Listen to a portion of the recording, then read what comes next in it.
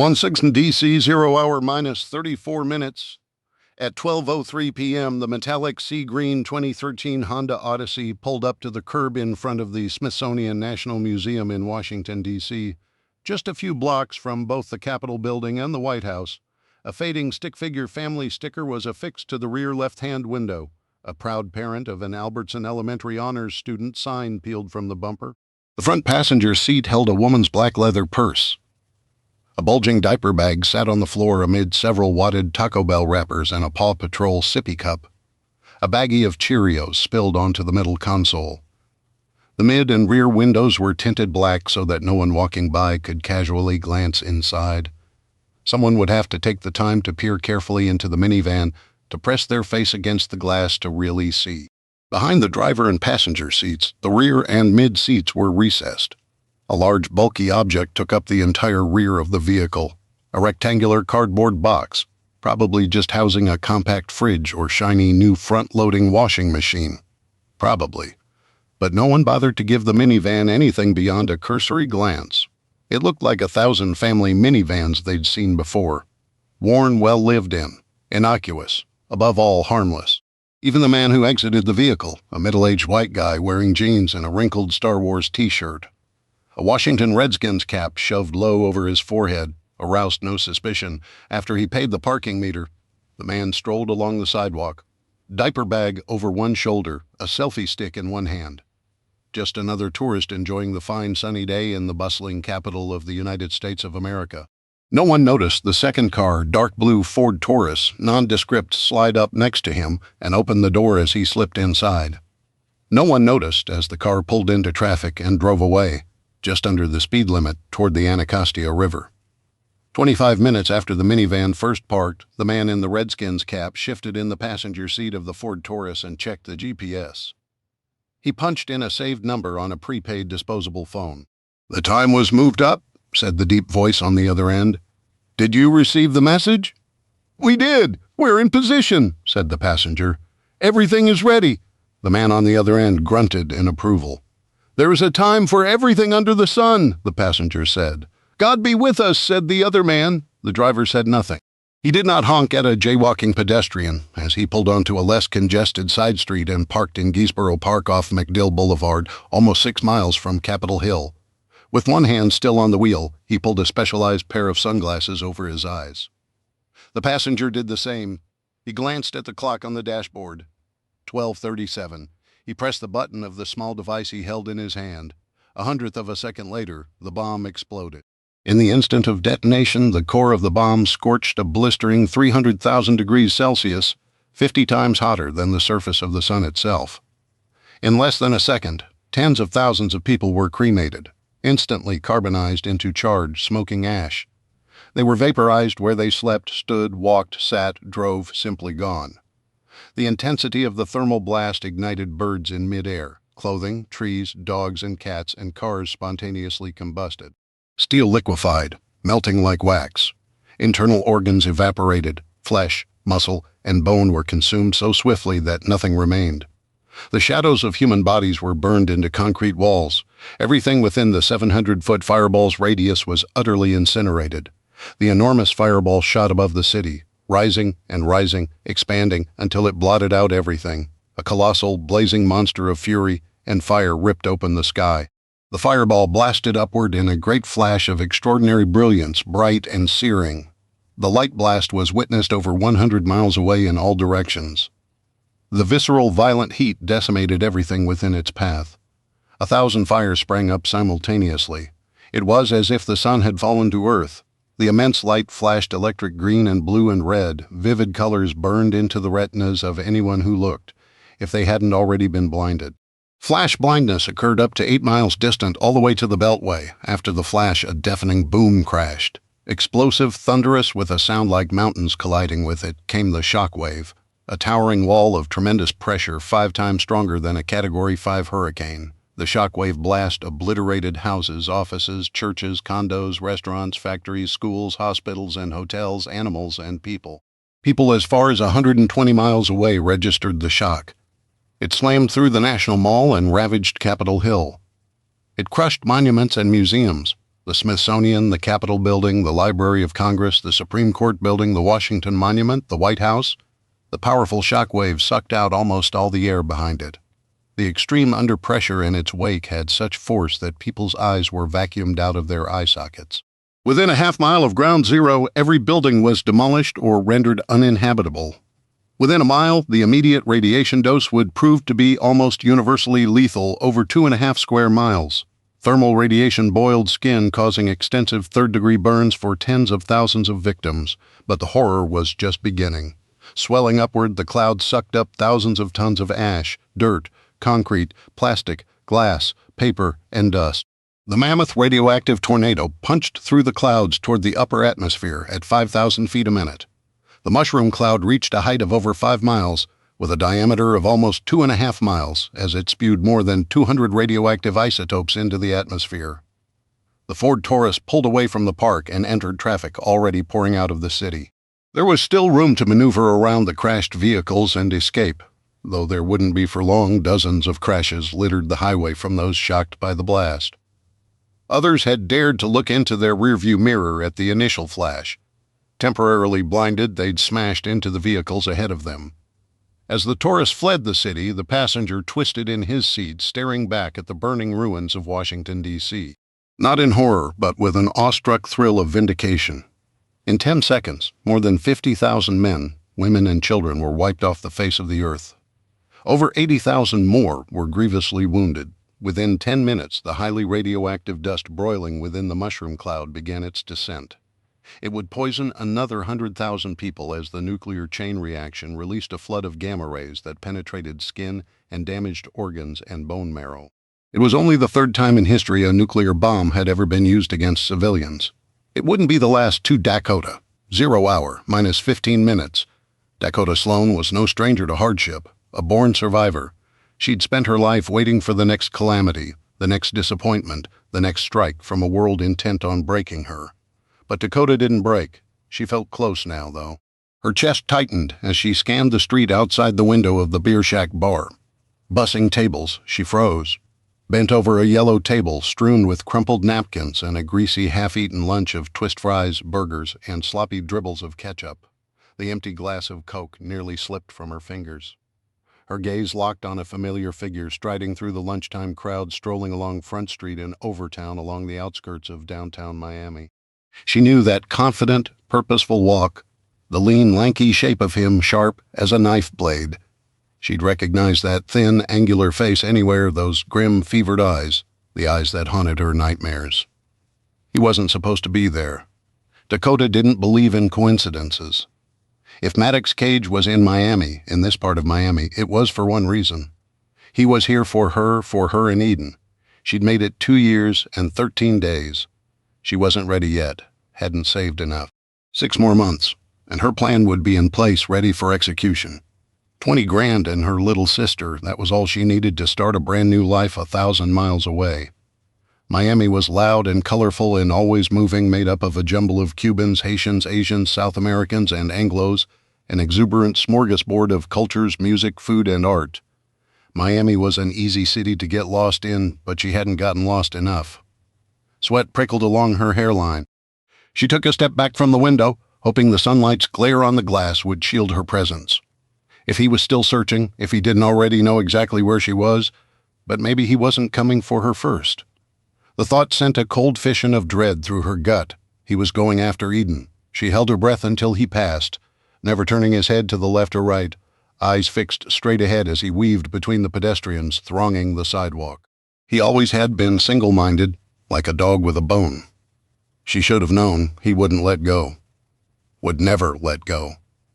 "Excuse me, miss," said a heavy, middle-aged Indian guy at the next booth. She didn't know him.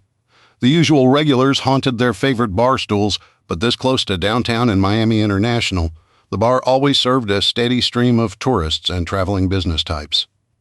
People liked the Beer Shack's funky vibe. The bright bar glowed, lined with kitschy, shiny yellow tables and elephant palms and huge ceramic planters adorned with fairy lights.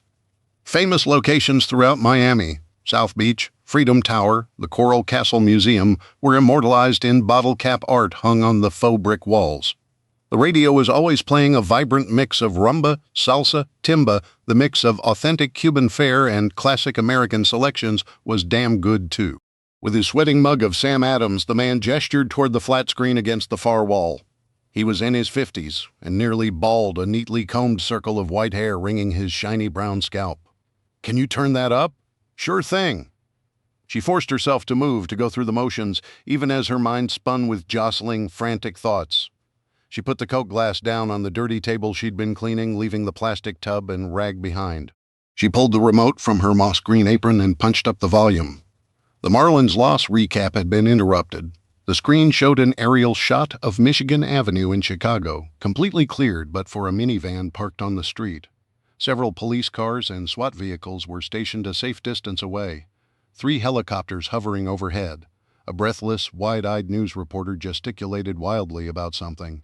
She couldn't make sense of the woman's jumble of words. A low, frantic buzz filled her head.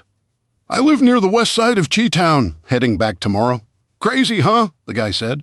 Fear was already forming like ice around her heart. "What's all the excitement about?" Dakota asked distractedly. Forcing herself to be polite, she couldn't just leave in the middle of her shift. She couldn't afford to lose another job, but she had to contact Eden, had to figure out what to do. Some kind of bomb terrorist wackos, looks like. Probably ISIS. But Chicago PD caught it in time, disarming it now. "Thank God, good thing," she said. He held his mug toward her. "Fill her up, would you?" She grabbed the mug, refilled it at the bar, and returned it to the customer. He didn't acknowledge her. His eyes were glued to the screen. Her nerves were stretched taut. Anxiety squeezed her lungs. She needed a break. She needed to reach Eden. She strode across the room and paused, keeping her back to the empty bar-height table behind her, the glass front door on her left, the bar counter several feet to her right. The bar wasn't busy yet. A handful of regulars hunched over their drinks, staring glassily at the second screen hung over the bar, showing the same view of the van in Chicago. The steady buzz of their conversations was a constant hum in the background. Walter Monroe whining about his ex-wife. Jesse Peretti's grass kept dying from the increased water restrictions due to the drought. Tamara Santos complaining about more forced overtime. Mendo del Rio always brought up politics, especially when he was itching for a fight. The beer shack owner and current bartender Julio de la Peña had been forced to kick him out several times. Most of the time, the regulars discussed sports and deep-sea fishing plans, crappy boss problems, and the latest indomitable heat wave. They were all regular people with regular problems. No one was hunting them. None of them paid any attention to her. She jerked her cell out of her cargo pocket, an old model Samsung that barely qualified as a smartphone. It was all she could afford since she put every extra penny toward her bug-out fund. As she tapped the contacts icon, she kept one anxious eye on the street outside, in case Maddox decided to double back. He was cunning like that. Wanda Simpson, her sister's social worker, picked up on the fourth ring. Dakota didn't waste time on greetings. "I need to see my sister now, today." "Well," the woman huffed, "I don't have time for this nonsense today, Miss Sloan. You know as well as I do that you have court-appointed, supervised visits once a month, and no more.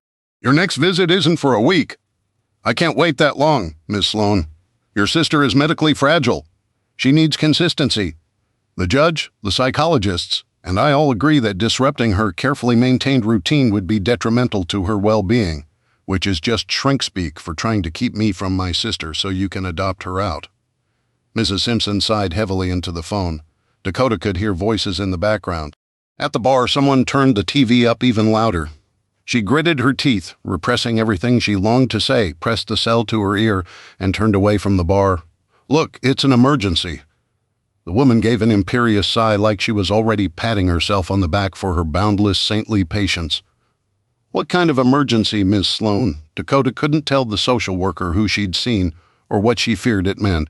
She'd never explained what she and her sister had escaped from. To bring Maddox up now would expose them both to questions they couldn't answer. "I just need to see her." "Okay. I'm afraid I can't do that." Frustration bubbled up inside her. She was already doing her best to do everything absolutely right. First, gain steady employment and stable housing. Second, petition the courts for custody before Eden's ritzy, shiny-toothed foster parents sank their claws into her permanently and whisked her away with promises of a real family. Vacations to the Keys, art and tennis lessons. Until then, she kept to herself and stayed wary and watchful. She saved every penny, spending nothing extra on herself other than her weekly sessions at the gun range off Miami Avenue. She carefully maintained a low profile, never attracting attention, avoiding conflict, even when she wanted to punch someone in the kidneys. It was essential to remain under the radar at all times. In 2 years, she'd begun to think that they'd escaped the horrors they'd fled, that the past wouldn't follow them. But she was dead wrong. The fragile sense of security she'd built around herself had shattered the moment her gaze snagged on Maddox's cage among the sweating crowds outside the bar windows. "I'm practically her guardian," she forced out. "I'll be ready to petition the court in a few months." "It would be foolish to make such an assumption, Miss Sloan." Mrs. Simpson sniffed derisively. "It's not an appropriate or healthy frame of mind, especially considering your inability to maintain steady employment, your lack of a GED, and your flexible housing arrangements." Dakota could imagine her smug face, her cheap polyester suits, that awful chemical perfume that smelled like burnt rubber. The woman despised Dakota and her negative influence over her 15-year-old sister. A helpless fury roiled in her gut. "I've done everything you've asked." "Gotten a job. Bussing tables hardly qualifies as a job. I have an apartment in a highly dangerous and questionable neighborhood." She and Eden had been separated for almost 2 years after they'd been caught sleeping on the sidewalks on Southeast 1st Street in downtown Miami. With no parents and no family, the Department of Children and Families, a terrible misnomer of a name if she'd ever heard one, had swallowed them up into its bloated, utterly broken foster care system.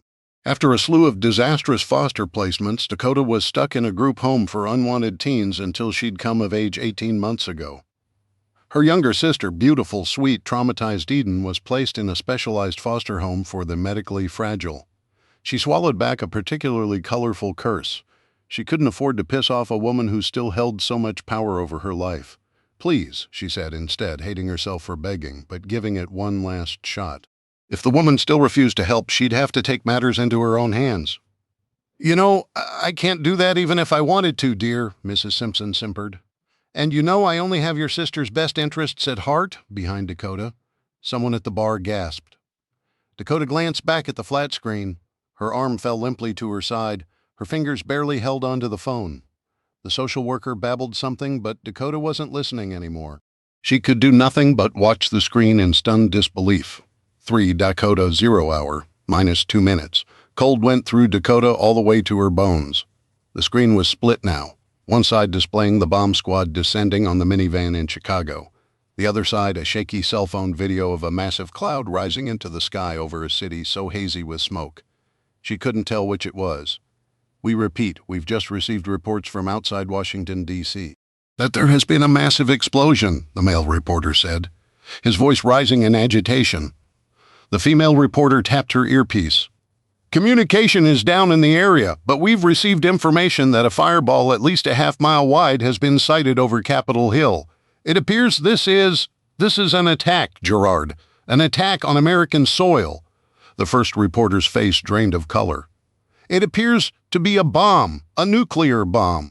The shot cut to the reporter on the street in Chicago. "We also have an unconfirmed report that the Michigan Avenue bomb is likely an improvised nuclear device, Gerard." The news desk reporters didn't speak for a moment, the shock and horror on their faces genuine. So often the media seemed to feed on manufactured outrage or barely disguised gleeful delight in the next big thing. This, though, was beyond the pale. Dakota's own pulse thudded in her throat. Her chest tightened like some invisible hand was squeezing her heart. "Ah," Gerard stammered. "So I'm hearing that we have multiple bombs, multiple nuclear bombs, at least 2. One has detonated in D.C. already. We've heard nothing definitive yet from official sources. Social media is blowing up with reports of a terrible explosion, though all locations are at least a few miles from the blast. We've had 0 communication from anyone at the White House or Capitol Hill. Massive casualties must be expected." The patrons in the bar, 5 at the bar itself, 3 more in the booths, sat staring at the screens, frozen, their mouths agape. Dread coiled in Dakota's gut. Slowly, she raised the phone to her ear. "Mrs. Simpson, are you watching the news? Check your phone." "Really, Ms. Sloan?" Mrs. Simpson huffed. "I don't have time for your games today. Some of us have actual work to do." "Another bomb?" the female reporter gasped. "We've just lost contact with large portions of New York." Hundreds, thousands of reports coming in on Twitter and social media.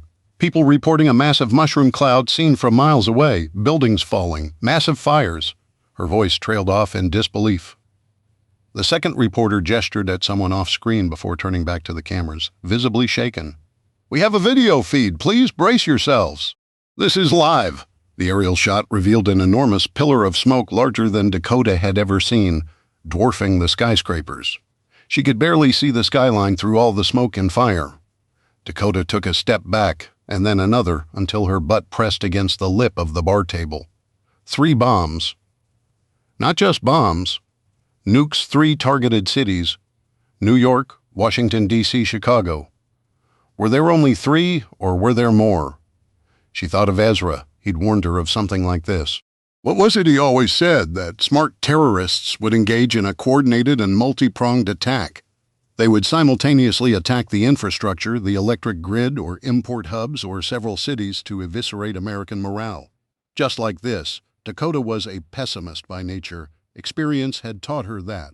Life always kicked you when you were already down. Worst-case scenario, more bombs were just waiting to be detonated. Miami wasn't the largest city in the U.S., but the metropolitan area was home to more than 5 million people. 7th largest, her boss had said just last week. Miami International Airport and the Port of Miami were also major hubs of commerce. If there were more bombs, Miami was just as likely a target as any other. An image bubbled up from somewhere deep inside her, a glimpse of a memory she'd shoved down deep. Something darkly, horribly familiar about all of this. That feeling was in her, a cold dread creeping up her spine, tightening her chest, clawing at her throat. The hairs on her arms stood on end. She'd learned to recognize it for what it was, a warning. Dakota had to get out of the city right now. "Mrs. Simpson, are you there? We're under attack. D.C. and New York just blew up." "See? This is exactly what I mean. With your constant lying and toxic sarcasm, you're no proper role model for a child." "Where is Eden? I can't tell you that." Dakota struggled to remain calm, but all she wanted to do was reach through the phone and strangle the woman. "Where is she now? Call her foster parents. Tell them to get out of the city. Right now, Miami could be next. That is simply ridiculous. Even if something's happened, it'd be irresponsible to incite a panic. The media does enough of that. I'm sure they're exaggerating as usual. Just get her out. You good for nothing." Dakota swallowed the curse and simply hung up on the social worker instead. She'd get no help from the Department of Family and Child Services. She was just wasting time. She'd get Eden herself. Luckily, she knew the foster parents' address, even though Mrs. Simpson had tried to keep it from her. However, it was July 7th, smack dab in the middle of a sweltering, unbearable Florida summer. Eden might be at her foster parents' home, at tutoring, or one of a half-dozen extracurriculars the Fosters had signed her up for with shaking fingers. She punched in the number for the burner phone she'd smuggled to her sister last year. She could only pray Eden had it with her. No answer, she couldn't warn her about Maddox. That wouldn't work. She sent a quick text.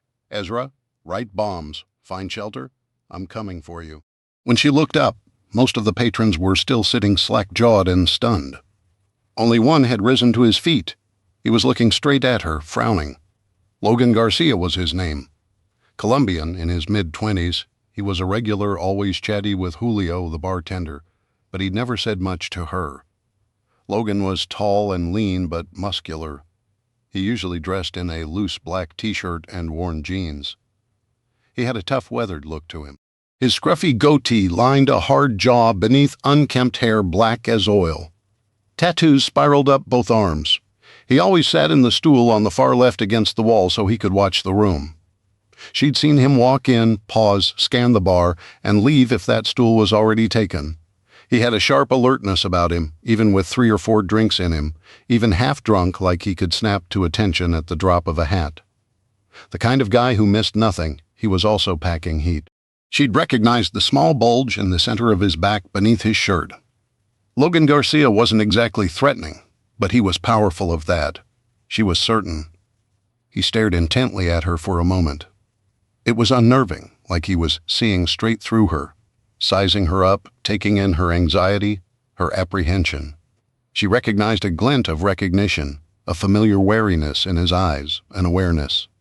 He was thinking the same thing she was, best to get the hell out of Dodge. She nodded at him as she untied her apron. Julio wouldn't like it, but she was leaving. At least she had her bug-out bag in her locker back in the staff room. The black, nondescript backpack she took everywhere with her, including work. The bag carried her Springfield XD9 holster and spare 9mm ammo and a grand in 10s and 20s. It also contained a life straw water filter, water bottle, roll of duct tape, space blanket, solar electronic charger, fire starter, radio flashlight combo, a compass and paper map of Florida, a few dozen meal replacement bars, and a medical kit. The tactical knife she kept on her person at all times. She'd grab the bug-out bag from the staff room and head 2 miles north to get her sister, social workers, and foster parents be damned, and then they'd do what they always did, run. The double threat of Maddox's cage, and now the bombs, was too much. They weren't safe. It wasn't how things were supposed to be. It wasn't the plan. But they'd survived by running twice before. They could do it again. Her phone buzzed in her hand. It was from Eden. 3 words. Okay, at home. She was halfway down the aisle between the booths, heading for the staff room in the back to dump her apron and collect her things, when she felt it, an icy breath on the back of her neck. A cold slither up her spine, and then the world exploded. For Logan, 0 hour minus 5 minutes. Logan Garcia's main goal in life was to forget. The more you forgot, the better off you were. Nothing helped him forget better than a stiff, cold drink. The beer shack on Front Street was his go-to dive, though he visited numerous bars on a regular basis, sometimes more than a few in a single night. His pantry was stocked with Jack Daniels, Smirnoff, Bacardi, Johnny Walker, all his favorite friends. He'd had a particularly vicious nightmare the night before. Obviously, he hadn't gotten drunk enough. Usually, he was content to keep himself in a constant state of mild stupefaction. He'd called in sick to his job at Thompson's Supply Chain Enterprises, where he worked as a forklift operator loading and unloading delivery trucks from the main distribution center warehouse to various big-box stores throughout Miami. It was banal, mind-numbing work, but considering his circumstances, it was the best he could find. Not many companies wanted to hire him once they'd run the background check. As soon he'd dragged himself out of bed, still nursing a hangover, he'd headed to his favorite bar, thirst burning the back of his throat, red bleeding behind his eyes. He could always drink at home, and often did, but there was something about social drinking that served as that last tenuous thread connecting him to humanity. He wasn't ready to sever it quite yet. He swiveled toward the bar but kept his body angled, half turned toward the door, facing the rest of the room to keep his sights on everyone. The usual regulars, a few suits killing time before another board meeting or flight, no threats. He caught his reflection in the mirror behind the bar. His dark eyes were hooded, shadows bruising the hollows beneath them. Without his usual mask of an easygoing smile, he looked like a man haunted. He turned away, tilted his Corona, and drank half of it in one go. He focused his attention on the highlights of the Marlins game, chatting with bartender Julio de la Peña about his latest project, the 1968 Chevy Camaro he was restoring and repainting an electric lime green in his garage. Beside him, Walter Burton, an ornery grizzled regular with a ring of white hair fringing a pale, age-spot-speckled pate, started in on his litany of his complaints against his ex-wife. It was a typical Wednesday in July, the Miami humidity oppressive, the traffic awful. Though it was earlier than he usually arrived, he easily slipped into the routine. A routine he'd come to appreciate, even enjoy, at least with what little joy he could still muster. He hadn't paid attention to the news at first. It was all bad. What was the difference? Not until 70-year-old Walter halted mid-curse and raised his eyes to the screen. Not until Julio spilled white rum over the sides of the glass of the mojito he was making, liquid splattering all over his hands. "What the living hell is this?" Walter growled in his raspy smoker's voice. He lifted his Bud Light by the neck with a thumb and forefinger, tipped it back, and took several shaky gulps before smacking his lips and pointing the bottle at the flat screen. "Not since 9/11? Julio stilled, just holding the mug, not even bothering to wash his hand. His salt and pepper hair glinted beneath the bar lights, highlighting the tense lines around his mouth. In his early 50s, Julio's easy smile and open, earnest face kept him youthful, but he looked like he'd aged a decade in the last 60 seconds. "I have a feeling this is going to be much, much worse." Logan felt sick, dread crawling up his throat, sucking at the corners of his mind. He knew that feeling well. He hated it. It was the feeling he'd spent most of the last 4 years trying desperately to escape. He swallowed down a gulp of Corona. He wasn't nearly drunk enough to survive this day. "It's gotta be ISIS," said a woman in her 40s sitting at the end of the bar. "Or Russia," Walter rasped. "Those commie bastards have had it in for us since." "Hey, now, let's not jump to conclusions," Julio soothed, wiping his hands on a towel, but he looked shaken himself. His hand strayed the gold cross on a chain around his neck. Then the news announced the third bomb. No one said anything after that. They watched the explosion filling the screen in dead silence. All those people, tens of thousands, hundreds of thousands, gone in an instant. How many thousands more were injured in the middle of that devastation? How could the hospitals and first responders handle that many dead and wounded? They'd be overwhelmed. It wasn't just one bomb, but 2. 3 if you counted the one Chicago PD managed to defuse. There will be more. Logan felt it with a certainty he couldn't shake. The booze in his stomach turned to acid. Adrenaline iced through him. "We should go," he said, but no one heard him. They were glued to the news, too numb and shocked to respond. He forced himself to stand. Part of him wanted to drown himself in whiskey until his mind was so pickled. He didn't even remember his own name, let alone that hundreds of thousands of people had died, were dying. This very instant. Another part of him burned with that survival instinct he'd never been able to fully shake, no matter how often he'd tried. At least he had his trusty Glock 43 nestled in its concealed holster at the small of his back. Little good that would do against a bomb. He needed to leave, to get out of the city, at least for a couple of days, until the danger had passed. No city in America was safe right now. He took another drink and set down a 20 beneath the bottle. His gaze swept the bar one last time and landed on the waitress he'd noticed before. Average height, slim but strong, with a proud defiance set to her shoulders. Strands of long auburn hair slipped from her messy ponytail. She wore sensible sneakers and a simple gray tank top with black cargo pants. There was something compelling about her features. Sharp cheekbones, flinty eyes, but a softness around her jawline. She looked tough, like the kind of girl who never backed down.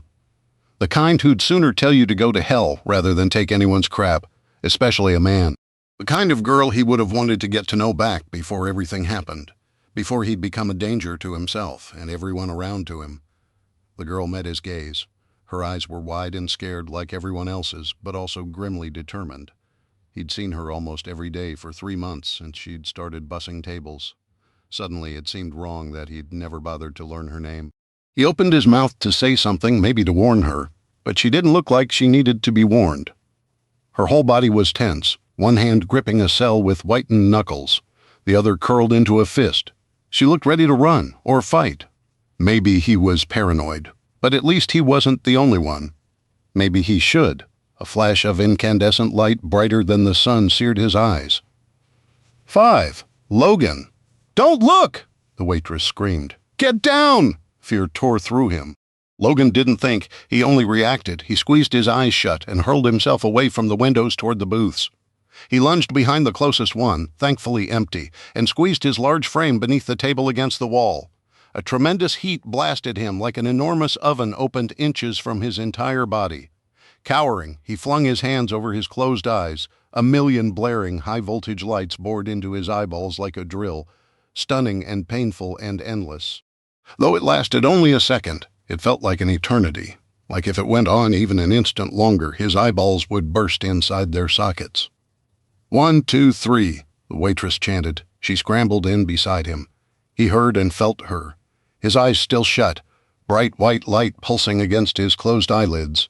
He made room for her, pushing back as far against the wall as he could. Screams and shrieks echoed all around them. "I'm blind. I can't see. Help me." 5, 6, 7, the waitress said, before he could ask what she was doing. A thunderous crack exploded. A great boom like the very sky was splitting open above them. An unearthly roar, mighty and shaking, tore through the beer shack. Almost instantly, every glass pane exploded inward. A tremendous howling wind with the force of a hurricane blasted them, trembling the concrete walls and ceiling. The floor heaved like a ship beneath him. The table shook and quavered, the booth at his back shuddering. The flat screen behind the bar fractured and clattered to the floor. Glass shattered and liquid splattered to the floor as the shelves full of alcohol bottles collapsed. Great shutters thudded through the floor and walls, large objects toppling like a giant's fist smashing through buildings, breaking concrete and metal and steel. A scream strained behind his clenched teeth. The entire building groaned, shivering violently, the walls snapping and popping. A sharp crack sounded above him. Chunks of drywall and dust rained down on the tabletop above his head as if the roof itself was collapsing in on them. Maybe it was. The shaking stopped.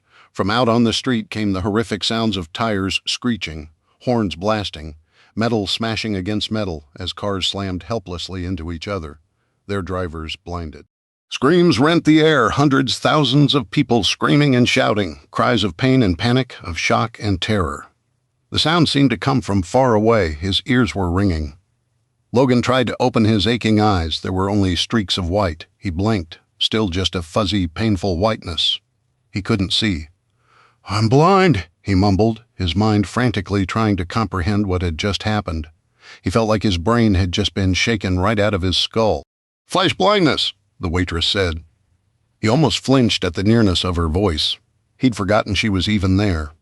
He shied away, his hand instinctively going for his weapon without sight. He was vulnerable, completely helpless. "What? You're not blind? It'll go away in a few minutes." He felt her move away, heard her scrambling out from beneath the booth. "Be careful, there's glass everywhere." He tried to wrap his mind around it. His heart jackhammered against his ribs, but his thoughts came slow and sluggish. Another nuclear bomb. It had to be. Nothing else made any sense. A nuclear bomb had just detonated in downtown Miami. He blinked and rubbed his eyes, blinked again. White spots swirled and flickered across his eyelids. He could just make out the shadowy shape of the girl rising to her feet and brushing glass from her clothes. Wetness leaked down his right cheek and neck. Blood dripped from several cuts. Several shards of glass were embedded in his skin. He felt for them gingerly and plucked them out one by one, ignoring the stings of pain. His hands trembled. He shook his head, trying to clear the cobwebs. One thing at a time. Focus. Think clearly. But he couldn't seem to do that. His brain kept screaming nuclear bomb again and again. "Is it safe to come out?" "Nothing is safe," the waitress said. He couldn't think of a thing to say to that. He rubbed his eyes again, the white spots finally fading enough that he could see to clamber out from beneath the table. He coughed, struggling to breathe, and raked his hand through his hair.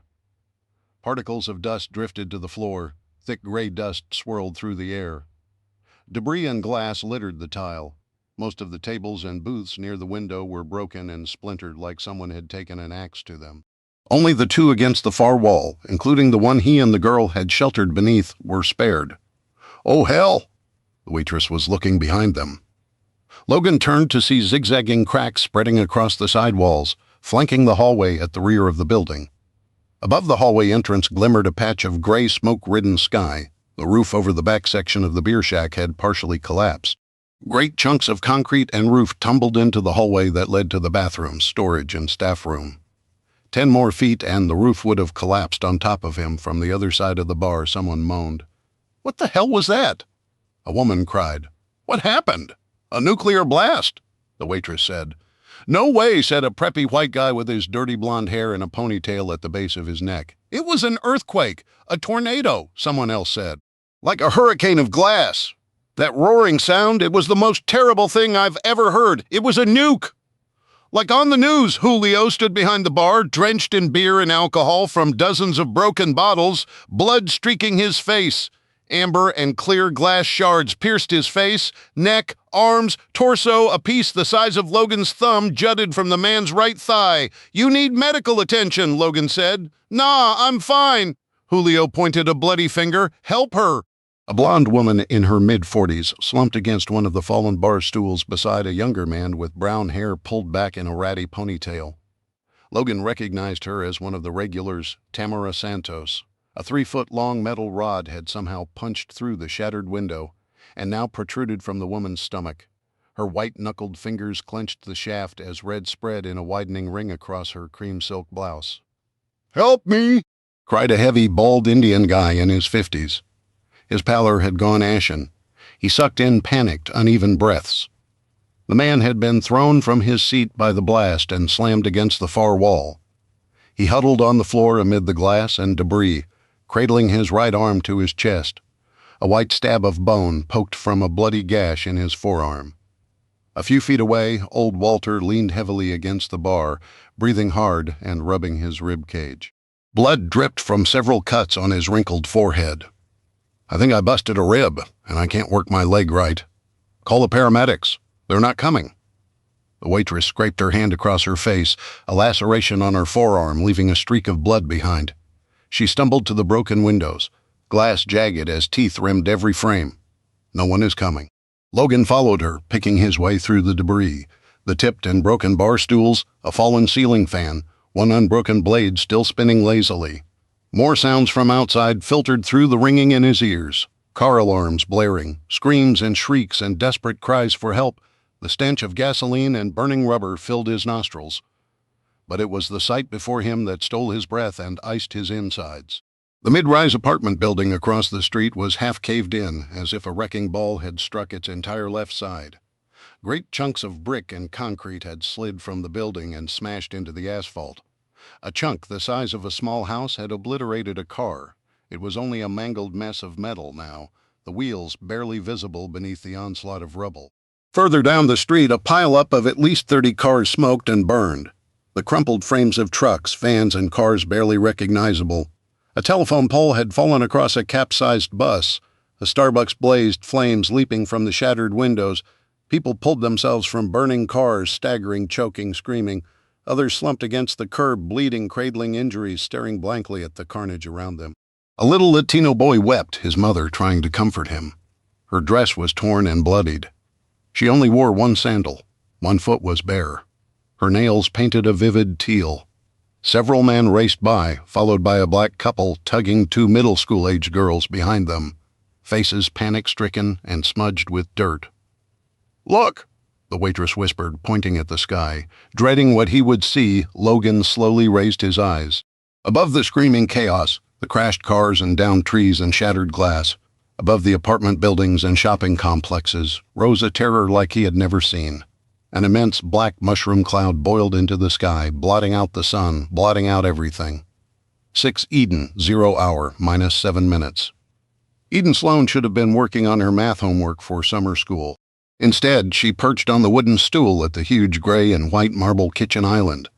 Her drawing pad open and her artist-quality colored pencils arrayed in a rainbow-hued arc around her elbows. Her notepad was filled with pages and pages of portraits and landscapes. She took practicing seriously.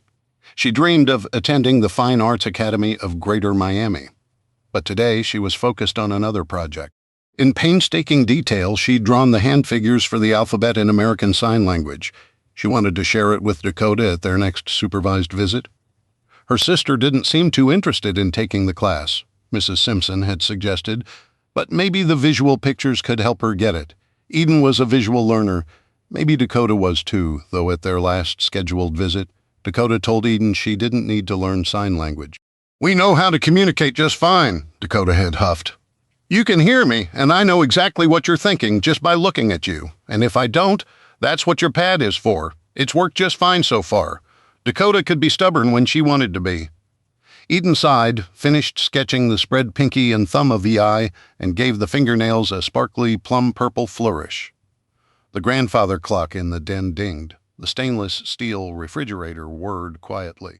The walls creaked as the foundation settled. The big house made too many noises when she was alone. Eden could hear just fine.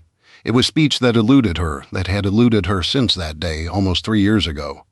Her words stolen from her with the stab of a knife as swiftly and silently as her freedom, her choices, her family. Instinctively, Eden touched the thick, ridged scar arcing across her throat. She didn't like thinking about that. She glanced at the clock. It was just after 12:30 p.m. Her foster mother, Gabriella Ross, would be home from her tennis lessons in an hour. Her foster father gorged by 6. Eden went to summer classes in the mornings. She wasn't stupid, but school had never been much of a focus in her life before Ezra or the Rosses. This was just her way to catch up for high school, Mrs. Simpson had explained. Either way, she'd rather draw She glanced at the Miami Herald newspaper clipping attached to the stainless steel fridge with magnets. The article featured her first-place award in the Paris Art Museum's annual youth art competition. In the picture, she was hamming it for the camera, proudly holding up the framed drawing of an alligator lunging toward a wood stork escaping in mid-flight, wings thrashing as the gator's jaws closed over its pink feet. Every time she looked at it, she swelled with happiness. She couldn't wait to tell Dakota. Dakota didn't like having their pictures taken, but surely she'd understand this time. Her stomach growled, but she ignored it. She liked waiting for Gabrielle and sharing a late lunch. They always had family dinner together, too. Her phone dinged. Not the iPhone her foster parents had bought for her 15th birthday a month ago, but her secret phone, the one she kept in the hidden compartment inside her backpack, the one only Dakota used. Eden twisted around and fished it out of the backpack slung over the chair. She read the text, eyes widening in disbelief, then read it again. Ezra, write bombs. Find shelter. I'm coming for you. Eden had always thought Ezra was a little crazy in the head with his paranoia and extreme safety precautions, and prepping for years, but he'd saved them. Was he right, after all? Was the world really ending in fire and fury? She didn't want to believe it. She wanted to finish her sign language project. She wanted to work on her math homework.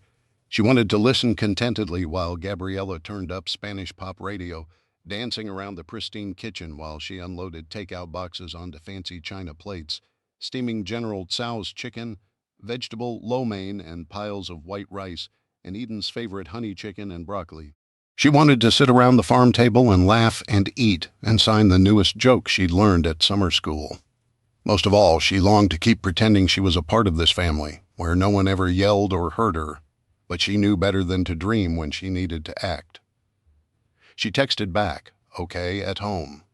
Her heart thumping against her ribs, she jumped off her seat, grabbed her notepad, a handful of pencils, and her phone and looked around wildly. The Rosses owned a sprawling 5,000-square-foot, two-story stucco home. Like most Florida houses, it didn't have a basement. Dakota hadn't said how much time she had. Eden had to assume immediate action. Better safe than sorry, that's what Ezra always said. She closed her eyes. Think. Where had Ezra said was the safest place? She couldn't go to a basement.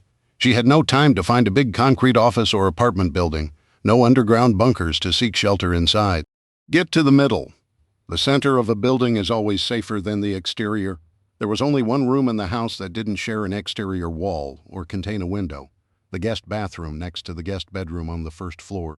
Eden sprinted out of the kitchen, through the formal living room, the expansive family room, and sunken den, where she lifted a cushion from the white leather sofa and lugged it down the long hallway lined with family photos, several with herself included, and into the bathroom.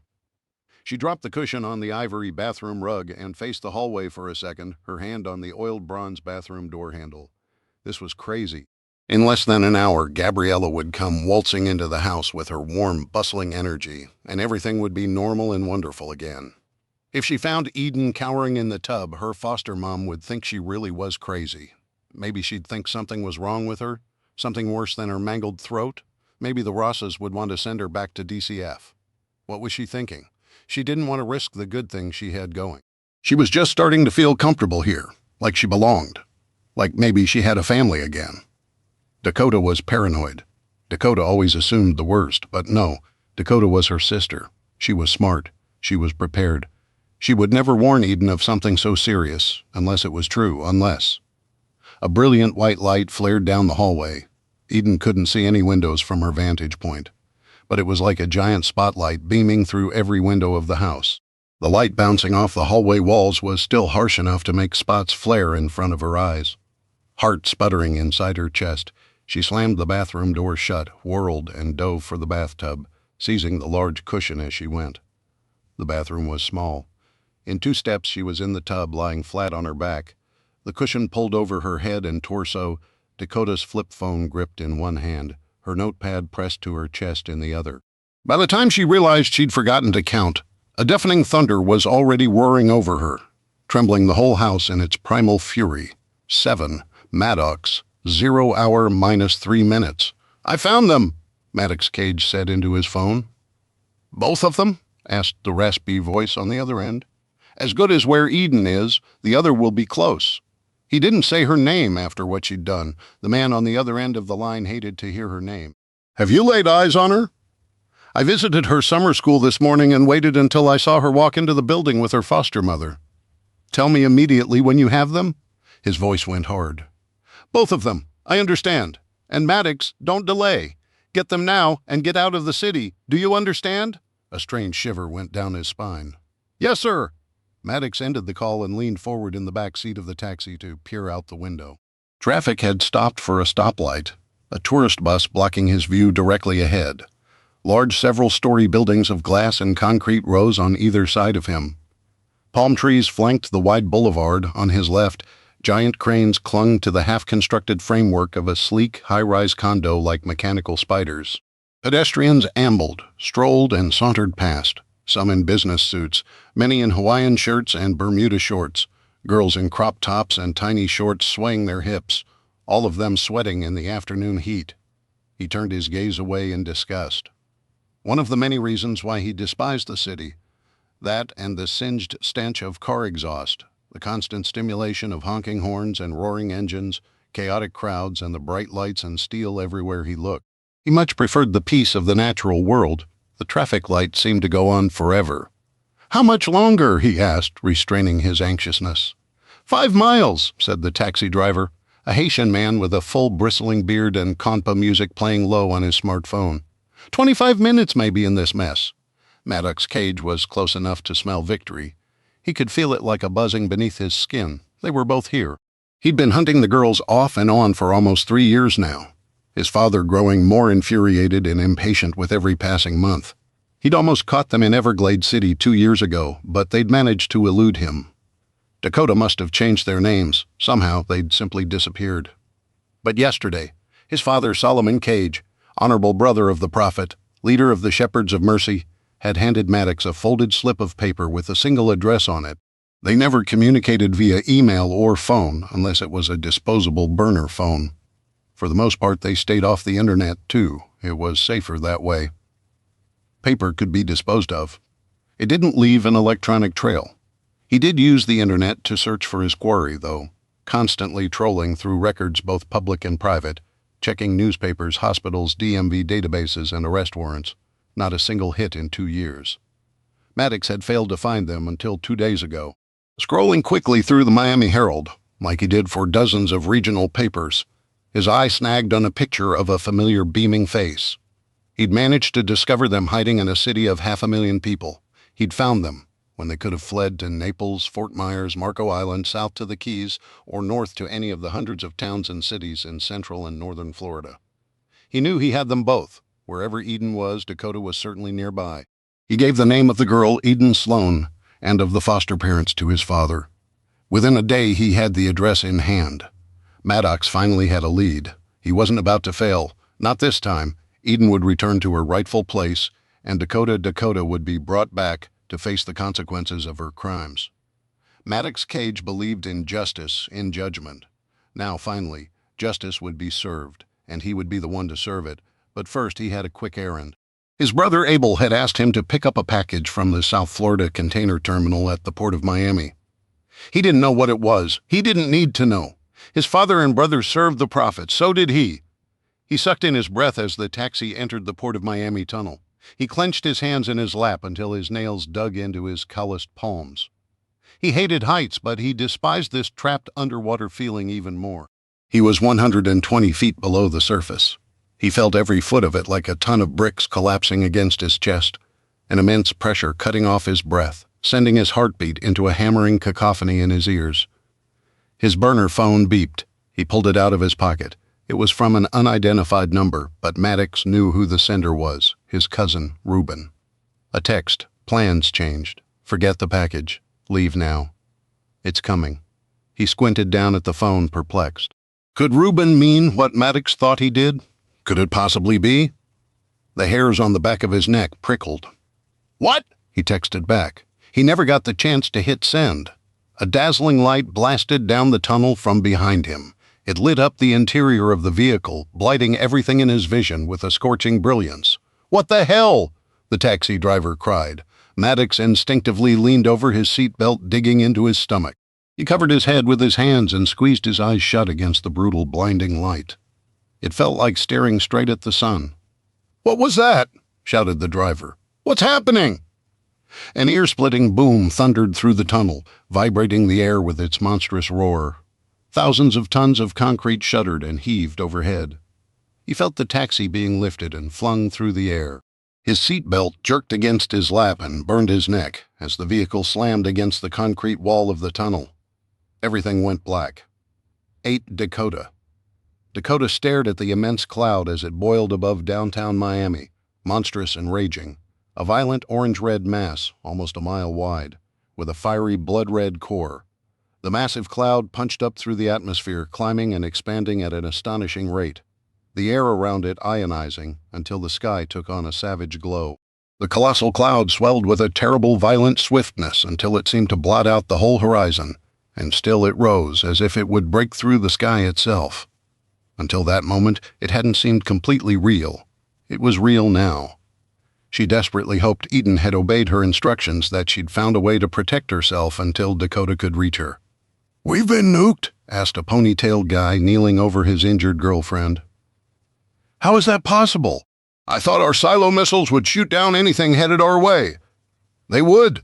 Dakota squinted, her eyes still slightly blurry. "But this is a ground burst. An airburst wouldn't have the stem of the mushroom touching the ground, and it would be lighter, white, almost. Not like this." "What does that mean?" Julio asked. It detonated on the ground. Her stomach clenched, acid burning the back of her throat. She took several slow, steadying breaths and racked her brain to recall all the things Ezra had warned her about. "It's not a missile strike. What was that flash of light then?" asked Walter, who was next to Ponytail, crouched on the floor over the blonde woman Tamara with the metal rod impaled through her stomach. "And that noise like a freight train?" "A nuclear blast releases massive amounts of energy in the form of a giant fireball. A light and heat wave. A shock wave blast. Immediate radiation and delayed radiation," Dakota said. She stared at the mushroom cloud rising from the earth, dark, heavy, and menacing. "We must be far enough from ground zero to have missed the fireball and the worst of the light wave. The thermal heat wave was probably blocked by the large apartment buildings across the street or other buildings along its path." "How do you know?" Ponytail blinked at her rapidly. He was still partially blind. "Otherwise we'd have second and third-degree burns, or we'd be dead," she said simply. "How far are we from the actual blast?" Logan asked. She'd had the presence of mind to count the seconds between the light wave and the shock wave, which worked much like thunder and lightning, though she wasn't positive if she'd started counting fast enough. "The shock wave travels at 300 meters per second, or 960 feet, while the light wave is almost instantaneous," she explained hurriedly. "By counting the seconds between them, you get a rough idea of your distance from the blast. I counted 7 seconds, but I probably missed a second in the beginning, so about 1.5 miles from ground zero, give or take." "So we're safe here," Walter said. "I didn't say that." She glanced at her analog watch, the one Ezra bought her for her 17th birthday over 2 years ago now, 12:40 p.m. The bomb had exploded at 12:38. 2 minutes had already passed. Where did the bomb hit?" the bald guy interrupted. "The point of impact must be somewhere downtown," Dakota said. "There's no way to know for certain yet." Julio sucked in his breath as he gingerly tugged a large amber shard from his thigh. Blood darkened his jeans. "You okay?" Dakota strode across the glass-strewn floor and handed Julio her apron over the bar. He was bleeding heavily. "There are more clean hand towels stacked beneath the sink." Julio pulled out a smaller shard from his forearm with a wince. "Just a prick. We have to get in there and help those people," said Jesse Peretti, the full-bearded Jewish accountant slumped at the end of the bar. His long beard was bloodied, pieces of glass clinging to the graying bristles, a gruesome purple knot the size of an egg forming on his right temple. He swayed as he stood. He'd suffered a concussion at least. "My daughter works on Brickle Key." Dakota shook her head. Pity welled inside her, but she didn't know how to help him other than to speak the truth, no matter how harsh it was. "Everything located within the epicenter of that fireball within a half-mile radius at least, it's all gone." They stared at her, shocked, numb. "We're talking temperatures of 300,000 degrees Celsius, hotter than the surface of the sun. It instantly vaporizes everything. Buildings, cars, glass, asphalt, people. For several seconds, no one spoke. The horror was too much for anyone to comprehend. Tens of thousands of people all going about their normal, boring pedestrian lives not 5 minutes ago, suddenly gone in the blink of an eye. At least we're safe here.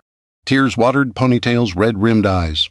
We can wait until the firefighters and paramedics come for us. Julio jerked out another glass chunk and pressed a towel to the wound. Are you crazy, man? Don't you know anything about nukes? Remember Hiroshima? The guy stared at him blankly. What goes up must come down, Dakota said. Logan rubbed the stubble along his jaw. Fallout. I heard that was just a myth. Ponytail whined, like if he believed it strongly enough, he could make it true. If the fireball explodes in the air, fallout is present but minimal, Dakota said, remembering one of Ezra's frequent lectures. When it detonates on the ground, there's a butt-ton more fallout. All the vaporized soil and debris get pulled up into the cloud.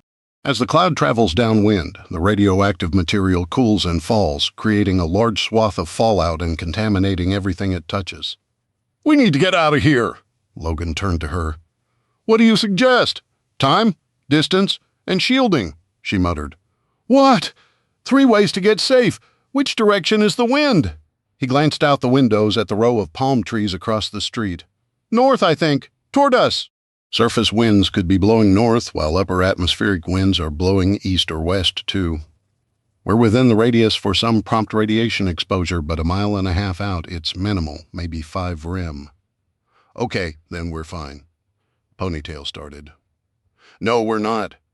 Acid burned the back of her throat. She felt dizzy, sick to her stomach. If we're right and ground zero is south of us, then we're directly downwind. A northern wind will bring the worst of the fallout right to us. That's enough radiation to start destroying your internal organs within hours. It'll kill you in days. Okay, Julio said, his mouth tightening like he was struggling to keep himself calm. What do we do? She fought to keep her own frantic panic under control. Panicking now could mean death. Only clear thinking and a plan would keep them alive. How long do we have? Logan asked, tersely. She checked. 12:41 p.m., 3 minutes had already passed. When she spoke, her throat was raw. The radioactive debris starts falling back to the ground 10 minutes after impact. We only have 7 minutes to find shelter. 9 Dakota. We can't do anything about time or distance. We need shielding, Dakota said. We need a thick concrete barrier and fast. She gestured at the shattered windows, the exposed air all around them. This place won't cut it. Bald guy lurched to his feet, clutching his broken arm to his chest.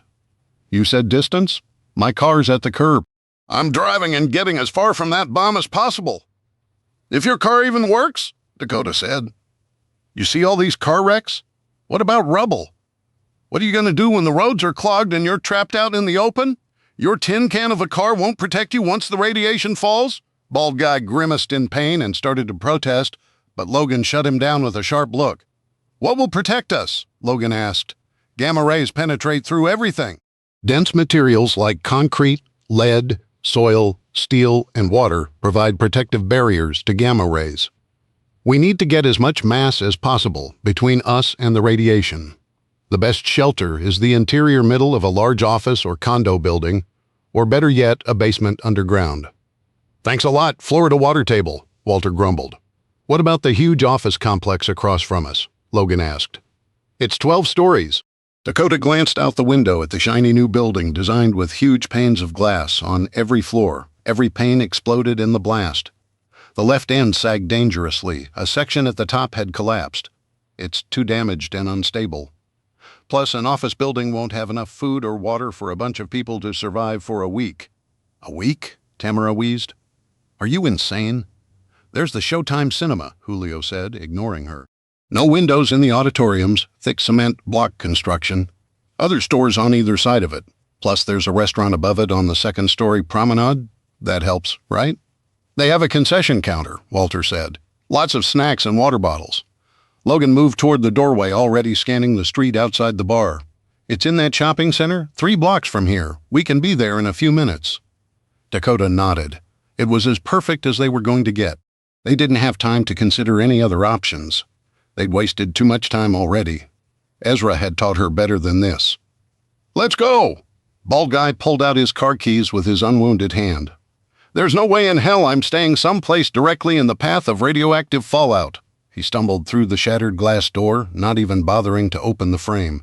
I'm with him! Ponytail leapt to his feet, already palming his keys. I'm getting as far away as fast as I can. You guys are crazy to listen to her. What does she know? She's just a waitress.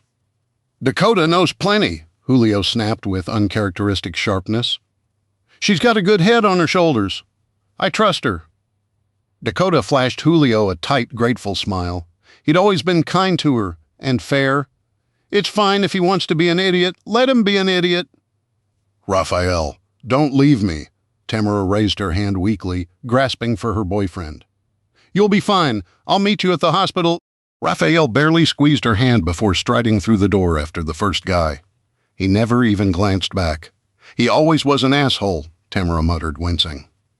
Logan shook his head in disgust. They made their choice. We need to go. Julio moved gingerly around the corner of the bar. Radioactive waste is about to fall on our heads. We have to go now, Tamara. We can try to carry you. Let's get you up. Jesse rubbed the purple knot on his forehead. He righted a bar stool and sank onto it. It's safer to stay here and wait for an ambulance and the police. There's no time, Dakota warned. We only have a few minutes. Tamara shook her head stubbornly. Her eyelids fluttered. Her pallor was ashen from the loss of blood. I'm staying right here and waiting for the paramedics. No paramedics are coming, Dakota bit back her frustration. Don't you get it? No one's coming, not for a long time, but they wouldn't move. Dakota wasn't a sociopath. She didn't want to leave them, but she wasn't going to get killed for anyone too stubborn to see the truth either. Count me in, Walter rasped. He tried to push himself off the bar counter, but his right leg twisted beneath him, and he stumbled. There's no way I'm staying behind and letting y'all have all the fun. Julio came around the bar and grabbed his arm. We'll help you. Don't worry. For a heartbeat, Dakota looked longingly back at the rear of the bar, at the collapsed beams and slab of roof blocking the hallway to the staff room. Her bug-out bag was in there, and her XD9. She could make it without the contents of the bag, but the gun, two of the fallen beams shifted, rubbing against each with a groaning, grinding sound. A spray of dust and rubble snowed down on several nearby tables. We've got to go now, Logan said. She knew he was right. She set her jaw and strode to the shattered doorway. Anyone who doesn't want to die of radiation, come with me. 10. Logan. Logan wrapped his arm around Walter's frail shoulders and helped him hobble along. Dakota jogged beside him, panting, with Julio just behind them. A blast of humidity struck them as they left the bar. Logan's pits and lower back were instantly damp. The street was chaos. Smoke clouded the air, everything covered in a film of dust. Fires blazed everywhere.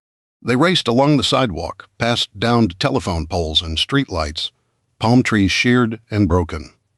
In several places, they were forced to move into the street to avoid piles of smoking rubble from partially collapsed storefronts. In the street, cars were flung about, their metal frames crushed and twisted, dozens toppled on their sides. A shiny apple-red Ford Mustang lay upside down, the roof crumpled, steam hissing out from the twisted hood, wheels still spinning. A Ford F-150 had plunged into a Dunkin' Donuts storefront. Great chunks of the walls and ceiling of the structure collapsed around it. People moved around him, gasping, covering their mouths, crying out in terror. Some were bruised and battered, others bleeding. They staggered blindly into the street, dazed and bewildered. Others sank to the curbs, clutching at their cuts and bruises and broken bones in stunned disbelief. I can't see, someone screamed. My husband, he needs help. My eyes. There's something wrong with my eyes. Help us, please. They sounded distant and remote. He hardly heard them through the roaring in his own ears. His legs felt heavy as lead. His breathing ragged sweat already soaked his underarms, dampened his hairline, and dripped into his eyes. Sweat from the heat, but also the kind he knew so well, the sour sweat of fear. Radiation! Dakota yelled at the people they passed. Seek shelter! A handful of people remained in their cars, scowling and cursing, trying unsuccessfully to start them at the curb. A woman sat in a silver Tesla, frozen with her hands on the wheel, unmoving, unblinking, her eyes wide and blank with shock. No cars were working, not even the ones undamaged from the multiple pileups. "Something's wrong with my phone," Julio panted. He held it as he ran, punching desperately at the screen. "I can't call my wife." "An EMP," Logan said as the realization hit him. He hadn't even thought about it. But of course it made sense. He'd seen a documentary about it on Netflix. "What?" Walter said. "You just said it was a nuclear blast?" "It is." Logan sucked in a mouthful of muggy, smoky air. He kept himself fit in the boxing ring, but the old man was heavier than he looked. "The blast radiates an electromagnetic pulse that disrupts or destroys all electronics and the electrical grid, cell towers, telecommunication switches, radar, phones, computers, cars." "Mother Mary and Joseph?" Julio gasped. "Across the whole city, no." Dakota slowed down as she edged around a tangle of fallen, sparking power lines only within a 3 to 5 mile radius from ground zero. He wiped at his stinging eyes. The stench of burning things, plastic, metal, flesh, overwhelmed his senses. A fire engulfing a 4-story office building completely blocked the road ahead of them, forcing them to backtrack and find a side street.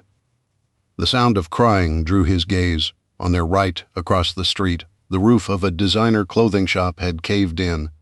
A small shape huddled against the trunk of a downed palm tree. A girl of 9 or 10 with straggly, dirty blonde hair.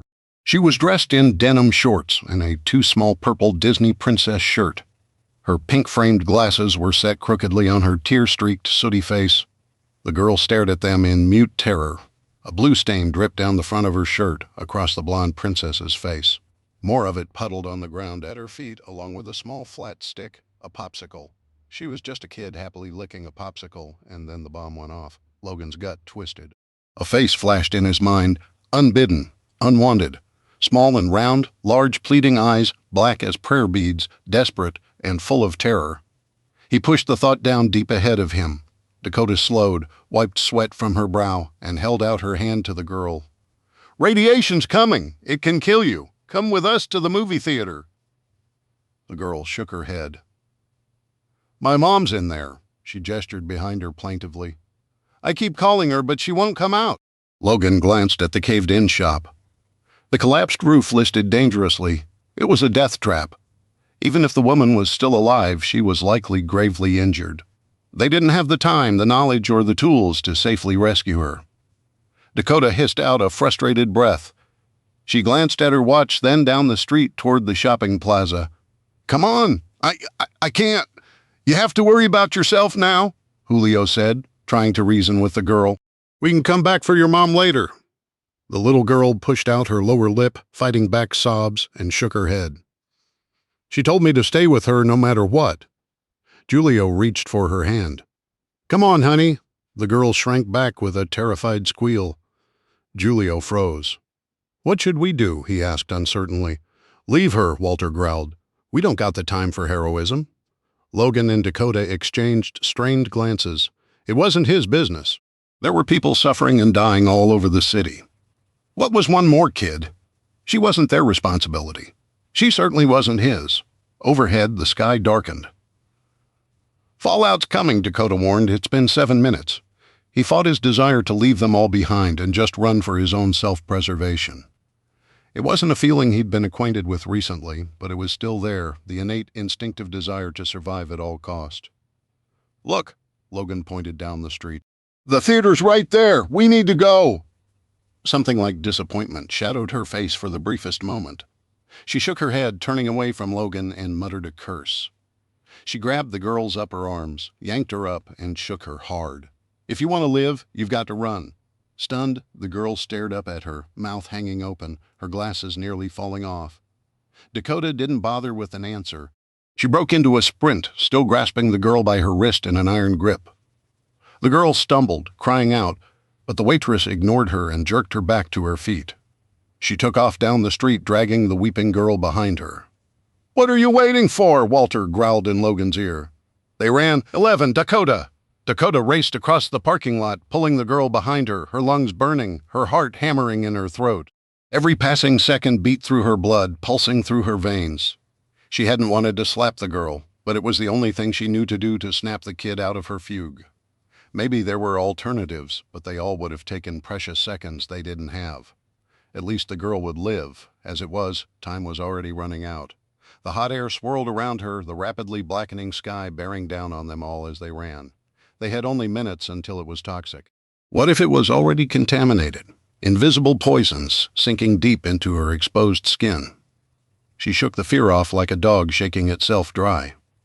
It wouldn't do anything but bring on debilitating panic. To survive, she had to think. Showtime 14, the 14 Theater Cinema, was situated in the center of a U-shaped two-story shopping center between an Old Navy, a Dollar Tree, Walgreens, and various boutiques and restaurants. Broken glass littered the gaping windows and doors, but the massive stucco and concrete block building looked solid enough. A group of teen boys stood in a clump in the parking lot, gazing up at the mushroom cloud invading the sky with open mouths. "Get inside!" Logan shouted at them. Dakota pulled the girl, slipping and stumbling across the parking lot, ignoring her wails. "Don't fall, or you'll cut yourself on all the glass!" The girl straightened and somehow managed to avoid tripping until they reached the cinema. Inside, the foyer was cloaked in shadows, the only light streaming in through the front windows. Dakota looked at her watch, 12:46 p.m., 8 minutes. A few dozen people milled about near the concessions bar, most frowning down at their non-working phones or gesturing toward the shattered windows, confusion and trepidation on their faces. Several families trickled out from various auditoriums, probably because the power had switched off halfway through their film. They all stared as Dakota and the others rushed in, disheveled and bleeding, dragging a weeping, panic-stricken child with them. "A nuclear bomb just detonated!" Dakota shouted. "Radioactive fallout is about to rain down! Get away from the windows and doors!" Some people gasped and moved back instinctively, pulling their children with them. A skinny man wearing a Marlins cap with a round basketball gut shook his useless phone. "Where did you hear that? We can't even turn the damn thing on? Power's broken?" "We saw it," Logan said steadily. "If you went outside, you'd see the mushroom cloud for yourselves, but I highly recommend you restrain yourself. One look could cost you a hell of a cancer diagnosis 6 months from now." Marlin's cap balked. "You're talking nonsense. That's crazy. We saw it too," one of the teen boys exclaimed from behind them. "It was epic. Epically terrifying," another boy mumbled, sounding a bit sick. Gasps and mutters filled the room. Strangers exchanged appalled, disbelieving looks. A woman covered her young daughter's ears. Dakota didn't have time for another philosophical discussion with skeptics and idiots. There was too much to do to stay alive. She looked down at the girl and released her hand. "See the concession counter over there? If you can sit here quietly without moving, you can eat whatever you want. Deal." The girl sank down to the floor and crossed her skinny legs.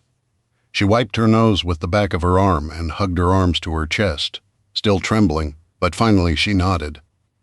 "One problem taken care of for the moment." Dakota turned to Julio, Walter, and Logan. "Go behind the counter and grab all the packaged snacks you can. Get the plastic buckets for the popcorn. We'll need them for water. As many as you can." "You can't do that." A scrawny, pimply-faced redhead squeaked from behind the counter, an assistant manager badge pinned to his blue staff shirt. "That's stealing. I prefer to call it borrowing," Logan said. "You're crazy," the kid sputtered. "I'm calling the police. Go for it." But when Logan strode around the counter, the kid backed up, raising his hands, palms out, shaking his head. Logan cut an imposing figure. He was strong and fit. She could tell he knew his way around a fight just by the confident, languid way he moved, the alert wariness in his gaze. She tucked that bit of information away. It might come in useful later. Logan ignored the kid and reached beneath the counter for a stack of yellow-striped plastic buckets. Julio reached carefully into the broken display cases and gathered boxes of Whoppers, Nerds, Reese's Pieces, and Sweet Tarts. "What do you think you're doing?" A short, burly man, barely as tall as Dakota, stalked over. He punched a fat finger at his own chest. "This is my theater. We're trying to save as many lives as possible, including yours," Julio said diplomatically, with a level of patience Dakota would never obtain. "You're out of your mind," the manager growled.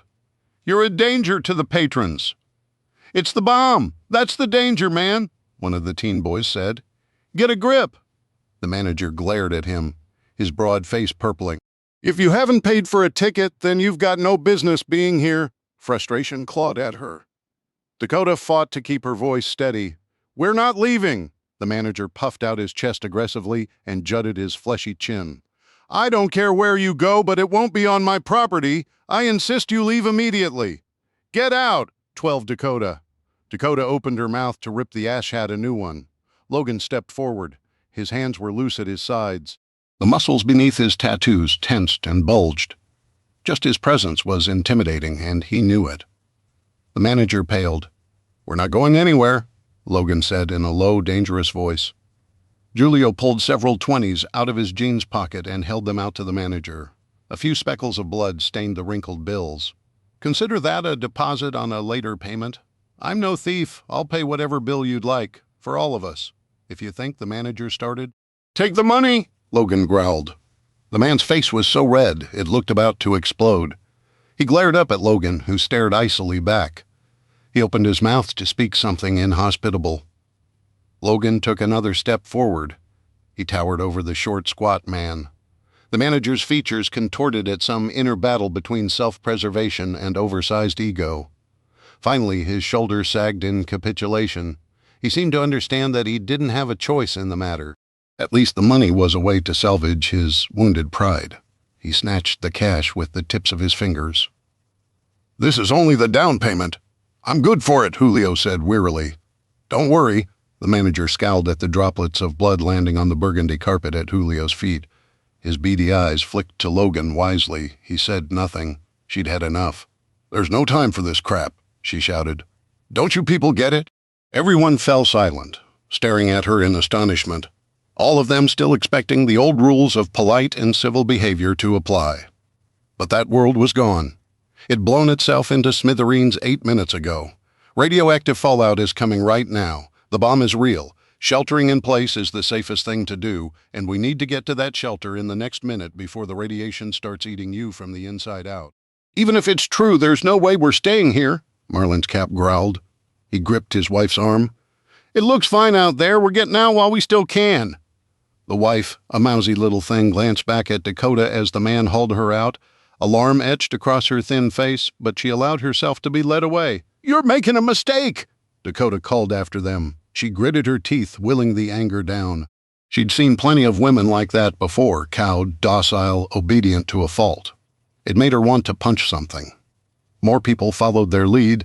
3 other families moved toward the front doors along with them.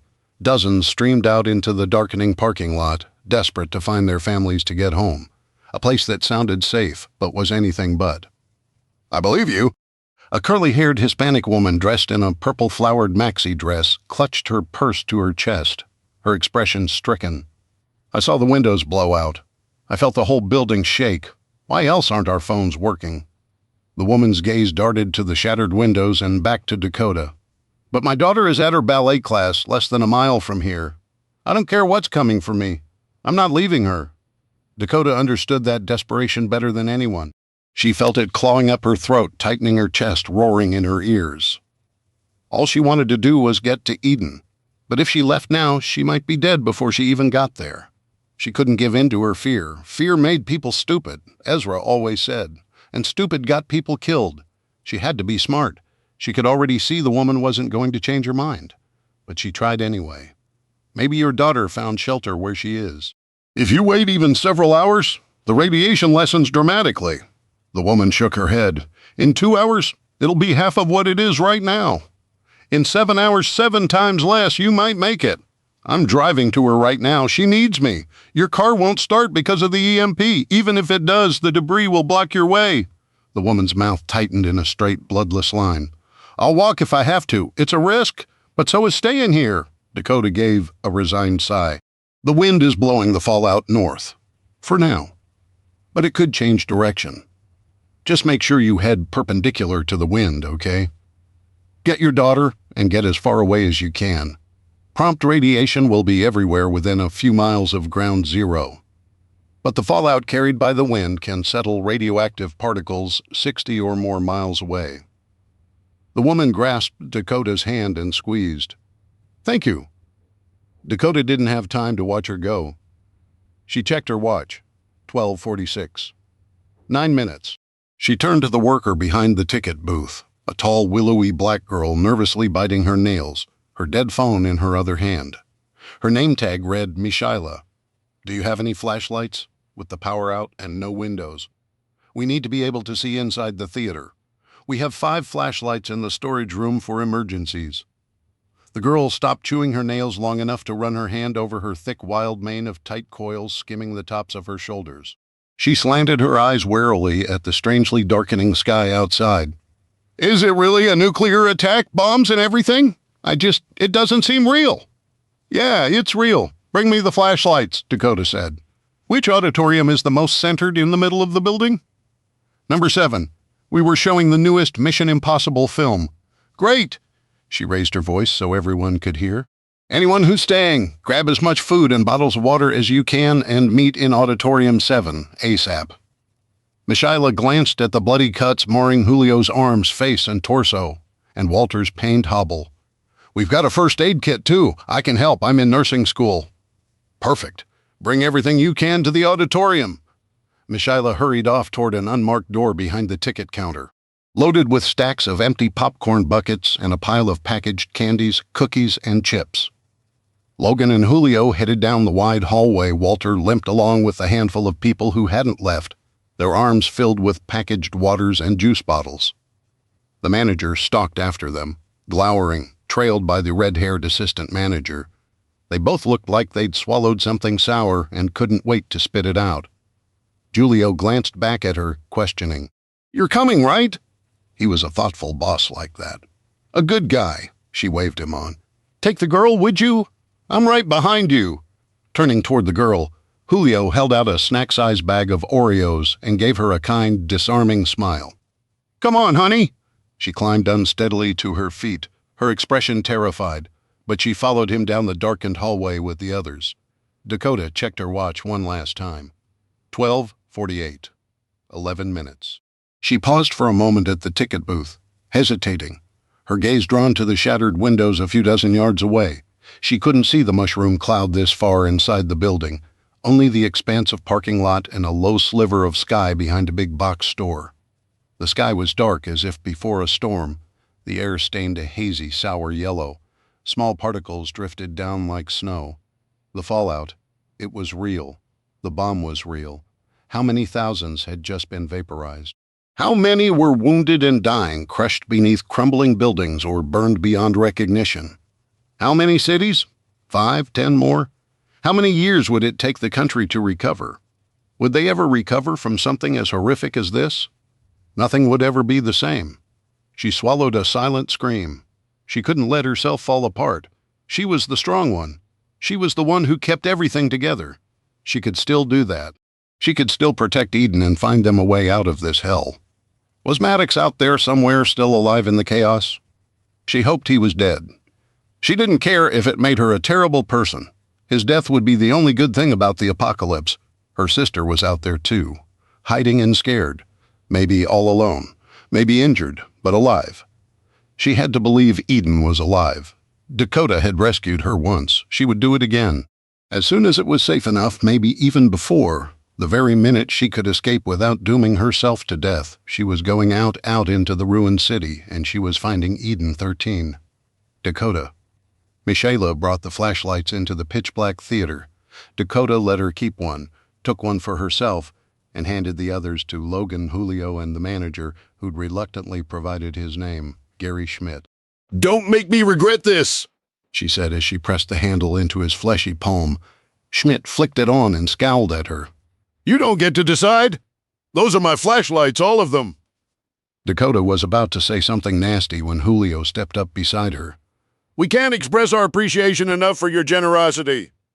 His voice was calm and sincere, without a hint of sarcasm. She glared at him, but he continued before she could interject. "When this is all over, I'm sure the news channels will love to cover stories of local businesses coming to the community's rescue. It'll be great for business." Schmidt let out a huff. "It better be. Where do you want the food?" Walter asked from the front near the screen. "Right there is fine," Dakota said. She didn't care about being in charge, but she'd do the job if she had to, and just who will be in charge of that? Schmidt whined. "Thanks, man." Julio slapped his back with a warm grin.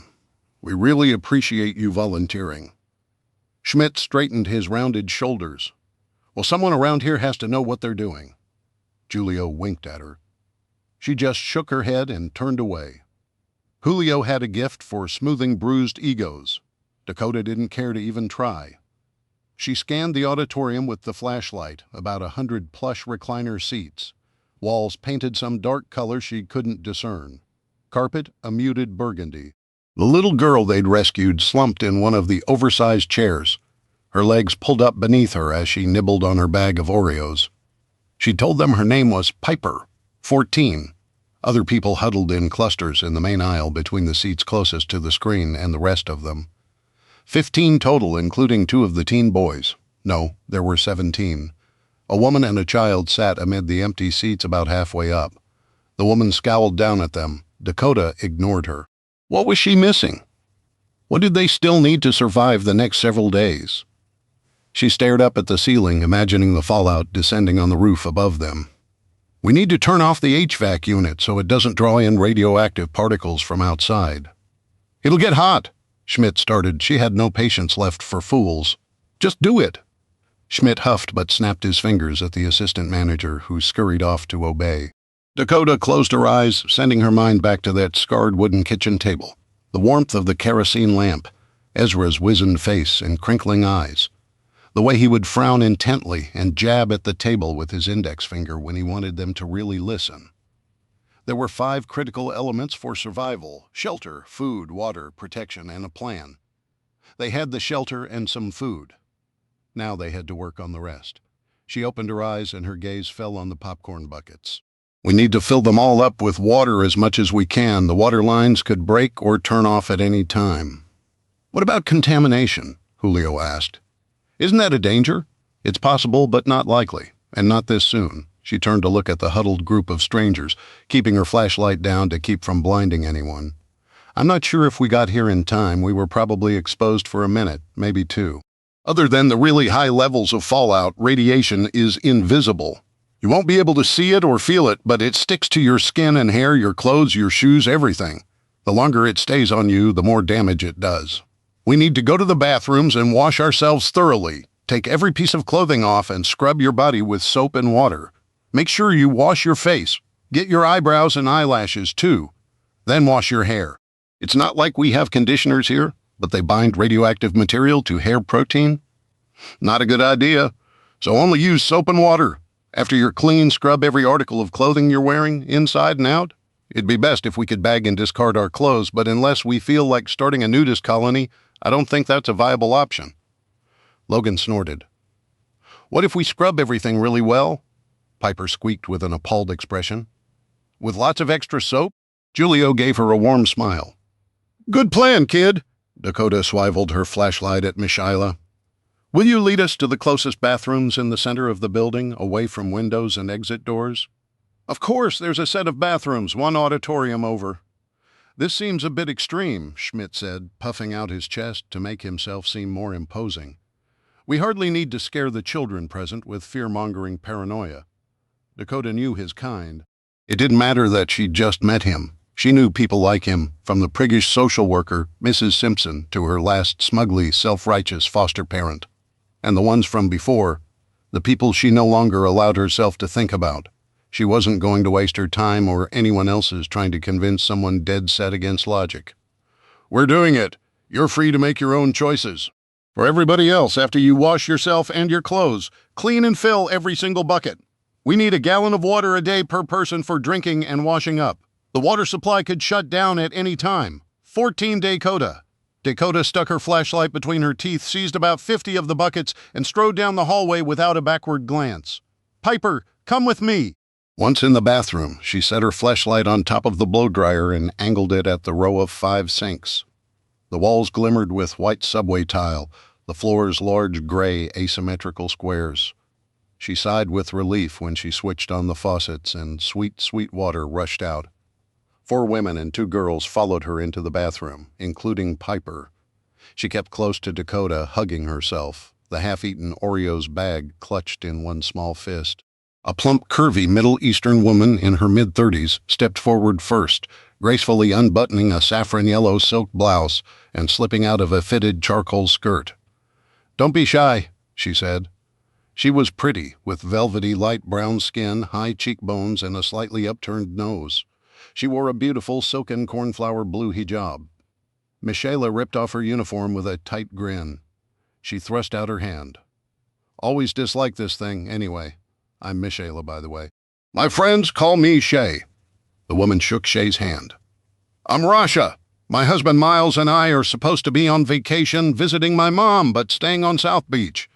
We flew in from Atlanta on Sunday. Miles got a sunburn. And well, we thought an afternoon movie would give his skin a break. She shrugged helplessly as she removed her hijab. Now here we are, Samira said, a thin, older Cuban woman in her 70s, her entire face crinkling as she attempted a smile. This is my granddaughter Isabel. I watch her during the summer while her parents work. She clasped the hand of a teenage girl around 13. Her head was lowered, her long black hair covering her face as she sniffled and wept quietly. I'm Dakota, gestured at the little girl beside her, and this is Piper. We need to hurry. Samira pulled gently on her granddaughter, leading her to the sinks. She turned and gestured at Piper. Come now, dears, let's get this done. The women undressed quickly, stuffing their shirts and jeans and bras into the sinks and scrubbing themselves with soap-drenched paper towels. Samira washed Isabel, who stood limply shivering and weeping. The girl was probably in shock. Samira gave Piper encouraging smiles until she tentatively stepped forward, though she took off her own clothes and washed herself. Dakota watched the three of them for a moment. Samira was a kind, grandmotherly woman. She reminded her of Sister Rosemarie, one of the only women who'd shown her true compassion in the compound. She knew Samira would watch out for Piper. She offered to help Samira finish washing Isabel and Piper's hair. You should take care of yourself, Samira said. We're fine. But Samira's hands were trembling. She was shivering from the cold, and she hadn't even cleaned herself yet. Let me help you, Dakota insisted, sharper than she intended. But Samira only smiled, her eyes nearly disappearing in a net of wrinkles. I can see you're a girl used to getting her way, don't I wish? Dakota muttered. What about you? Piper asked. Dakota just shook her head. Even with her skin prickling and burning at the thought of radioactive particles clinging to her flesh, she couldn't bring herself to take off her tank top. She'd hid her scars for so long. The thought of revealing them now, even here in the half-dark, sent chills zapping up her spine. She was certain they'd made it in time to miss most of the fallout. She could afford to wait a few minutes for the bathroom to clear. After she helped Samira, Isabel, and Piper, she wrung out their clothes in the sinks as best she could, soapy water splashing all over the floor. They dressed in the cold, damp clothes, then rinsed out all the buckets. She and Shay refilled them to the brim with cold water and handed them to the women who returned to Auditorium 7, wet-haired, damp, and shivering, but clean. Without the HVAC circulating cooled air, they'd warm up more than they wanted to soon enough. Finally alone in the semi-darkness, Dakota shimmied out of tank top, belt, and cargo pants. From the sheath attached to her belt, she pulled out the SOG Spec Arc tactical knife Ezra had given her on the only Christmas they'd spent at his cabin. Unlike her XD9 or her bug-out bag, it was one thing she could take with her everywhere, and she did. Ezra had taught her how to use it, too. She swore she would never be helpless again, and she intended to keep that promise. She set the knife carefully on the edge of the sink and went to work. The air hit her exposed back like a slap. The skin around her scars prickled. She resisted the urge to shudder. She cleaned herself quickly but thoroughly, scrubbing hard. A part of her wanted to rub her skin raw, just to ensure it was really clean, to make certain she'd gotten rid of every speck of contamination. But of course that was impossible. The entire time she managed not to look in the mirror, not even once. 15 Logan. Once everyone was finished, clothes wrinkled and wet but clean, they convened at the front of the auditorium. Logan and Walter leaned against the wall near the pile of food and buckets of water, while Dakota and Rasha knelt next to the food, counting it all. Several people slumped in the plush seats, looking shell-shocked. The teen boys sprawled beneath the theater screen, their dead phones limp in their hands. One sat with his knees tucked beneath his chin, narrow shoulders hunched. Wetness glimmered in the kid's dark eyes. Gone was the punk posturing, the swagger. They were scared and homesick. They were soft, coddled by their mamas, weakened by summers immersed in air conditioning and video games. At their age, Logan had already been on his own for nearly a year.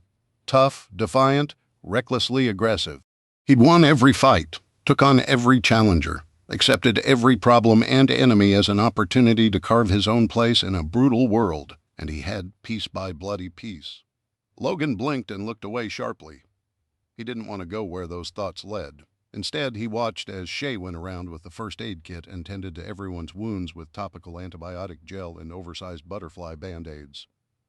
Julio alone took up most of the medical supplies. When Shay got to Logan, he waved the girl off. The booth in the bar had spared him from most of the glass. The cuts on his arms from shielding his face weren't even bleeding anymore. He picked out a last tiny shard from the jagged barb in the tattoo roping his left forearm. He didn't look at the Latin phrase tangled within the barbs that wound around his arm. He never looked at it anymore if he could help it. He glanced at the waitress and saw her watching him, a small, perplexed line forming between her brows. A jolt of unease went through him, though he had no clue why. He wanted to look away, but he forced himself to give her a lazy smile instead. Pretend he didn't give a damn hard enough, and eventually it'd be true. That's what he told himself anyway. "Do we have any idea how big this thing is?" Julio asked, absently rubbing the gold cross at his neck. "The blast, I mean." Dakota broke eye contact. She sat back on her heels and shoved her chestnut hair behind her ears. "I'm going on the assumption that this bomb is an NID, an improvised nuclear device, though we don't know for certain." "What does that mean?" Zamira asked.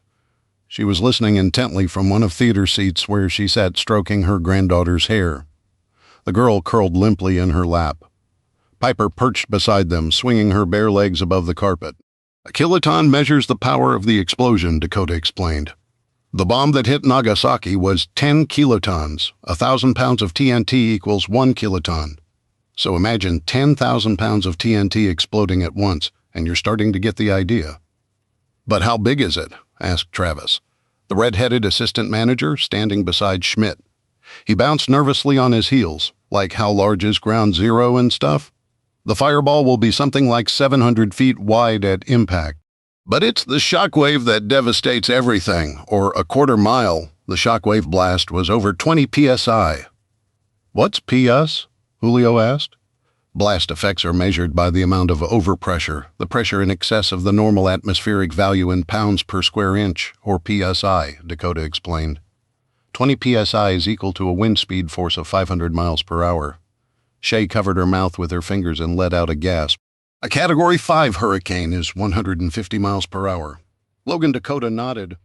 "Imagine a blast over 3 times as powerful as the worst hurricane, and you start to get an idea. Nearly every building utterly demolished, everyone inside it killed.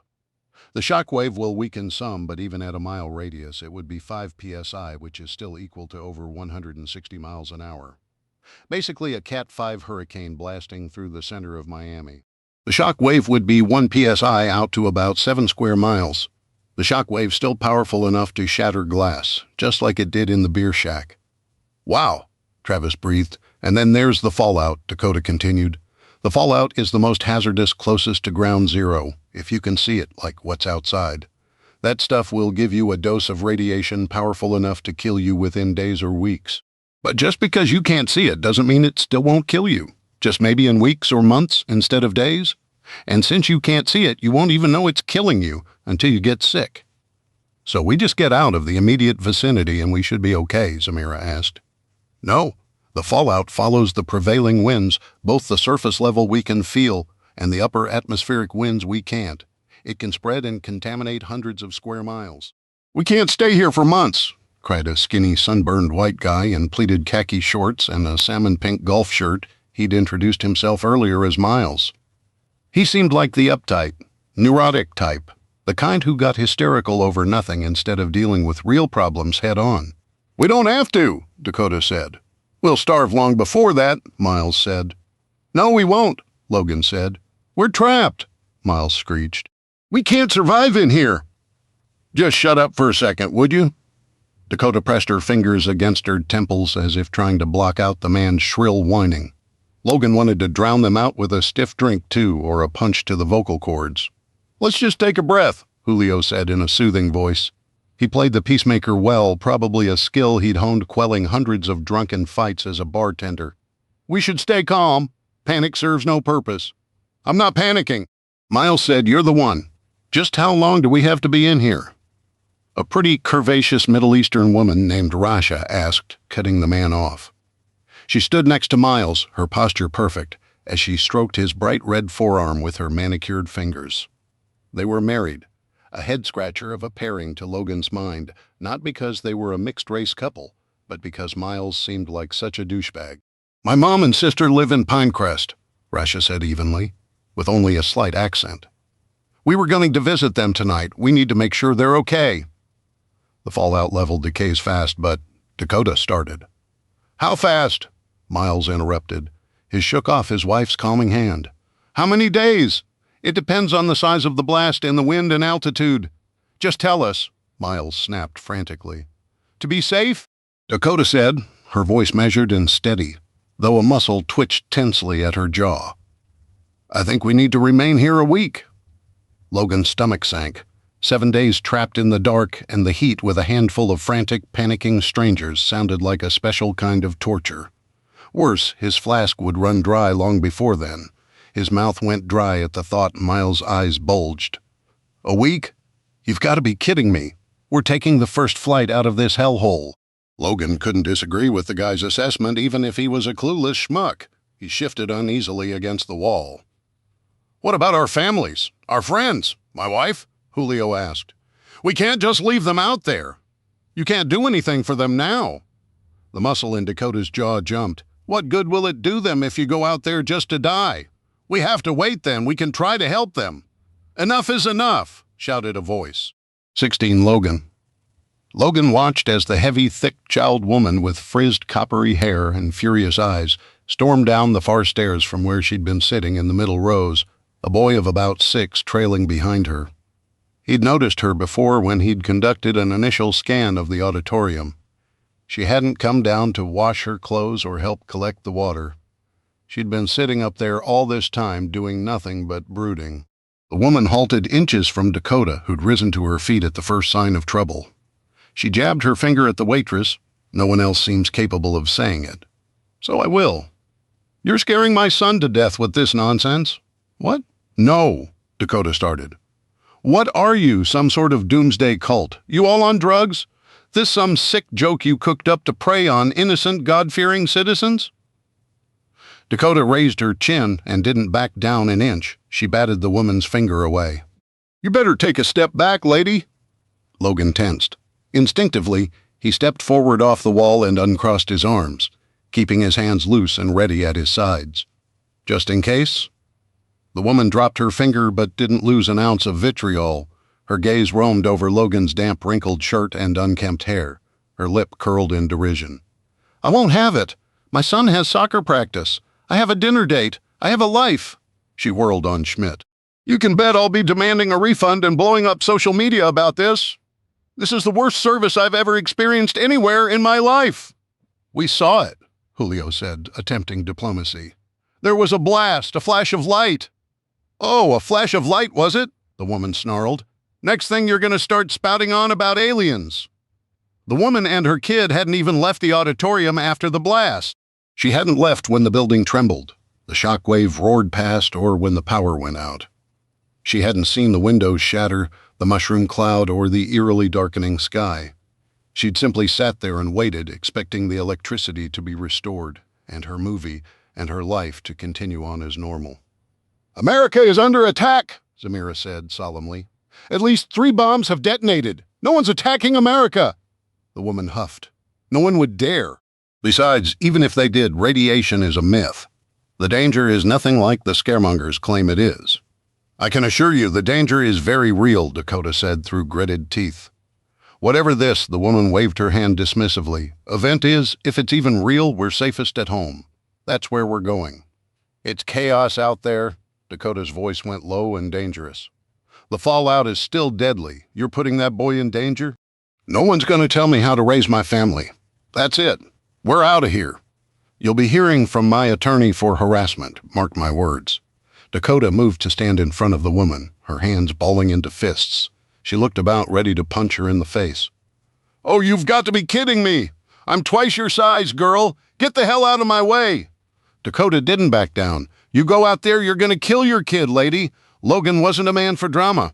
He preferred a simple life with simple pleasures. When given a choice to get involved or walk away, he walked away 10 times out of 10. And yet, the frightened gaze of the little boy peering around his mother's solid thigh wouldn't let him go. He felt the child's gaze like twin lasers boring into his soul. Dakota could take care of herself. He could see it in her stance, feet shoulder-width apart, one leg slightly in front of the other for stability, balanced easily on the balls of her feet, hands loose at her sides. A good confrontational position, but one ready for defense or offense. Someone had taught her more than how to survive a nuclear apocalypse. She knew how to fight, but even the best fighters needed a wingman, someone to have their back. The truth was, he didn't want that kid going out into the fallout any more than she did, with a sigh. He strode across the aisle and stood beside Dakota. "Lady, it's real. Half the people here saw the mushroom cloud for themselves. You see the cuts all over Julio? He got those from the shockwave shattering every piece of glass within miles. Don't put your boy's life in danger. Wait even a day at least. Give yourself and him a fighting chance." "Get out of my way!" the woman snarled. "He didn't move. You're going to hurt a woman now? Is that it?" Her face purpled with rage. Her eyes bulged. She seized her son's hand and yanked him against her side. The boy looked up at him, blinking wide and frightened. His eyes were green, not dark brown. His fine, wispy hair was red like his mother's, not black and curly like the hair that framed the face from his worst nightmares. Logan jerked his gaze away. "They're trying to save your life, that's all," Julio said calmly from behind them. "There's a few other kids here," Shay said. "You're welcome to stay."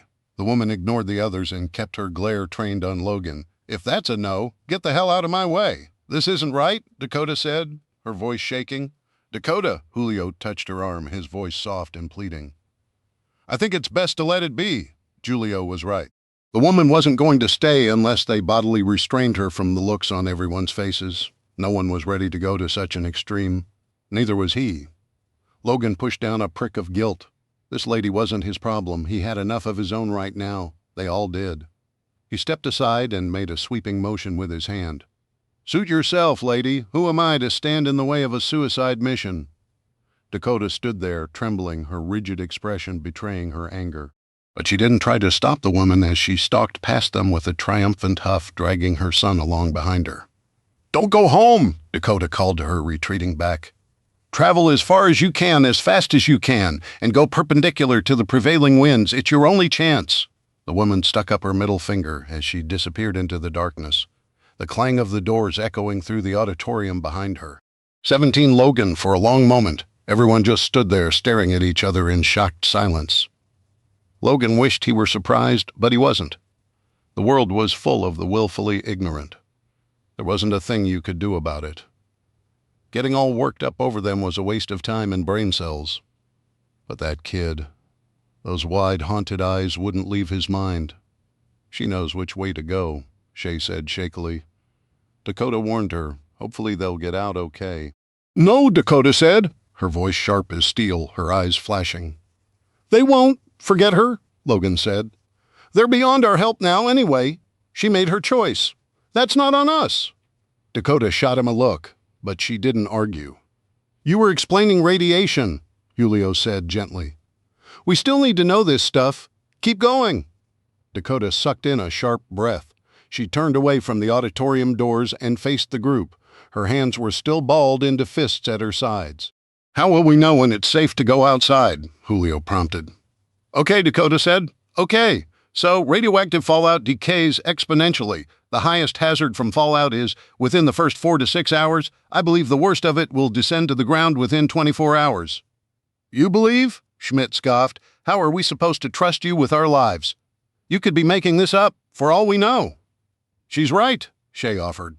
"I'm a third-year nursing student at the U. I'm also a registered volunteer first responder. I took a disaster preparedness and response seminar last January. We covered medical responses to nuclear disasters as part of the certification risk assessment, decontamination procedures, triage, and emergency patient care in the field, etc." Dakota dipped her chin to acknowledge Shay's support. "Look, I'm no expert, but someone extremely smart and well-prepared taught me what he knew. That knowledge is going to keep us alive." "Bah!" Schmidt sputtered. "You're both barely out of high school. Just two more millennial morons who think they know everything. Just let them talk. Logan cut in. What little patience he had was already long gone. Then you can decide what you want to believe. Several people nodded in agreement. Miles folded his arms across his chest. Schmidt shot Logan a look of pure loathing, but he kept his mouth shut. He didn't care whether the asshat hated him. He didn't care whether they all hated him. It's called the 7-10 rule, Dakota said. For every 7-fold increase in time after the detonation, there's a 10-fold decrease in the exposure rate. Or when the amount of time is multiplied by 7, the exposure rate is divided by 10. If the radiation level is at 1,000 rems an hour at detonation 7 hours later, it'll be 100 rems an hour. 7 times that number, i.e., the 7 hours, equals 49 hours. At the 49-hour mark, or 2 days, the radiation has reduced to 10 rems an hour, and 7 times that number, i.e., 49 hours times 7, is what? 343 hours, or 2 weeks, Logan said. Right, at which point the radiation is only 1 rem an hour. Julio shook his head, confused. You got a nutshell version of all those numbers. The corner of Dakota's mouth twitched. In a nutshell, in 24 hours, the radiation dose will be at 10% of what it is now. In 48 hours, it will be at 1%. So then we can get out of here and find my mom, Piper chirped. She looked as earnestly hopeful as a lost puppy. Right, Dakota shook her head. It's still far from safe. I estimate we're about 1.5 miles from the blast. But we're downwind, directly in the path of the fallout, which could be as high as 1,000 rem an hour right now. What does that mean? Logan asked. I flunked high school chemistry. In reality, he'd dropped out of high school at 16, but no one needed to know that. A Röntgen is a way to measure the amount of radiation emitted at the moment, Dakota said. REM means Röntgen equivalent man. REM measures the amount of radiation that's present. A unit of measurement for the dose a person absorbs is called a gray.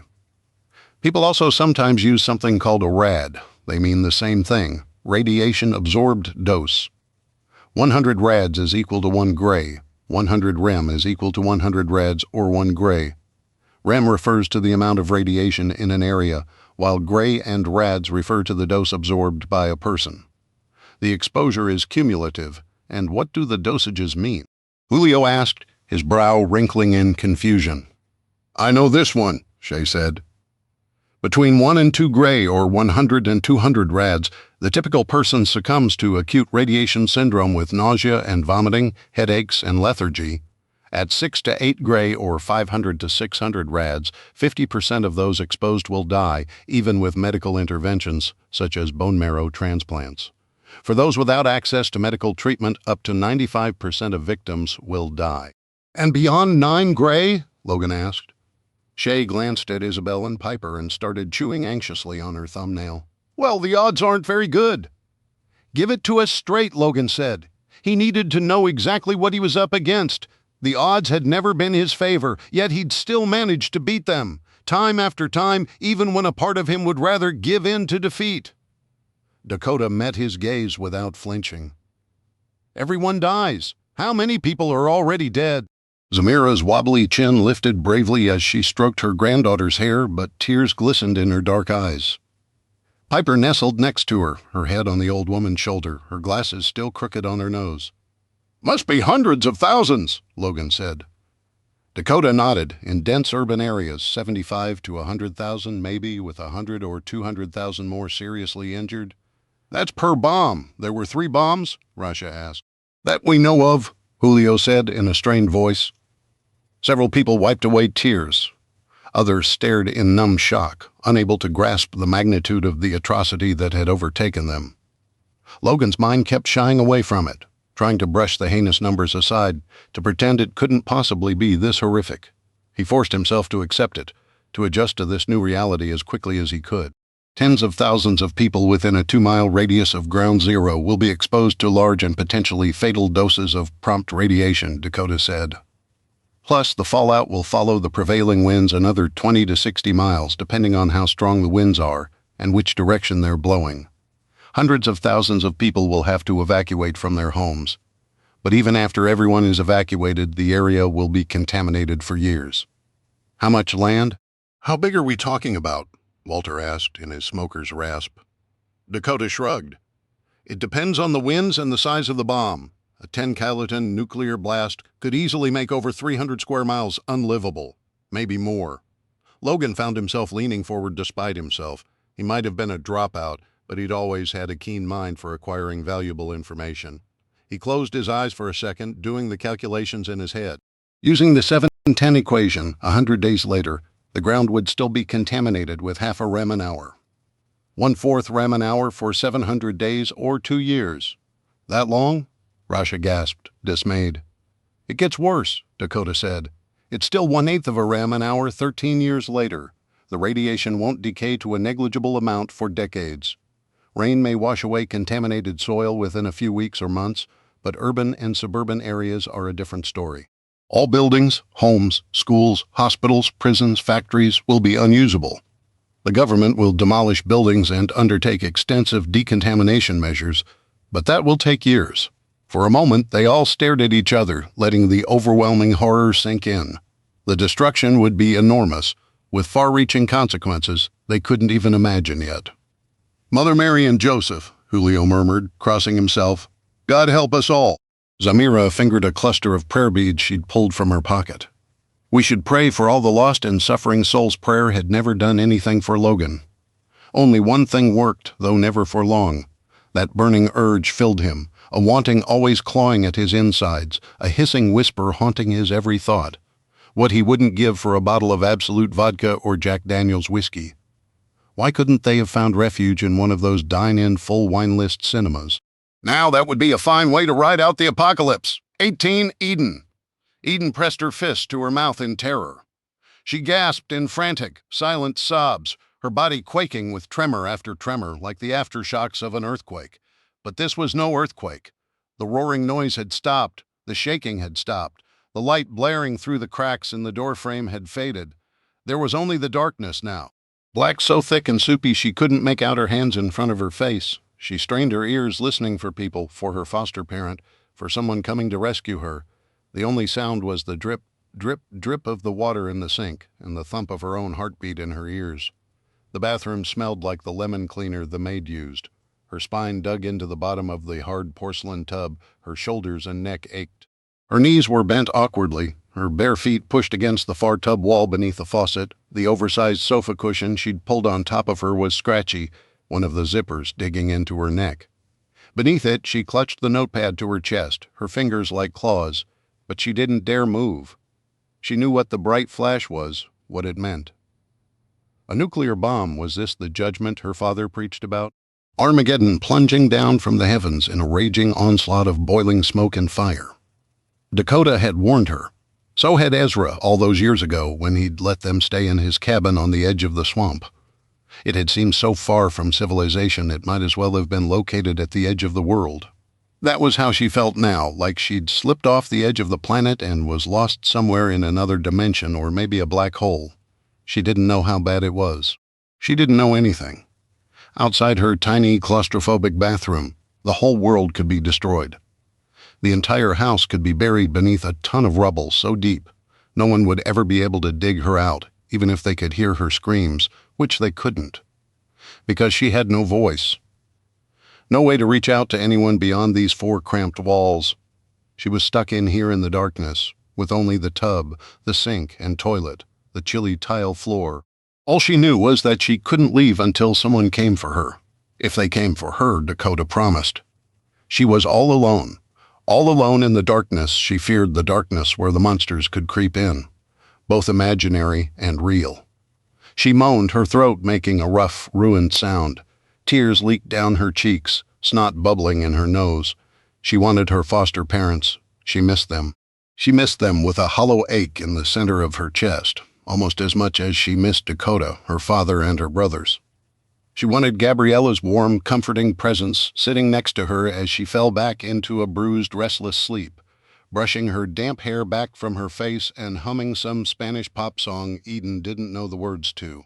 She wanted Gorge to bring her another one of his favorite books, 1984 or Animal Farm, and read to her long into the night, even when he had to get up for work the next day in those first weeks. At the Rosses without Dakota, the nightmares had stalked her every night. She couldn't cry out after a nightmare. She had no way to alert them to her distress, her terror. She'd thrashed in her bed in the dark, choking on her own whispery, rasping moans, silent sobs shaking her whole body, too frightened to leave her room. Only when she'd fallen out of bed one night did they glimpse her night terrors. Instinctively, she'd cowered against the wall, scrambling for her notepad to babble an explanation, to frantically apologize, and promise to never wake them again. They hadn't responded like her real father used to, with belittling anger and shame. The next day, Gorge rigged an alarm button on her nightstand. When she pushed it, his phone buzzed, alerting them. The Rosses always came together, both of them. Eden liked them, loved them even, though she didn't dare tell Dakota that. Gabriella was a kind-hearted poet, Gorge, a pediatrician with a wicked sense of humor. It was Gabriella who gave her the gift of language, signing her up for American Sign Language classes, who bought her artist-quality pencils and drawing supplies. Gorge opened up a world of books and reading books that would have been banned in her old life at the compound. But Gorge let her read anything she wanted to. She dreaded telling Dakota the truth. She wanted the Rosses to adopt her. Even though she loved Dakota with every beat of her heart, even though she knew Dakota desperately wanted to be named her legal guardian, she longed to be part of a real family again. She felt torn between her affection for the Rosses and her loyalty to Dakota. Fear and guilt and loss snarled inside her. Maybe it didn't even matter. Maybe her foster parents were already dead. Maybe Dakota was, too. Maybe every single person in the whole state of Florida was already dead. Her mind shied away from that thought. No. Gabriella and Gorge were still out there trying to find their way home, and Dakota was coming for her, too. Slowly, her sobs subsided. She dried her salty tears with the back of her arm. Her hitched breaths slowed. She clutched her notebook to her chest and stared up into the thick, looming blackness, imagining the shape of the ceiling above her. Dakota was the toughest person she knew. She never gave up. Eden loved her foster parents, but it was Dakota she put her faith in. 19 Logan. "You got people out there?" Julio asked Logan quietly. They were slumped against the wall, staring out at the silent, darkened theater. The few flashlight beams cast everything in an eerie, ghostly glow. Time was passing, but Logan didn't know how much. It couldn't go fast enough. But when he finally got out of here, where did he even have to go? Logan had no girlfriend at home. No dog waiting eagerly, tail waving. No friends, really. Whatever family he'd had once had disowned him long ago. He went to work, he went to the gym and the bar. He came home to a nondescript apartment empty of anything but the bare essentials. A mattress, a fridge full of beer, and a cabinet lined with wine and booze. The next day he did it all again. It was a small, careful, barren life. But it was the life he deserved, wasn't it? Now, just when he thought he was getting his equilibrium back, he was knocked on his ass again, big time. "Nah," he said. "There's no one to miss me. My wife's in West Palm Beach visiting her sister." Julio's voice was shaky. His left knee was juddering like crazy. "Never had kids. Never could, you know. I'm thinking now maybe that was a blessing. My wife's sister, though, she's got 2 little Cuban hellions, 5 and 7. One's into princesses and ponies, the other one's always got dirt beneath her nails. Bests every boy in her class at soccer and softball. Don't know what I'd do if we lost those girls in the bar." It was always Julio who soothed everyone else, always offering a listening ear, a comforting shoulder to cry on. Logan didn't know what to say, that it was better to have no one, to only need to worry about yourself. It was the only way he'd survived. Don't give an enemy a single point of vulnerability. No one and nothing could hurt him. But he couldn't say that to Julio, whose face was drawn from worry over his family. At the bar, all Logan had to do was drink until he was good and boozy and then drink some more. He left the serious talk to Julio and the others. He wanted a drink right now. He slipped his silver flask out of his pocket, unscrewed the lid, and allowed himself one long, sweet swallow. He'd have to make it last, but damn if he didn't want to down the whole thing now. "I'm sorry, man," he said. The silence between them had suddenly deepened like a pit he'd fall into if he didn't say something, no matter how lame. "I'm no hero."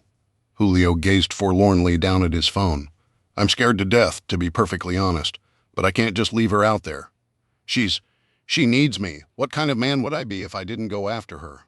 One that's still alive." Julio gave a pained snort. I feel so guilty. Every second that passes, it just gets worse. It always surprised him how easily and openly Julio discussed his feelings. Like it was perfectly normal. Like guilt wasn't a heavy, clanking chain choking his throat, wasn't a ruinous cancer slowly poisoning him from the inside out. Logan's guilt was a dark, toxic murk he buried deep and thought of as little as possible. He opened his mouth, though he had not a clue what to say. "What about iodine?" Rasha asked from a few yards away. Her question offered a blessed respite from the strained conversation. Logan shifted slightly, giving the woman his full attention. Rasha perched on the edge of her seat, her ankles crossed, absently tapping the useless phone she still held with her fingernails, as if it might magically power up. She frowned as she adjusted her hijab. "I read this apocalyptic novel once where China nuked us, and everyone was rushing to take iodine to protect against the radiation. Do we need to worry about that?" "I'll take that one," Shay said, sitting cross-legged against the far wall. "It's kind of a myth that it's some life-saving medicine. Actually, a nuclear bomb or power plant meltdown releases radioactive iodine into the air, which people then inhale. It's absorbed by the thyroid and could potentially cause cancer. Ideally, if you take potassium iodide, or Ki right before or right after exposure, it blocks the radioactive iodine from the nuclear blast from entering your thyroid. If the thyroid absorbs all the iodine that it needs from the non-radioactive Ki, then the radioactive iodine won't be absorbed and gets eliminated through urine." "Ew!" Piper squeaked. Shay popped her gum. "Exactly. So it doesn't cause cancer?" Zamira asked. "If radioactive iodine does build up in your thyroid, it could cause cancer, yeah. But people over 40 have almost no risk of developing thyroid cancer from radioiodine. They're more likely to suffer side effects from taking the Ki, though, like rashes, nausea, and allergic reactions. Kids, too. Besides, even if you took it in time and kept your body from absorbing it, radioiodine is just a tiny fraction of the overall radiation exposure. The iodine doesn't protect your body from any of the other 99% of radioactive nuclides." Shay hesitated. "You're much better off concerning yourself with finding an adequate shelter. Otherwise, you're rearranging deck chairs on the Titanic." Rasha nodded, her shoulders sagging slightly, and stared down at the phone clenched in her manicured hands. "I feel like that's what we're doing anyway, rearranging furniture on a sinking ship." Logan grunted. "It'd be a faster death." Dakota shot him a hard look. He shrugged. It was the truth, wasn't it? All this depressing talk just made him want to bury his head in a bottle. "We're fine," Shay said brightly, her voice too loud and chipper in the somber auditorium. She popped her gum as she grinned appreciatively back at Logan and Julio. "Then, Dakota, we're gonna be okay. You guys saved us." "It was Dakota?" Julio said. "She did it," Shay beamed at Dakota. "Thank you." The waitress shifted uncomfortably. She cleared her throat like she wasn't used to the praise and didn't care for it. "I did what I had to. Anyone else would do the same." Somehow Logan doubted that. He would have left them all 20 Dakota. "Hey," Julio said quietly as he came up beside Dakota. She sat in the first row of seats with her knees drawn up to her chest, staring dully at the big white screen as if it could give her the answers she desperately needed. It hadn't given her anything. She kept replaying the scene with the woman and her son over and over in her head, trying to change the scenario so the woman stayed. It didn't work. Just the thought of that woman's smug, arrogant face filled Dakota with fury. It wasn't right. It was a parent's job to protect their child no matter what. Dakota had never understood those kinds of people, the ones who'd put a child in danger for their own selfish, irrational desires. Some of her foster parents had been like that, only in it for the money, their cruelty driven by indifference, greed, or willful ignorance. And Maddox, Solomon, and their ilk. They were a whole different breed of cruel acid burned the back of her throat. She swallowed it down. Those were the bad memories, the ones she didn't think about anymore. She couldn't bear to think about what was happening to that little boy outside, the toxic radiation invading his skin, his cells, his bones. The same thing was happening to tens of thousands of people who hadn't found shelter, who hadn't known what to do. So many people without the knowledge to react quickly, to save their lives and the lives of the ones they loved. And then there were those given the facts, who still chose to ignore the reality right in front of them.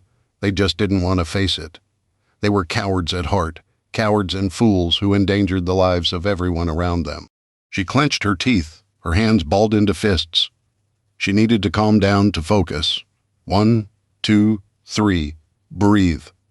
Hello, Earth to Dakota. She glanced up at Julio. Yeah, he sank into the empty seat beside her with a groan. You okay? He looked older than he had just that morning. Shadows bruised the skin below his eyes, and deep lines bracketed his mouth. His hair seemed grayer, his face strained. 24 large Band-Aids peppered his arms, neck, and left cheek. She hated seeing Julio like this. He was a decent guy, easygoing and good-natured kind when he didn't have to be. She had no patience for most people, but she liked him. I should ask you that, she said. You feeling okay? Don't worry about me. He gave a tight smile and lowered his voice. Tell me the truth. How bad is it? Really? How protected are we in here? She sighed. Protection levels vary based on building type, construction, location within the building. Even time from detonation. It's impossible to say for sure. You're a smart girl, and you know your stuff. What's your best guess? There are 3 main types of radiation. Alpha particles can't penetrate human skin. They can only hurt you if you inhale or swallow them. Beta radiation can't penetrate a sheet of aluminum foil and only 1/8 an inch of human body tissue. But it can cause bad burns if the particles come in contact with bare skin. Regular clothes provide a good barrier, but gamma radiation is the most dangerous threat. Gamma rays penetrate almost everything. Think of each gamma particle as an LED light shining brilliantly in all directions. Now times that by millions, any light that reaches you is radiation. We need to shield ourselves from all that light, and from all directions, from the ground, the sides, and the roof. Mass is what matters. The denser the material, the better. She closed her eyes, recalling the faded charts old Ezra had told her to memorize. She only remembered the first 3 examples. 4 inches of lead, 2.4 inches of concrete, or 3.6 inches of packed dirt will halve the amount of gamma rays that penetrate that particular material. It's called halving thickness. Shielding is measured by the fraction of gamma rays that it blocks. If a certain thickness, say 2. 4 inches of concrete blocks half of the incoming radiation. It has a protection factor, or PF of 2. A PF of 10 means you'd receive 1/10 the dose inside versus outside. Just like the SPF of sunscreen, the higher the PF, the more protection from radiation a sheltered person receives compared to an unsheltered person. Julio groaned. I can't believe you're making me do math. Math and the apocalypse do not go together. She shrugged. Math had never been difficult for her. 3 times the halving thickness would allow in 1/8 the radiation, and 4 times would be 1/16.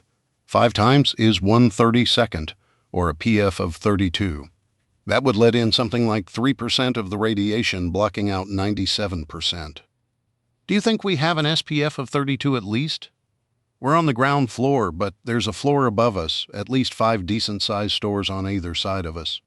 The whole complex is heavy construction. I hope it's more like 40 PF, but I don't know for sure.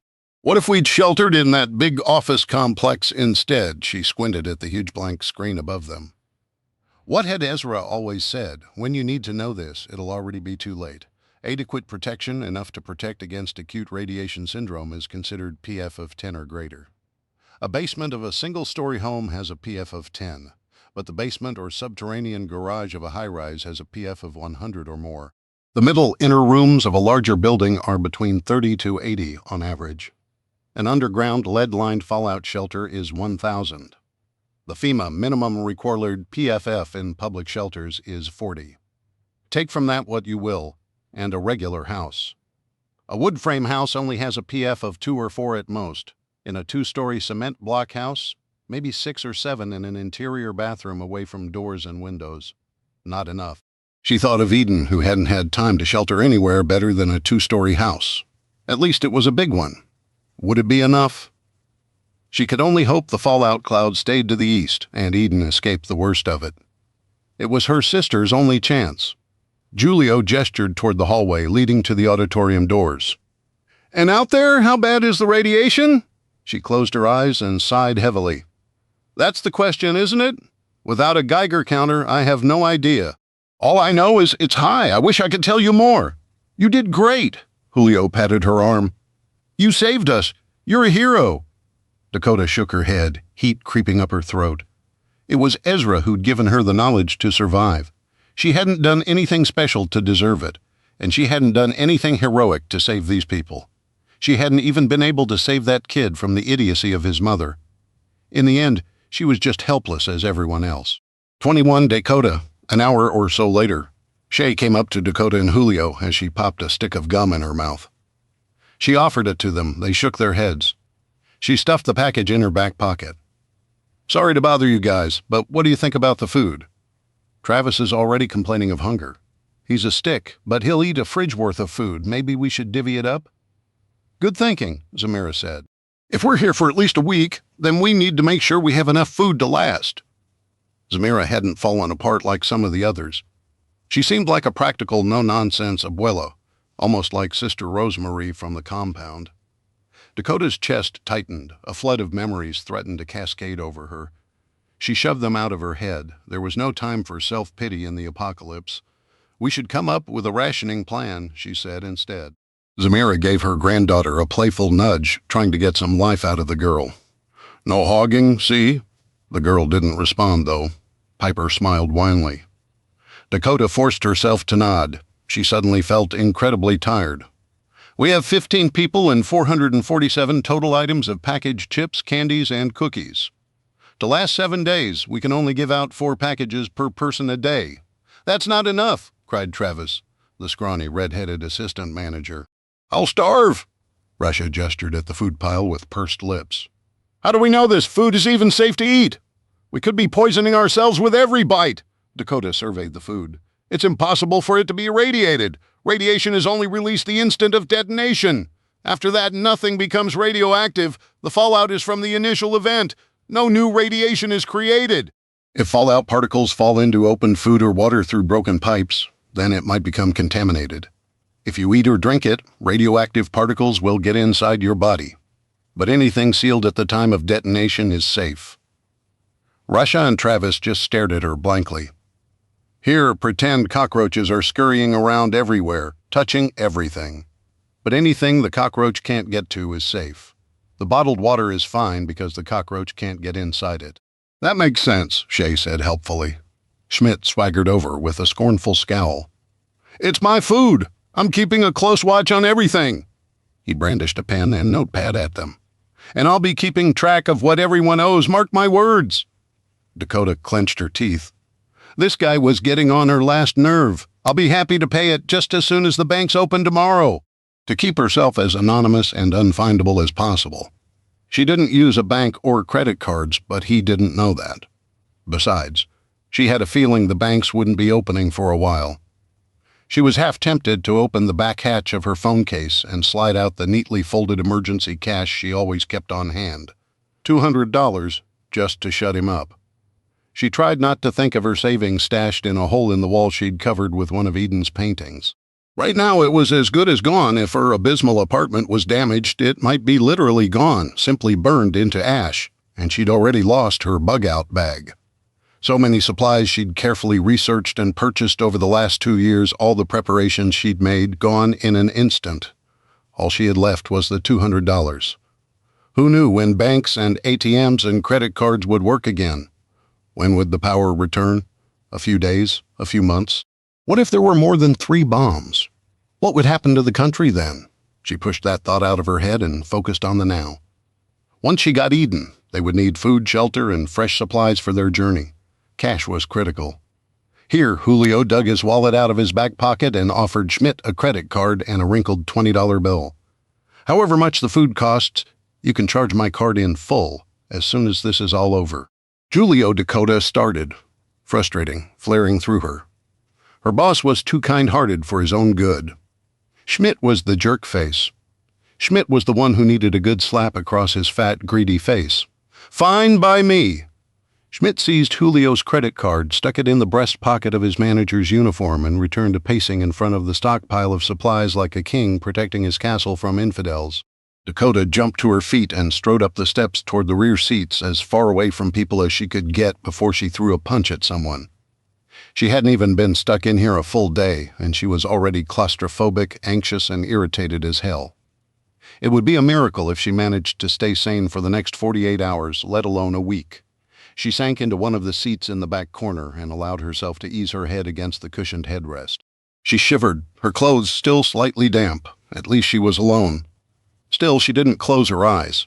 She needed to sleep, to rest, and gather her strength for the arduous journey ahead. But she didn't trust these people as far as she could throw them. The thought of letting her guard down made her chest tighten, her gut twisting with apprehension. She knew better than anyone that danger could come from any quarter, especially from scared and desperate people. Her muscles were tensed and knotted, her stomach a cement brick. More than anything, she hated this sense of overwhelming helplessness. Eden was out there, trapped, maybe hurt, certainly terrified. Had she been exposed to radiation? Was she slowly dying right now? And there was Maddox, still a lethal presence stalking the edges of Dakota's consciousness, a shadow she couldn't escape from. If he'd survived the blast, he wouldn't let a bomb stop him from hunting down his prey and taking his prize. He was the most single-minded, determined person she'd ever met. No, he wasn't dead. She wasn't lucky enough. He was still out there hunting, coming for Eden, defenseless and unprotected.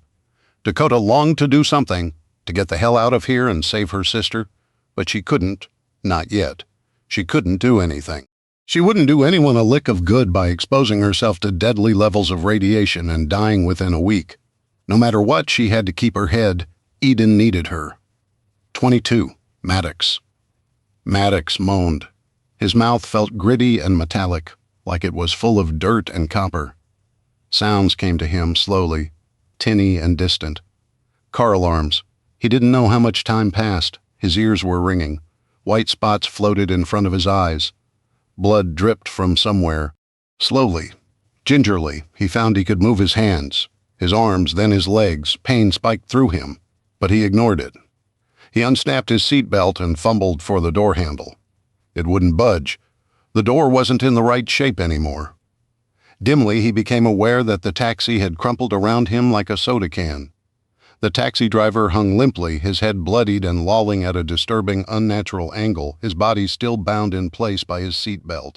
The steering wheel had crushed his sternum. He was no longer alive. The right side rear door looked untouched. He stretched across the back seat. Every part of his body aching, sharp stabs of agony flaring through his shoulder, and wrestled the door open. Wincing, he eased himself from the taxi. He collapsed to the concrete and pulled himself up with a groan. He was still in the tunnel. Emergency lights flickered red, bathing the tunnel walls in an eerie glow. It was dim, but he could see clearly enough. The cars were no longer in straight, orderly lines. Some had toppled to their sides, wheels still spinning. Others were upside down. Their roofs caved in, metal skeletons smashed, crushed, and broken. Up and down the tunnel, every car and truck and SUV was a wreck of twisted, smoking metal. Alarms blared. Several cars had caught fire. It was like a giant had seized the vehicles and hurled them at the walls and ceiling at each other. But that didn't make sense. His brain was fuzzy, his thoughts coming scattered and disjointed. He must have suffered a concussion from the crash. He was alone in the tunnel. Several car doors hung open. Those who'd survived had abandoned their ruined cars and fled. How long had he blacked out? Minutes? Hours? He checked his phone, but it was dead. He felt for his holster. The Beretta was still there. He turned, searching for the closest tunnel entrance, only a few hundred yards back the way he'd come. He blinked and looked again. At the end of the tunnel, the sun was gone. Part of the tunnel had collapsed. Mountains of rubble blocked the tunnel entrance, chunks of pipe and concrete, cables twisting like pythons, bits of metal and plastic, and a great slab of concrete tumbled from the ceiling, jaunting at nearly a 90-degree angle. A triangle of yellow haze shone through. A gap existed, a gap he could escape through. He staggered toward the strange dim light gagging on the choking dust. He groped through the rubble, pushing and pulling twisted beams and chunks of collapsed wall and ceiling aside. And then he was out. Maddox exited the tunnel onto the causeway. He took no notice of the people shambling and groaning or the wrecked cars burning. He stood stunned and gaping, taking in the ruins before him. A massive boiling cloud loomed over Miami. Everything below the cloud was burning. Thick black smoke roiled up from hundreds of fires. Everywhere seethed dust and smoke and fire. The skyline was wrong. Skyscrapers that had reached for the sky minutes before were simply gone. The tops of 40-story buildings were simply sheared off. Some were gouged, as if a gigantic monster had gorged itself on steel. Still others were blackened steel skeletons, warped and bent, jutting into the sky like broken teeth. It looked like the end of the world, as though the Armageddon he'd always heard about had descended with a violent, shuddering fury to punish the whole Earth. It was both beautiful and terrifying. 23 Dakota. The hours inched by with agonizing slowness. Dakota's eyes burned with exhaustion, but she refused to sleep. Anxiety tangled in her gut. She kept thinking of Ezra and the cabin, the only place she'd ever felt safe. Dakota tilted the flashlight inside the plastic cup holder on the arm of the seat and fumbled in the side pocket of her black cargo pants, feeling the comforting security of the knife against her hip. She pulled out the folded sheet of paper she always kept with her, the knife, the drawing, the bug-out bag. Those were the three things she'd kept on her person as much as physically possible. She smoothed the paper, thinning now, and a bit ragged at the folds after 2 years of use. It was one of Eden's drawings, excellently rendered as usual. The cabin in the woods, Eden called it. But it wasn't just a cabin. It was a small fortress. And it wasn't in the woods. It was in the Everglades. In the drawing, a simple wood slat cabin with a flat tin roof squatted about 2/3 up the page, surrounded by hulking cypress trees, with white mangroves standing along the edges. The lower half of the drawing featured a swamp spiked with sawgrass, a 2-seater airboat nestled among the stalks, almost hidden. The address of Eden's foster family was also hidden, carefully embedded vertically in the bark of one of the cypress trees along the left-hand side of the page. Dakota had memorized the address long ago, but she still kept the drawing. That innocuous-looking house nestled in the middle of a swamp was her home in a way nothing had been since her parents died 9 years ago.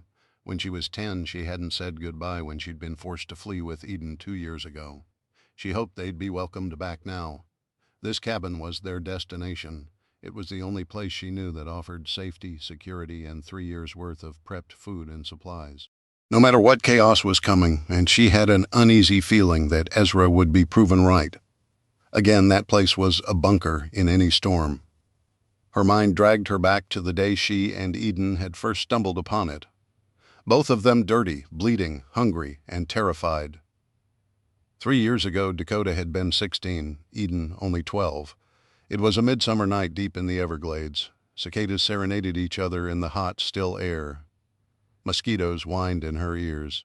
Humidity clung to her skin, sweat beading her forehead, her neck, under her arms, but she'd barely felt any of that. They were fleeing the river grass compound, fleeing what Dakota had done, what waited for Eden.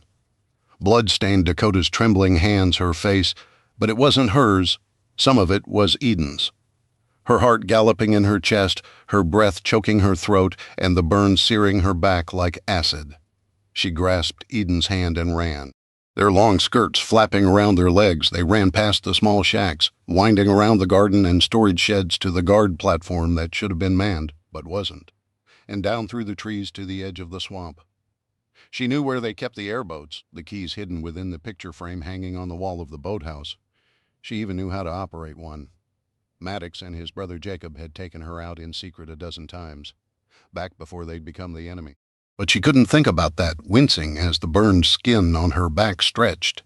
She grabbed the keys and a flashlight hanging from a steel hook. Her blood-stained hands left a smear of red behind. They would know she'd been here. Hopefully by then they'd already be gone. She paused at the edge of the muddy bank, staring at the miles and miles of sawgrass puncturing a sea of still dark water. Clumps of trees sprouted from the river of grass here and there. Everything was the same, as far as the eye could see, stretching into the darkness. Fear throbbed through every cell in her body. The Glades was wild and dangerous. There were 100 different ways to die. It was the only place they could get lost, and if they were lost, then they couldn't be found. There was one road out of the compound. If they tried to take that, the shepherds would track them down within an hour. This way, at least they had a chance. What lay behind them was worse than what lay before them. She had to believe that, beside her. Eden let out a faint moan, forcing herself to move. She clenched her jaw as the welt just above her shoulder blade pulsed with heat, searing fresh and raw with her every movement. 1, 2, 3, breathe. Endure the pain. That was all she could do. If they didn't get out of there, another burn would be the least of her problems. Dakota sat gingerly on the seat, mounted in front of the cage that housed the propeller. The boat was aluminum, about 12 feet long and narrow. The engine was mounted on metal scaffolding a few feet in front the stern. A seat was bolted to a square platform lifted several feet in the air, with the passenger seat anchored below it. Dakota pulled a small waterproof bag from beneath the passenger seat, dug around inside it, and handed her sister earplugs. She twisted hers in, too. She put the key in the ignition, pumped the rubber button choke 3 times, and turned the key. The engine belched smoke and roared to life, the propellers spinning, shaking the boat. Eden grabbed the edges of her seat. Her eyes were glassy and unfocused, blood still dribbling from the gash in her throat, despite the torn shirt Dakota had wrapped around her neck. "Hold on tight," she shouted, though her sister didn't seem to hear her over the engine. If Eden lost her grip and fell in the water, she could swim, but could she swim injured? Would her blood attract the bull gators like sharks in a feeding frenzy? Dakota gritted her teeth and fought off the panic. There was enough to worry about already. She had to have faith that her sister could do this, that they could do this.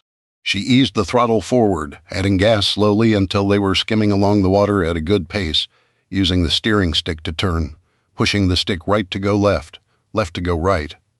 She glanced at the small GPS screen that told her where she needed to go 25 miles to the levee.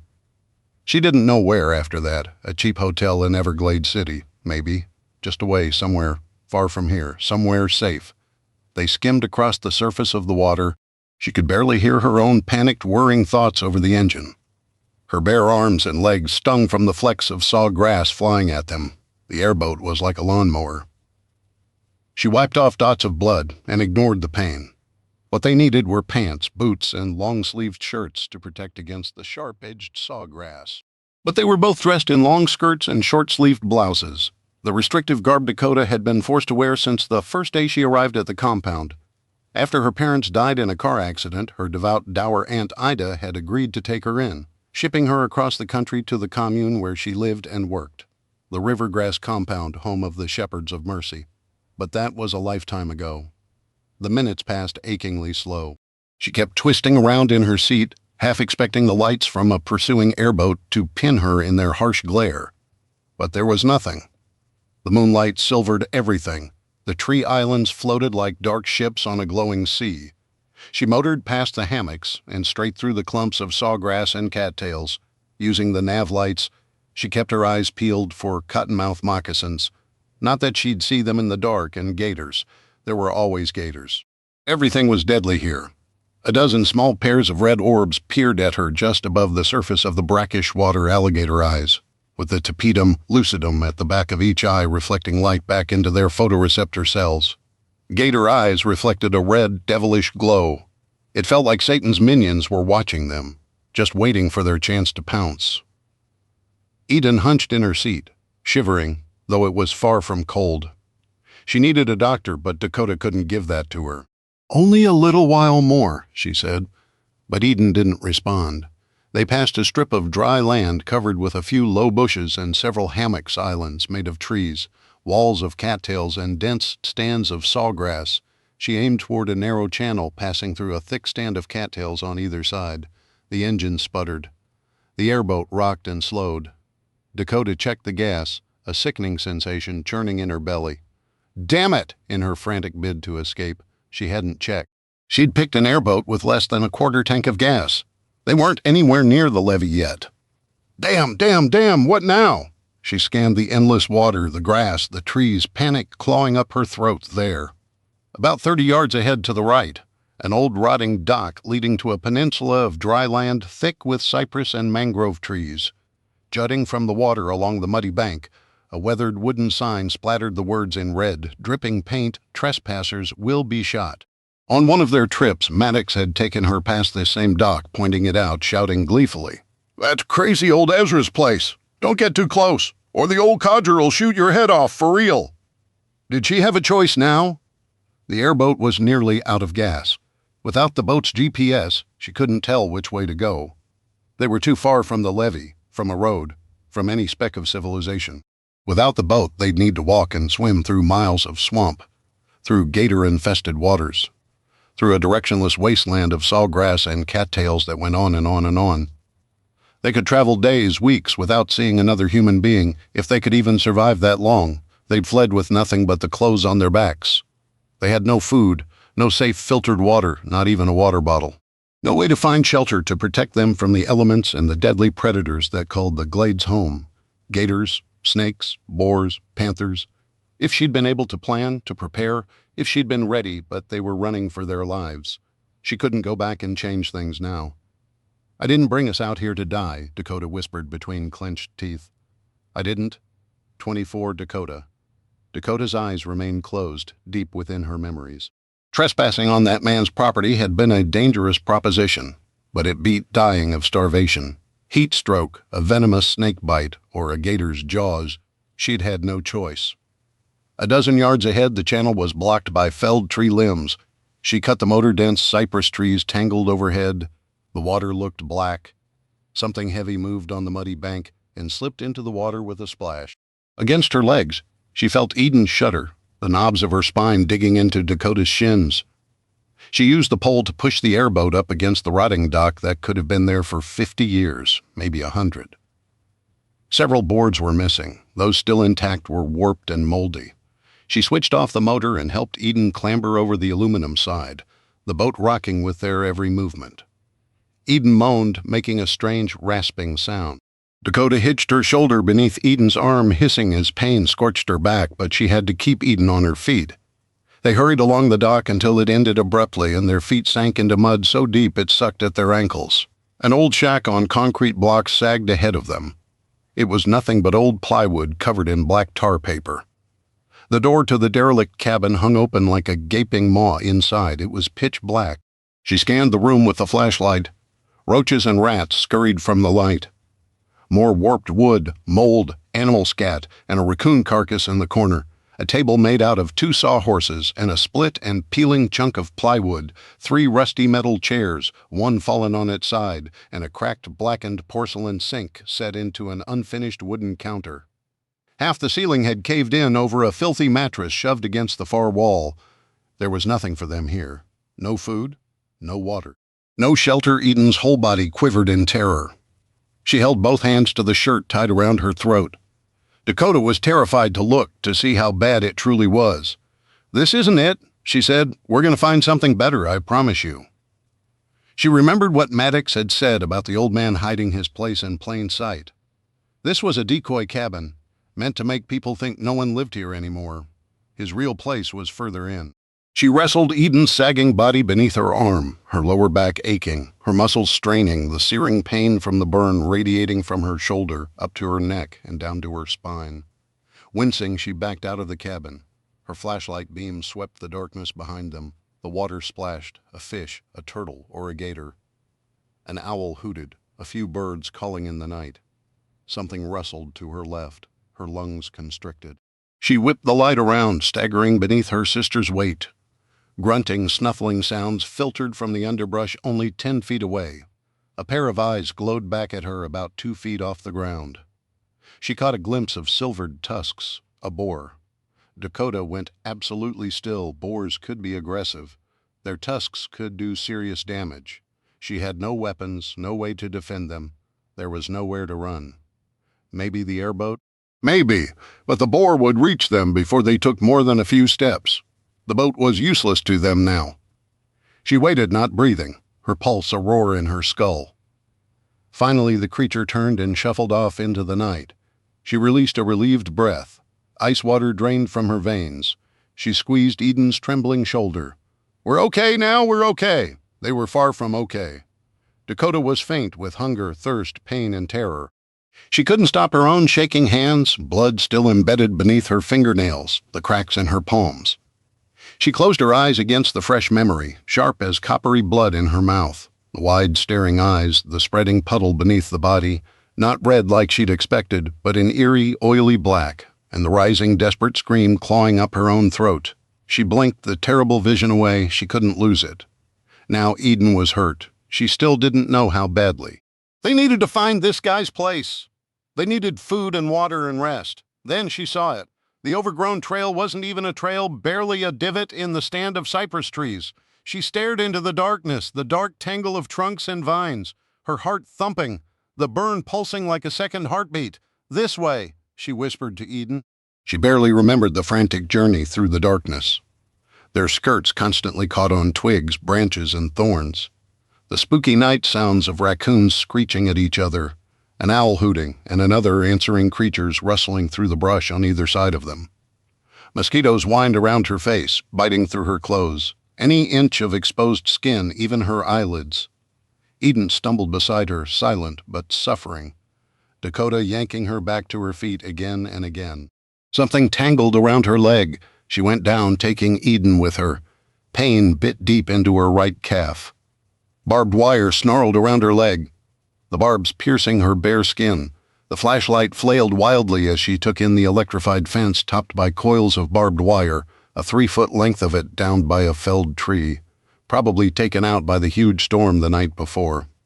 Look, Eden, it's a sign. A sign from who? She didn't care, as long as it helped Eden. She took several steadying breaths and pulled herself free of the barbed wire, hissing through clenched teeth at the stabs of pain. Slick blood leaked over her fingers. She wiped them on her filthy skirt. The raw, boiled welt on her back burned. Every muscle in her back, arms and legs ached. Pain was a thing to endure. At least she had plenty of practice. Carrying Eden's full weight, she scaled the fallen trunk and fell to the ground on the other side of the fence, nearly collapsing beneath the girl. Dakota turned off the flashlight. They slipped through the darkness as silently as they could. Ahead of them, the moonlight revealed a 1-story cabin in the center of a wide clearing flanked by several smaller buildings and a well. Nothing special at first glance, but Dakota remembered Maddox's warning. She hadn't forgotten the electrified fence. Anyone who chose to live out in the middle of the glades all alone wasn't someone to be trifled with, and yet they had to risk it. Careful now, she warned both Eden and herself, well aware of the danger they were in. Her throat was raw and burning with thirst. She was dizzy with hunger and pain.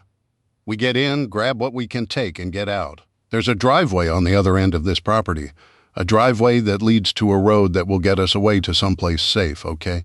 Eden hadn't nodded or shown she'd even heard Dakota. She had stared at the ground, rocking on her heels in exhaustion, her shoulders quaking. Going into shock, maybe? Fear constricted her throat, cutting off her breath. She'd seized Eden's shoulders and peered into her slack face. I'm taking care of you, you hear me? You're my responsibility. I won't let you die, I swear to you. I won't leave you. Never, ever. She'd kept her word back then. She could do it again. She would do it again.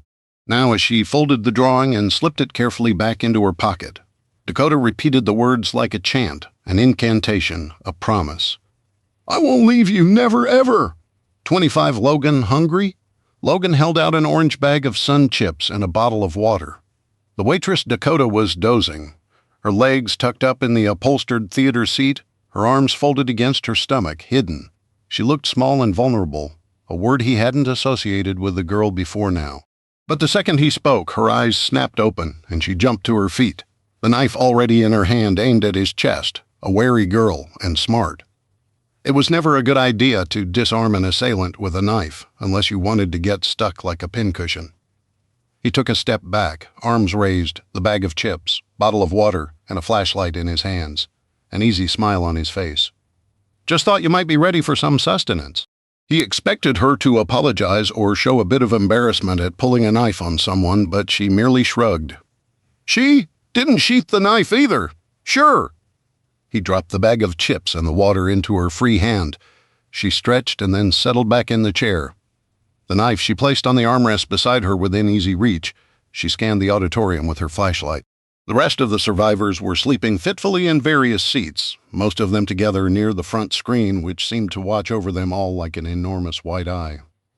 Schmidt sat cross-legged in front of the food and water, his clipboard in his lap, pen in hand, still stubbornly awake. Of course he was. I'm Logan, by the way. I know. He scanned the aisles and the rear of the theater for anything out of place, any potential threats, then sank down into the seat beside her. It was a habit now, ingrained in his DNA. Dakota flashed him a guarded look, but didn't say anything. You've got a watch. It's analog, isn't it? I can't remember the last time I saw one of those. She popped a chip into her mouth. It was a gift. Good thing. It's the only way we'll know enough time has passed. What time is it anyway? She glanced down, her face taut in the shadows. 9:33 a.m. It'd been 21 hours since the bomb went off. How quickly everything could change. It only took a second for the world to go to hell. Of course, he already knew that. First day of the end of the world, he quipped. Do you think so? The end of the world. He wanted to make a stupid joke, but the blast had shaken him, whether he wanted to admit it or not. Not the world, maybe, but probably our country. She chewed thoughtfully for a moment. Everyone else expects things to go back to normal within a week or two.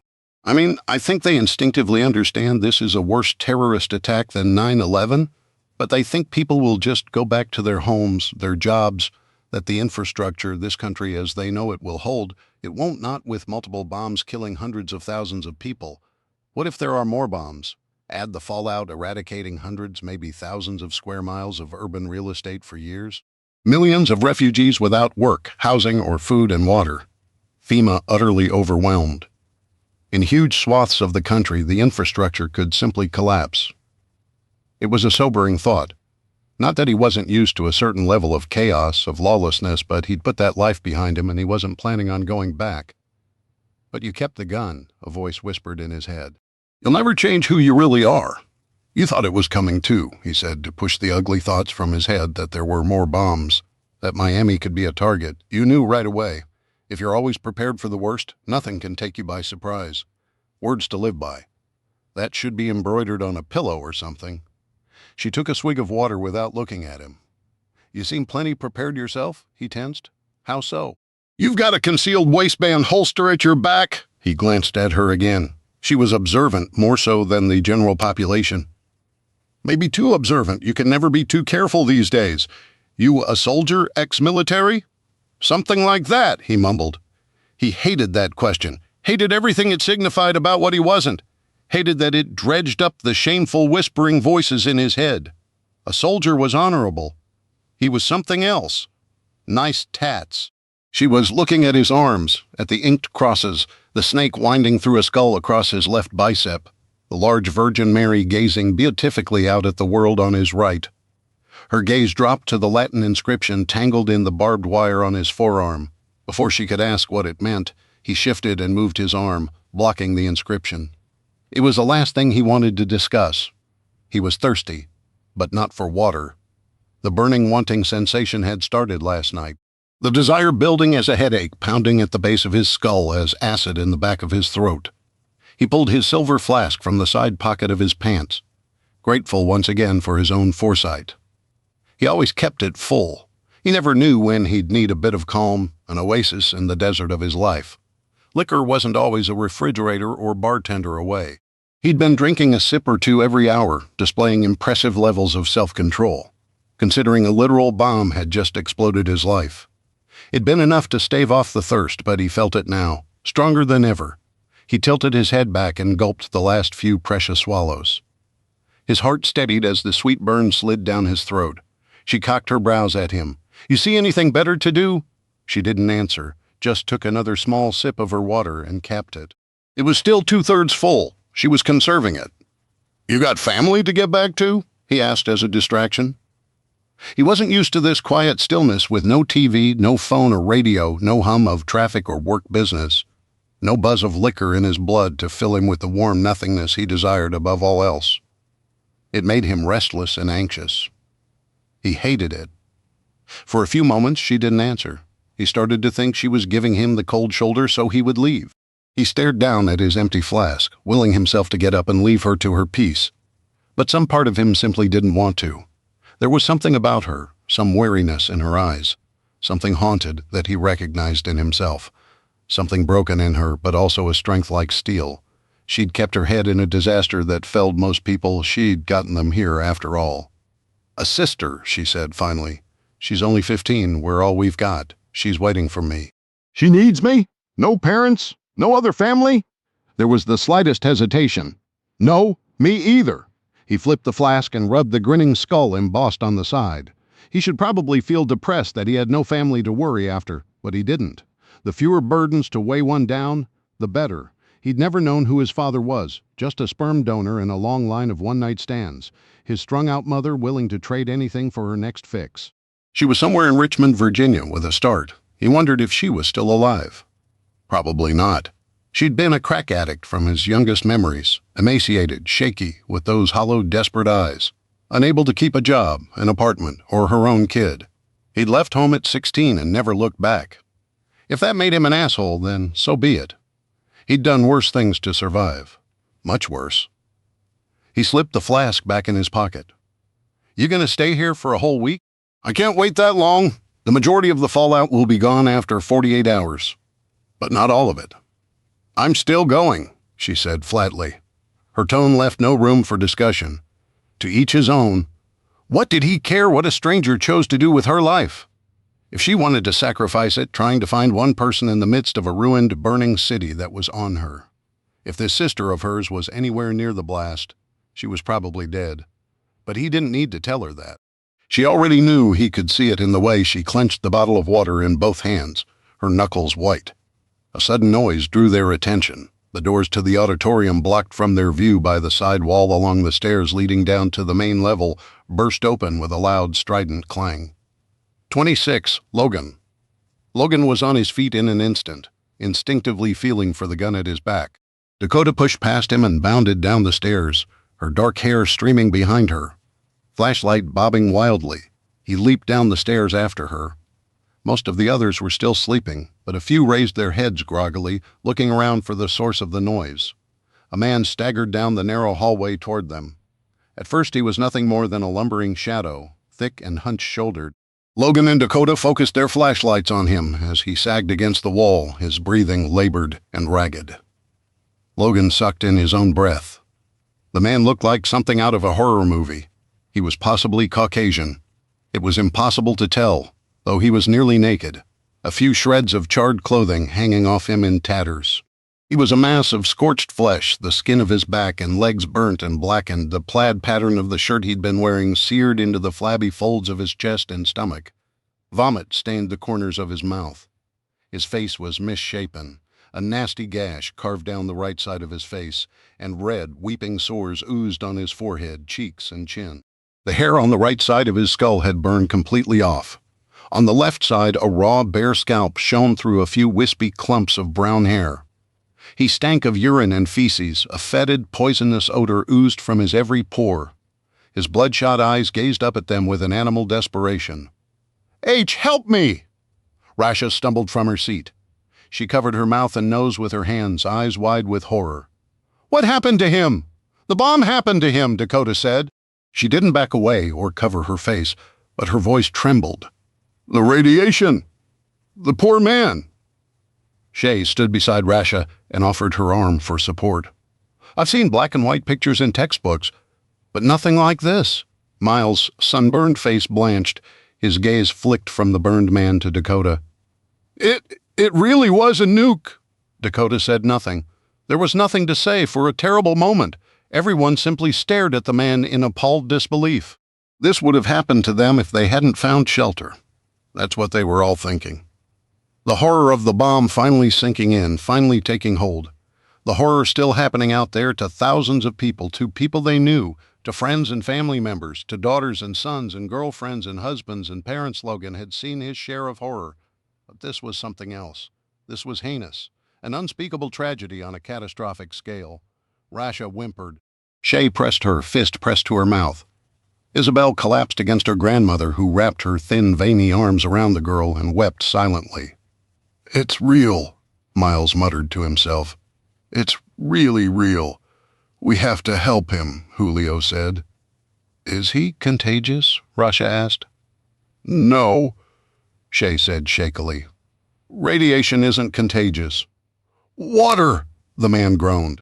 Dakota gestured to Travis, who stood a dozen yards away near the food stash, his hands hanging limp at his sides, his pale face slack with shock. "You heard him. Bring him some water." Travis moved to obey, but Schmidt seized his arm. He glared at Dakota as if she alone had brought this calamity upon him. "That man is dying, isn't he?" Shay answered. "This is. He's suffering from acute radiation syndrome. Look at him." Schmidt spoke like the man couldn't hear them. "He's knocking at death's door. It's a miracle he stayed on his feet long enough to make it here. He needs immediate medical attention," Shay stammered, glancing at the injured man. She was trying to be compassionate, but they all saw it. Schmidt was right. It was a miracle the guy was even breathing. Which he's not gonna get, Schmidt scoffed. We can't afford to waste anything. We need to save that water for the living. Give him the water, Dakota repeated. I thought we had to ration and conserve everything to survive. Isn't that what she insisted? He jabbed a finger at Dakota. Logan watched the drama unfold impassively. He was a little surprised at the waitress. She'd seemed so tough and logical, but this was a merciful choice, not a rational one. It seemed simple enough. What was one water bottle after all? But what about when the man lasted for hours or days and one bottle turned into 10 or 20 or more? In a situation like this, survival had to win every time. Take one from my share, Julio said quietly. No, Schmidt insisted. I'm in charge of the supplies. I decide who gets what. We all feel sorry for him, but it's useless to waste. Hot, the man moaned. So hot water, please? Dakota's mouth tightened. She whirled on Schmidt with a baleful glare. If you don't give this man water right now, so help me, but I'll make you regret it. Schmidt gave a smug sneer. He balled his hands into fat, fleshy fists. Just who do you think you are? What makes you think you get to make decisions for the whole group? You're just a stupid girl who doesn't know when to keep her mouth shut. Dakota stalked up to him, indignant. For a second, Logan thought she was going to deck the idiot like he deserved. Instead, she strode past him, aiming for the bottled waters stacked against the wall. Schmidt seized her arm. What did I just tell you? But he never finished his sentence. Dakota dropped her flashlight in one fluid movement. She grabbed the man's shoulders and jerked him toward her while simultaneously thrusting her leg up, kneeing him in the groin so hard he collapsed to the carpet. Schmidt let out a sharp, agonized oog. He curled into a ball, groaning and clutching his crotch. You little, you're welcome. Dakota stepped over him, retrieved her flashlight, and grabbed a water from the stack as she walked back to the wounded man. Her eyes met Logan's, her gaze fierce, daring him to object. He nodded at her in acknowledgement. Impressed yet again, she was tougher than she looked. Bitch, Schmidt wheezed. Not cool, man, Julio said. There's no reason to be like that. Dakota whirled and raised 1 foot above the guy's already bruised crotch. These are steel-toed boots. Say that again, and when you finally get out of here, you'll be singing soprano in the choir. If there are any choirs left to sing in, Logan let out a hard chuckle. He was an easygoing guy. The less he cared about anything, the better off he was. But an ashhat attacking women, verbal or otherwise, was just one of those things. The fat, squirming fool deserved whatever he got. This is my theater, Schmidt cried, furious tears leaking down his heavy cheeks. You have no right. Get out. You freeloading troublemakers better leave right now. We aren't going anywhere. Logan squatted down next to Schmidt and cracked his knuckles. He didn't need to threaten. His presence was enough. Here's what you're going to do for the next week, he said. You're going to sit here and shut up. You're not going to bother with anybody here. Not her, not Julio, and certainly not me. Tell me we understand each other, the guy only moaned. Logan smiled. Close enough. Dakota handed the water to Shay, who knelt in front of the burned man and offered him a drink. He slurped it down greedily, desperately, water dribbling over his cracked and blistered lips. Thank you, the man rasped. I'm sorry we don't have more medical supplies, Shay said, her voice cracking with unshed tears. We ran out. You need sterile dressings, intravenous antibiotics, a morphine drip. My head, the man said, feels like it's splitting open. I have Tylenol in my purse, Zamira offered. She disentangled herself from Isabel and Piper long enough to hand Shay a small bottle of pills. She gave the man 6 pills, hesitated, then offered him several more. I hope this helps a little. What's it like out there? Julio asked. The man swallowed the last of the pills. He touched the mottled, burned side of his face with trembling fingers. Hell, 27. Logan. Logan forced himself not to look away in revulsion. The man looked like hell itself. Do you know who did this? Rasha asked tremulously. Have you heard any news? The man shook his head, his eyes half closed. He groaned from the pain. Sweat beaded his mottled forehead. Damn Muslims. Never should have let them sand maggots into our country. Rasha stiffened. Logan went tense. Have you heard anything on the emergency broadcasts? Something concrete with actual evidence? Don't need to be told what's plain to see. the man forced out. "We already know who did this." "You think it was ISIS?" Schmidt asked. "No." The man turned his head and vomited. Bloody spittle dribbled from his swollen lips. "All of them?" "That's not true," Shay said. Logan said, "We don't know anything." "There are bad apples in every group of human beings on the planet," Dakota said through gritted teeth. "It doesn't make them all evil." He lifted one burned arm with great effort, wincing from the pain, and pointed at Rasha. You did this to us." Rasha flinched. Shay reared back, gaping. "I'm sure you don't mean that. You're in incredible pain. I mean just what I said. We should have killed them all in Iraq." "Enough." Anger sparked through Logan. He restrained the sudden urge to slug the guy, dying or not, or at least stick a roll of duct tape over his mouth. He and Dakota exchanged a hard glance. The guy was suffering, about to die, but that didn't excuse his racist bullshit. Colombian himself. Logan had heard plenty of similar crap, noxious, hate-filled insults hurled at him because of his skin tone, his heritage. He rubbed his scarred knuckles and took a step back, fighting back the anger. That wasn't who he was, not anymore. "You should rest and save your energy," Julio said diplomatically. "We'll make you as comfortable as we can. Now look what's happened," the guy continued, as if he hadn't heard Julio. He grimaced.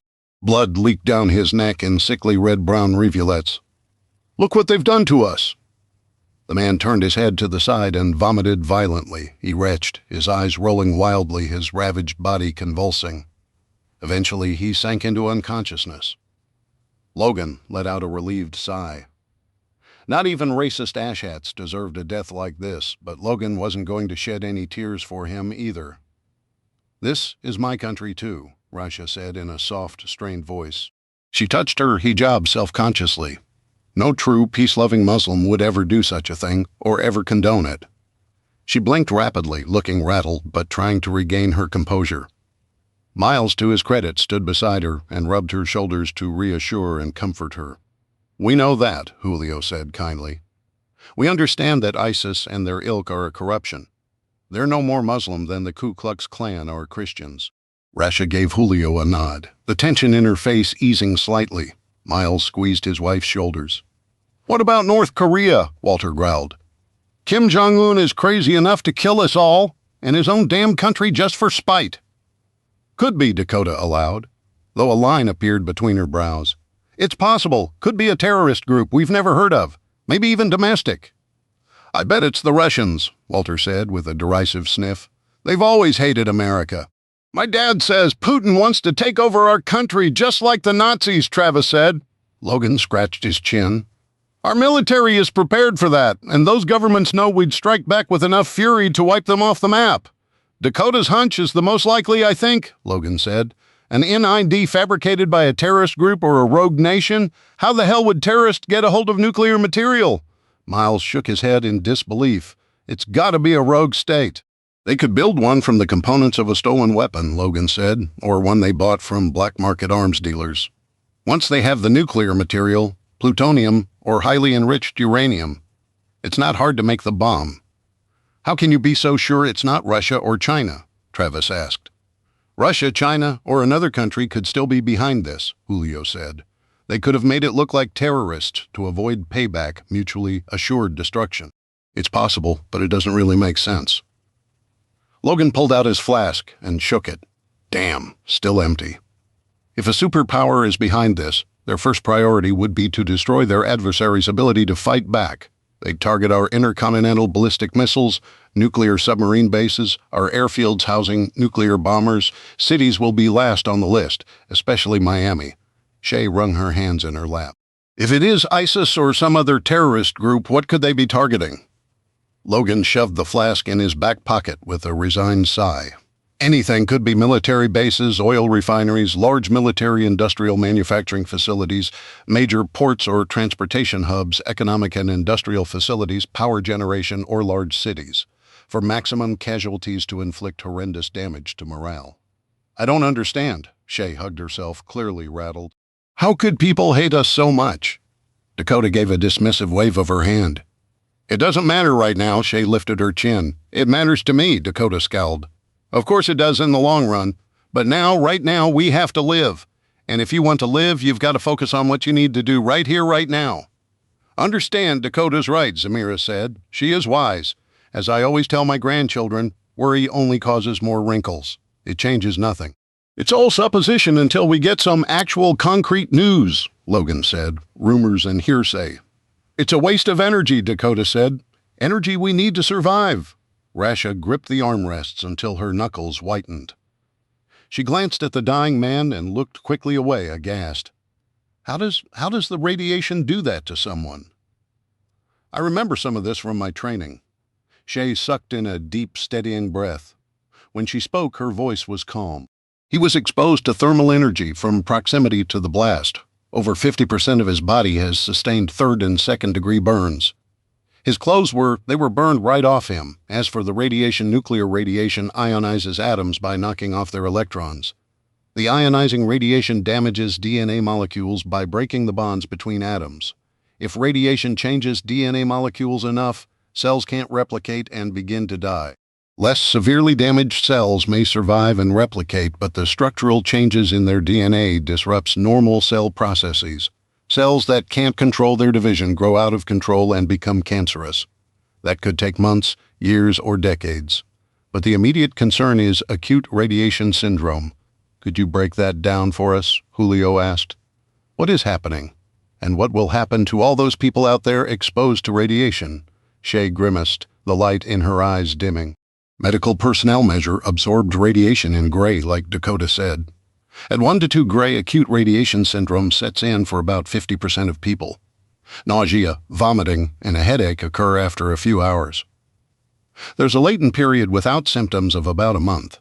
Then the victim experiences fatigue, weakness, and moderate leukopenia, decreased white blood cell counts due to damage to bone marrow, increasing the risk of infection. Itching of the skin, redness like a sunburn, and blisters and ulcers can develop. Up to 5% of people will die within 6 to 8 weeks without medical intervention. As the level of exposure increases, alopecia or hair loss occurs. At first, the victim experiences nausea and vomiting, headaches, fever. After a latent period, there's more severe leukopenia, bleeding beneath the skin, infections, and hemorrhaging. At 7 to 8 gray and beyond, there is little hope for survival without extensive medical treatment. Stem cells in bone marrow and cells lining the GI tract are dying. The circulatory system starts to collapse. High fever, heavy diarrhea, and severe vomiting begin almost immediately. The latent period is less than a week or non-existent. Symptoms include dizziness and disorientation, seizures, and coma. 95% of people who don't receive medical care will die in 2 to 4 weeks. Even with treatment, many people will die. She glanced over at the unconscious man, her lips pursed. It's only been 24 hours since the bomb. The level of radiation he's absorbed must be extremely high for the onset to be so severe so quickly. At least 10 gray. Probably more. Acute radiation syndrome can take weeks or months to kill someone, but I doubt he'll live more than a day. Shay looked up at Dakota, her eyes glassy with tears. We're the lucky ones. Logan hadn't felt lucky in a very long time. Maybe never. Luck had never played into it. Life was a scrape for survival, doing what you have to do to get by, to endure until the next miserable, monotonous day. But now, maybe for the first time, he felt the weight of something like luck settling on him. He was still alive, someone who didn't deserve it. If he deserved anything, it was a bottomless pit, or maybe a hell of endless torture. And yet here he was, lucky for today, at least 28. Maddox. 20 yards ahead of Maddox, the door to a charred Jeep thrust open. A dark shape fell out and climbed slowly to its feet. Its body was blackened from head to foot. Its hair was burned off. Black rags hung from its torso, and the face, white bulging eyes, mouth gaping open like a black pit. It was barely human. The creature tottered toward him, arms outstretched, palms down like some sort of zombie. Maddox watched in stunned silence as the figure lunged at him. Maddox stepped backward toward the entrance to the tunnel. He didn't scream, though. His heart jerked against his bruised ribcage. The figure took one more staggering step and collapsed. Its body convulsed for a moment, then stilled. It didn't move. Maddox stared down at it, blinking rapidly. He lifted his head slowly and looked around. He was alone on the causeway. If there had been others, they'd escaped or they were dead, like the pathetic creature lying at his feet. His head hurt like someone had driven spikes through the center of his brain. Everything was thick and fuzzy. White spots flickered in front of his vision. His mind was jumbled with confusion, shock, and pain. It took him a long moment to even recall his name. He'd blacked out and awoke into the crushed taxi, the collapsed tunnel. He remembered that. He didn't know how long he'd been unconscious. Hours. It must have been. The sun had vanished from the sky. The causeway shuddered beneath his feet. The water on either side looked dark and ominous, eager to swallow up 100,000 tons of concrete and steel if only given the chance. It wasn't safe here. Maddox left the body behind and began to walk. He didn't yet know what to do or where to go. Find a hospital, maybe? Escape this living hell? There was no other way to go other than toward ground zero, at least for now. Behind him, the tunnel had collapsed in a hail of cement, and twisted beams before him was the causeway leading to the mainland. The Atlantic Ocean far below. He shuffled down the causeway, staggering past vehicles crushed, twisted, and smashed, their burned-out husks like metal skulls. He moved into a world that had gone a flat and colorless gray. The air thickened with a burning, singed stench that clotted in his nostrils and clogged his throat. The closer he got to downtown, the worse things became. Fires from ruptured gas and downed power lines sprang to life. Smoke billowed into the blackened sky. Debris, rubble, and charred, broken palm trees lay everywhere. All around him, buildings sagged as if their foundations were made of jelly. A 40-story steel building lay tossed like a child's toy in the bay, half submerged, a smashed and twisted wreck of mangled girders. Dozens of buildings had collapsed, completely spectacular feats of architecture now utterly destroyed, the rubble forming small, jagged mountains between the wrecked structures. Bodies littered the sidewalk and streets, slumped in burning cars. The dust and ash hung so thick in the air, the living drifted about like shadowy ghosts. In some cases, he couldn't distinguish male from female, old from young. Blisters marred their faces, their arms, their legs, some as large as tennis balls. Their skin boiled with angry burns, as if they'd been splashed with boiling water, and then there were those burned and blackened like they'd been roasted alive. They moved slowly, arms outstretched, shuffling through the smoke. They walked as if in a numbed stupor, too shocked to react, to feel pain, to scream.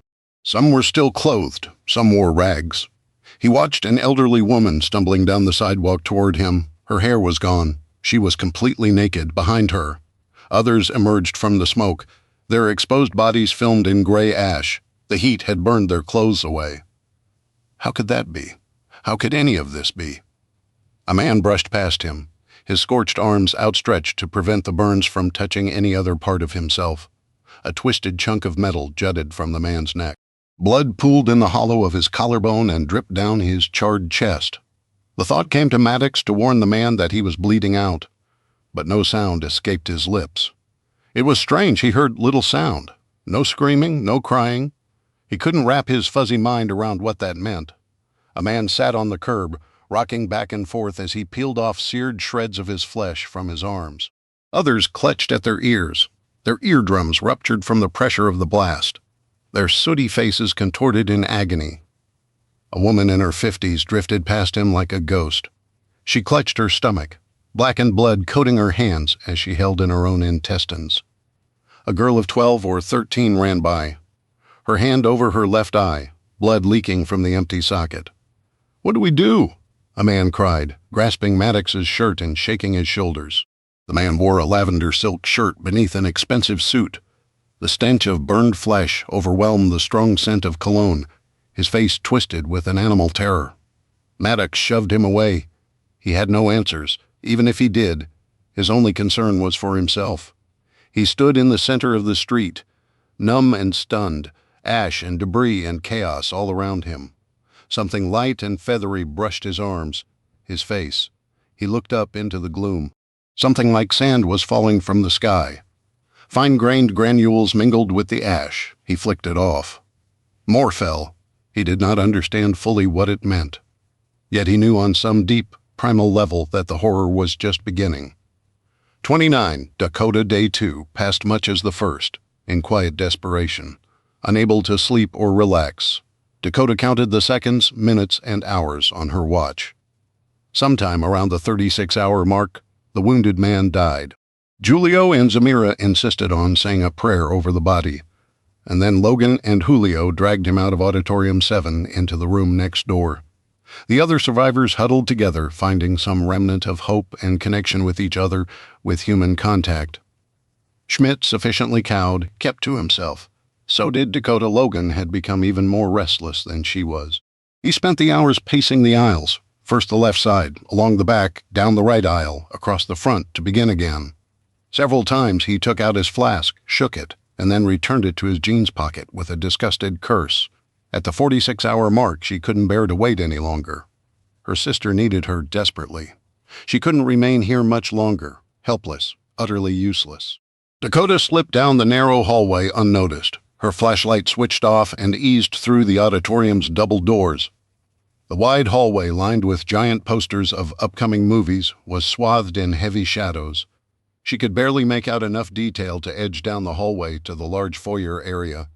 She passed the ticket counter and the concession stand. A dense, heavy gray light streamed through the shattered front doors.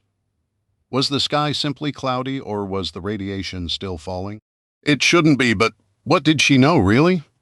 All the research was based on extrapolations from Hiroshima and Nagasaki, government tests over oceans and deserts and nuclear reactor accidents. There had never been a nuclear groundburst to study. What if they were wrong? Slowly and carefully, as if her caution could prevent contamination, she made her way to within 10 yards of the entrance. The world outside was as eerily empty and silent as it was inside the theater. In the parking lot, dozens of cars still sat where they'd been abandoned. Fine-grained fallout covered the ground and blanketed the cars like silt. Shards of glass lay everywhere, glinting from the debris. 3 palm trees grew from a grassy island in the middle of the parking lot. She squinted, studying the palms the way they swayed and rustled. The breeze still blew north, maybe slightly northwest. It was hard to tell. If the prevailing winds blew the same direction the last 2 days, everything north of them was contaminated and dangerous. She needed to go northwest 2 miles to reach her sister, but after that, her destination was directly perpendicular to the swath of fallout.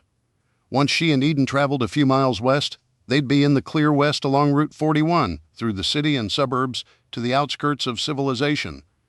It was nearly the same path she and Eden had fled 2 years ago. "This is the right thing," she said aloud. "It has to be." She left the flashlight switched off and trudged back toward Auditorium 7 in darkness, exhausted but resolute. She opened the auditorium door.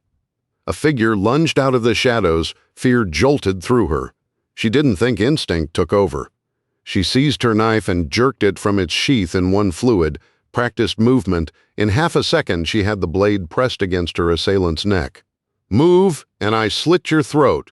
The figure stepped swiftly to the right. He slammed the side of his palm against her knife hand. Before she could react with a counter move, her arm was thrust backward, pain exploding in her wrist. The knife dropped from her numb fingers. He seized her arm and shoved it against the still open door. She hissed out a pained breath. "You can try," Logan said. Her pulse roared in her ears. The fear was in her and she hated it. It made her furious. "Let go of me." He released her. She stepped back, her heart stuttering. Fear still pumping through her. The scars on her back burned. Memories of shadows looming over her seared her mind. She blinked them away. The fear she'd felt back then, the pain and rage and helplessness, it was the past. This was now. She rubbed her bruised wrist and forced herself to take several deep, steady breaths before responding. The fear and adrenaline drained out of her, leaving her heavy-limbed and irritated, but at herself. If he were a real enemy, she'd smash his knee or groin with a solid kick or claw at his eyeballs with her fingernails. She still half wanted to. Unless you have a death wish in the future, you might avoid startling someone with a knife. He shrugged, nonplussed. "You hesitated. Next time, don't give your target that window of opportunity. Stab hard and fast. You'd rather I killed you then?" His teeth flashed in the shadows. "Like I said, you can try." "You'd be surprised what I can do with a knife," she snapped, both disgruntled and grudgingly impressed. He sounded just like Ezra. Just like she'd suspected, he knew his way around a fight.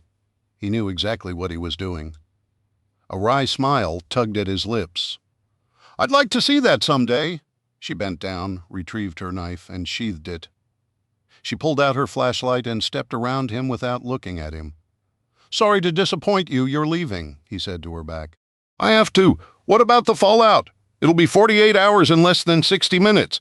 Radiation levels will be at 1% of the original dose. That's good enough for me." She strode quickly up the hallway, leaving Logan Garcia behind. 30 Dakota. Dakota reached the front of the auditorium, where most of the survivors sat or slept near the screen wall. Walter was curled in a corner, sleeping. Julio sat beside him, his head leaning back against the wall, his eyes closed. Schmidt guarded the food while Travis Miles and the teens stretched out on the raised armrest seats. Zamira, Rasha, Shay, and Piper were quietly playing a game of Monopoly Deal with cards Zamira had found in her voluminous purse. Piper was smiling. She was a tough, resilient little girl. She was going to make it. Isabel, on the other hand, slumped cross-legged beside her grandmother, her hands limp in her lap, her eyes glassy and unfocused. She needed to wake up and get a grip if she was going to survive in this dark new world. At least she had a good chance with a strong woman like Zamira looking after her. Dakota had to worry about Eden now. "I'm leaving," Dakota announced. "I'm headed north to get my sister, then west to escape the radiation contamination. I'm taking the risk." "You should stay here for another 5 days to be safe. There will be more food without me." "I'm going with you." Shay dropped her cards and pulled herself to her feet. She ran her hands through her thick, springy coils and straightened her shoulders. "Count me in," Dakota shook her head. "It's still dangerous out there. If radiation levels were at 1,000 rem 2 days ago, it's 10 rem an hour now." "That doesn't sound like much," Rasha said. "Remember, it's cumulative."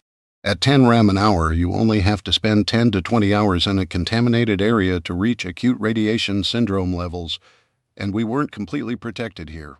We've already absorbed a low dose. I can't say for sure how much.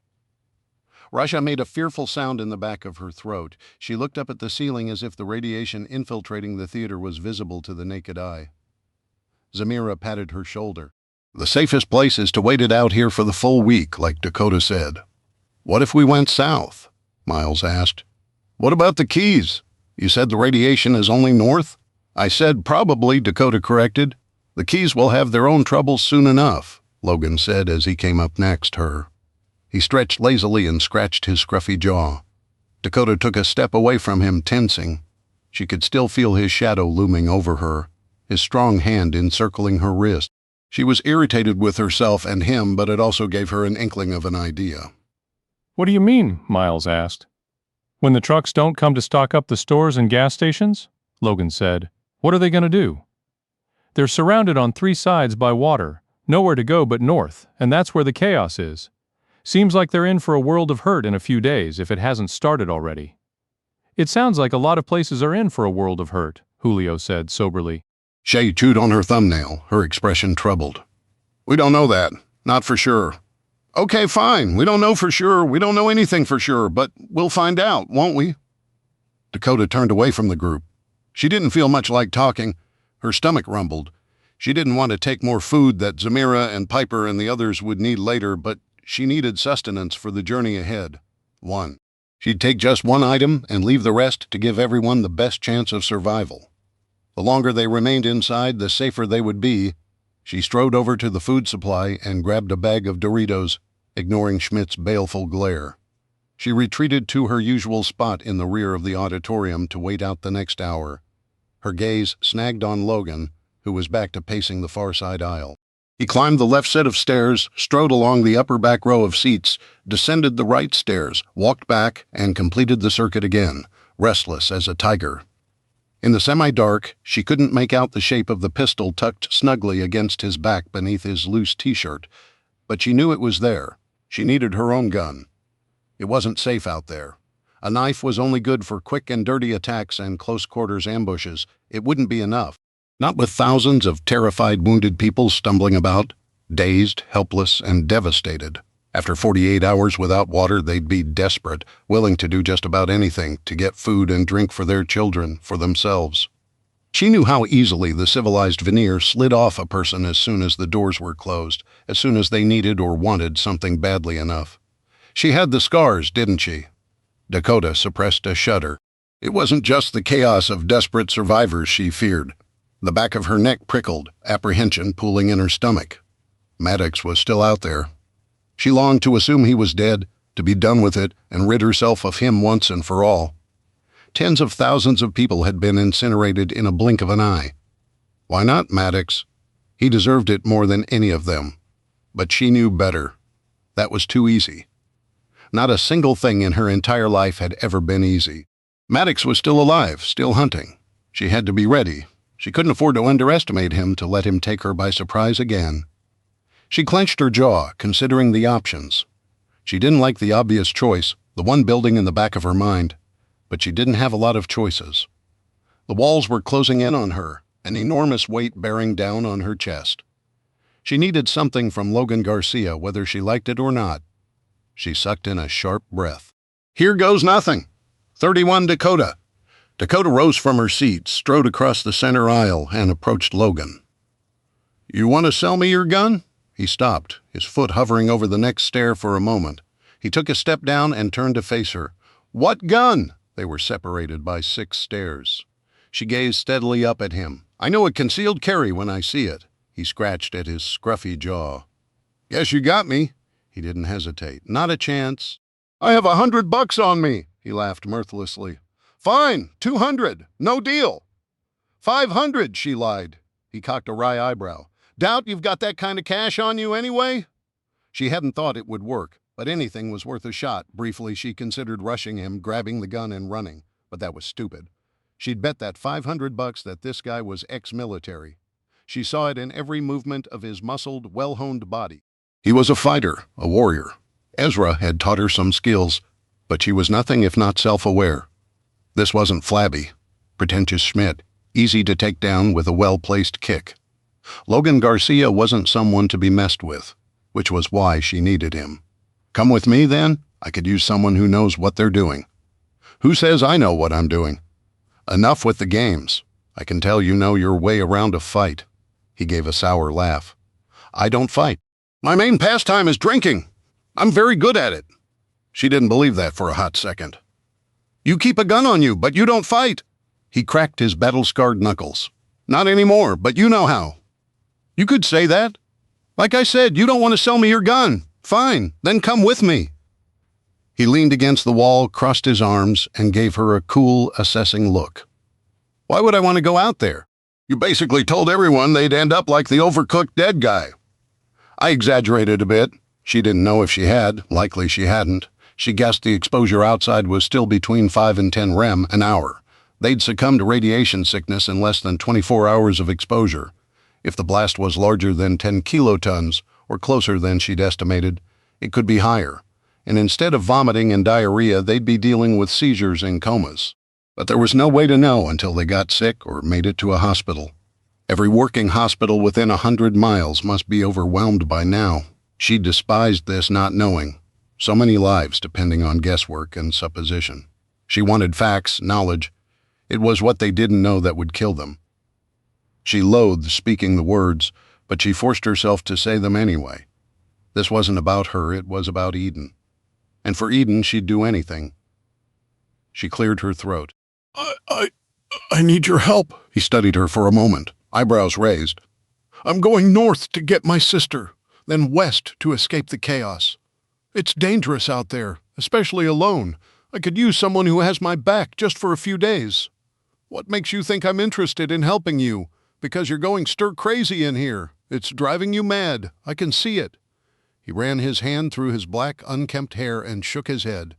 I'm right as rain. Free rent, free food. I'm good. No, you aren't. And neither am I. I'm getting out of this damn city. I know you want to go too, so go. Not without my sister. That's not my problem. Logan snorted and turned away. He headed up the stairs. Enjoy your trip. She stared at his retreating back, at the bulge of his weapon, a weapon she needed, until her eyes blurred. She didn't want to trust him. She didn't trust anyone, but she knew what it would be like out there. Ezra had warned her. People wounded and sick, hungry and desperate. Their baser, brutal animal instincts would show themselves soon if they hadn't already. She knew better than anyone what desperate people were capable of. And there was Maddox. She about choked on the word. Please. He didn't turn around. Fear speared her. She could not, under any circumstances, underestimate that man. If he found them, and she had nothing but a knife to defend them, Eden was already lost, and Dakota was already dead. She was going to have to give up something important to snare Logan. An image of Ezra popped into her head, bent over the wooden kitchen table intent on cleaning one of his rifles, that grizzled, white-whiskered face scored with wrinkles. Those bright, intelligent, sky-blue eyes, she knew exactly where they needed to go. She had no interest in taking any of the others there. They had their own families, the pieces of their own lives to try and pick up after they left the auditorium. She'd gotten them to shelter, saved them from the fallout. That was enough. Besides, outside was a dangerous place to be right now. She didn't want Zamira or the girls out there, vulnerable and exposed. Only Dakota would go, and Logan, if she could convince him. It felt like a betrayal, offering something that wasn't hers to give. Ezra wouldn't understand. He'd hate her for it. Maybe he wouldn't even let them in. She ran her tongue over her bottom lip, thinking, considering, weighing the costs and benefits. She lowered her voice. "I know a place, a safe house." He stopped. "Why would I need a safe house?" Logan turned and stared down at her with that dark, level gaze of his. It felt like he could see all the way into the back of her head, could pick apart her thoughts, her memories, her fears. Ezra had a look like that, too. She'd hated it. "Because you're not stupid.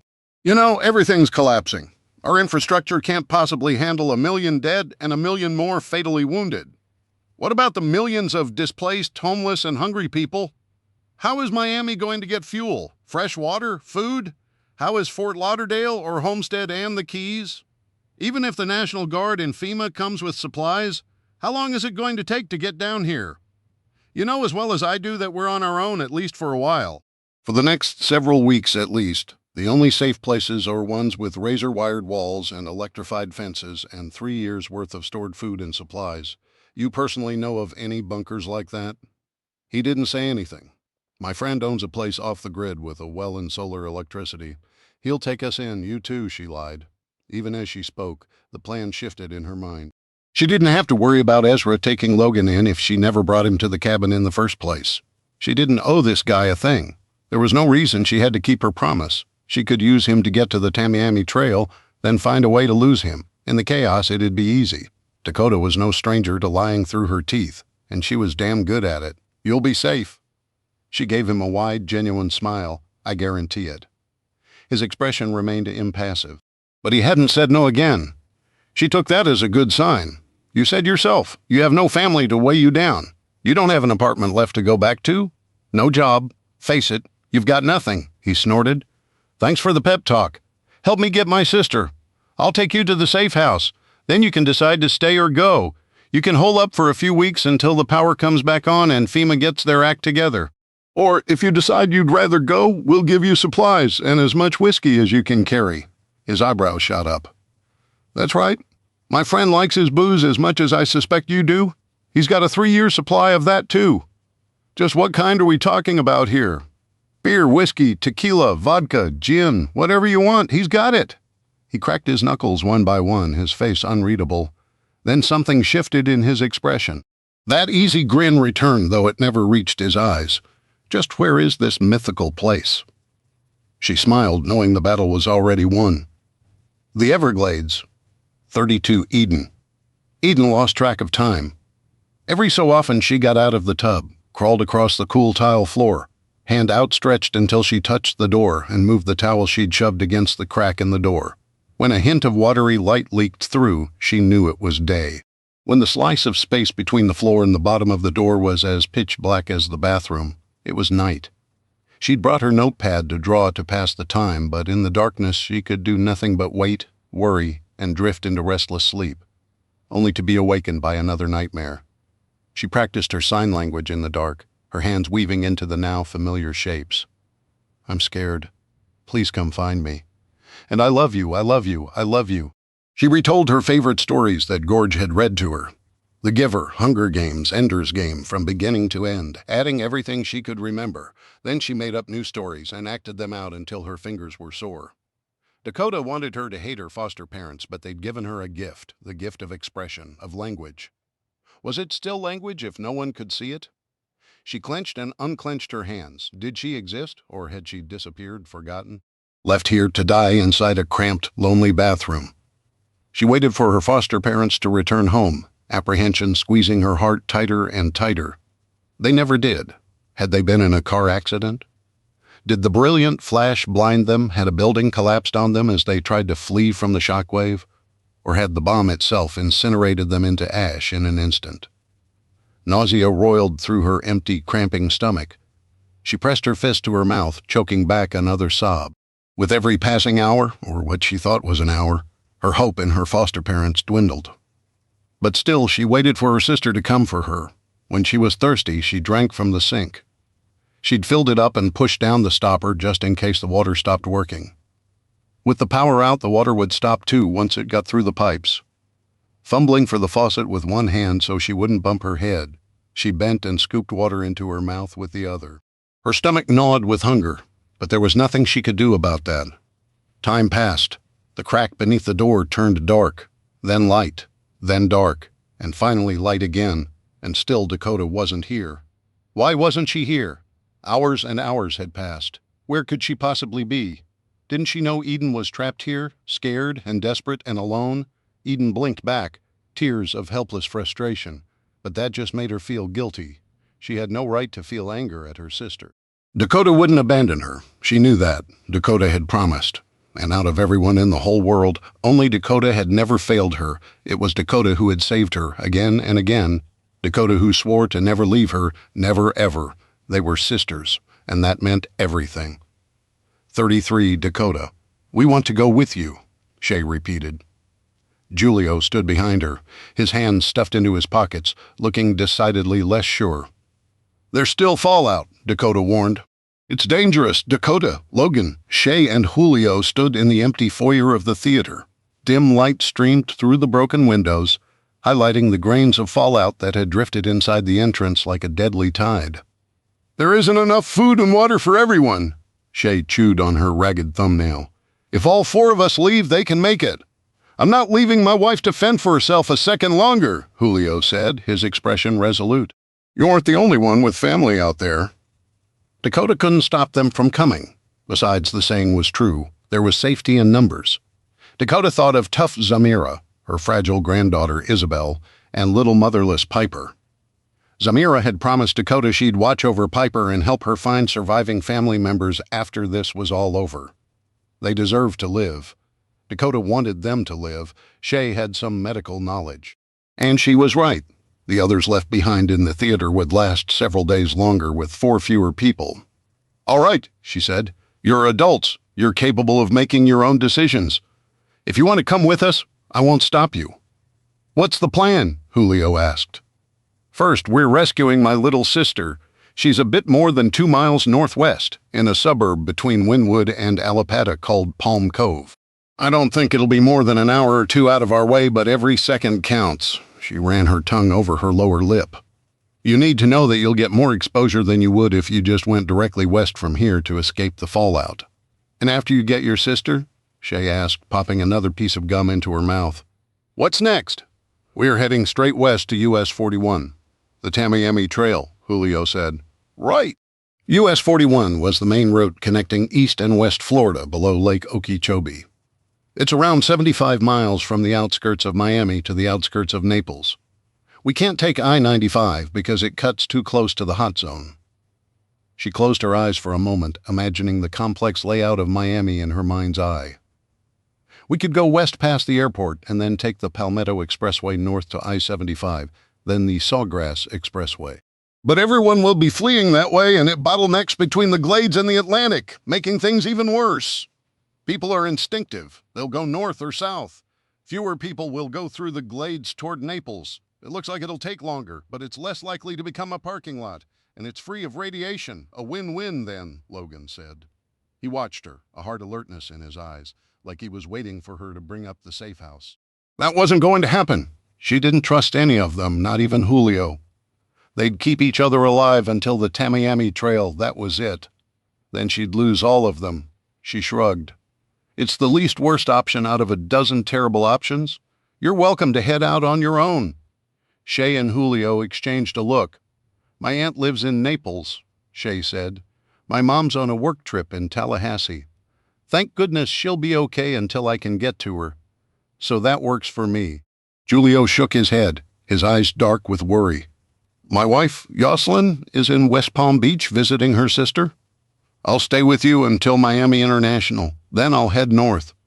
Fantastic, Logan said, his voice flat.